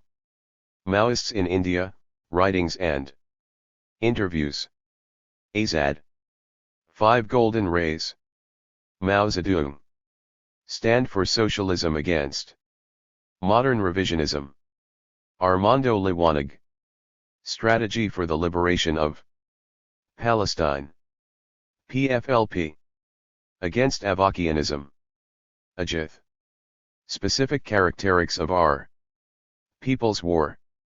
Jose Maria Sisson. 11, 12, 13, 14, 15, 16, 17, 18, 19, 20. Rethinking Socialism, What is Socialist Transition? Denu Nhsu and Pao Yu-Cheng. Fidei Guerrillas speak on armed struggle in Iran. D. Ghani, Ahmadzadeh. Habash, Poyan, Ashraf. Revolutionary Works. Seamus Costello. Urban Perspective. Communist Party of India. Maoist. 5 Essays on Philosophy. Mao Zedong. Postmodernism Today. Siraj. The National Question. Ibrahim Kapakia. Historic 8 Documents. Charu Mazumdar. A New Outlook on Health. Advocators. Basic Principles of Marx. Ism-Leninism, A Primer. Jose Maria Sisson. Collection Colorful Classics. Collection New Roads. 1 From Victory to Defeat, China's Socialist Road and Capitalist Reversal. Pao Yu-Cheng. 2 Silage Choppers and Snake Spirits. Dao Yuanzhou. 3 Which East is Red? Andrew Smith. 4 Mao Zedong's On Contradiction Study Companion. Red Spark Collective. 5 J. Moufawad Paul. Collection Works of Maoism. 1 Collected Works, 1968 to 1987. Communist Party of Peru. 2 Selected Works, Volume 6. Mao Zedong. Collection Foundations. 1 The Foundations of Leninism. Joseph Stalin. 2 Wage Labor and Capital and Wages, Price and Profit. Karl Marx. 3. Reform or Revolution. Rosa Luxemburg. https://foreignlanguages.press. https://redspark.nu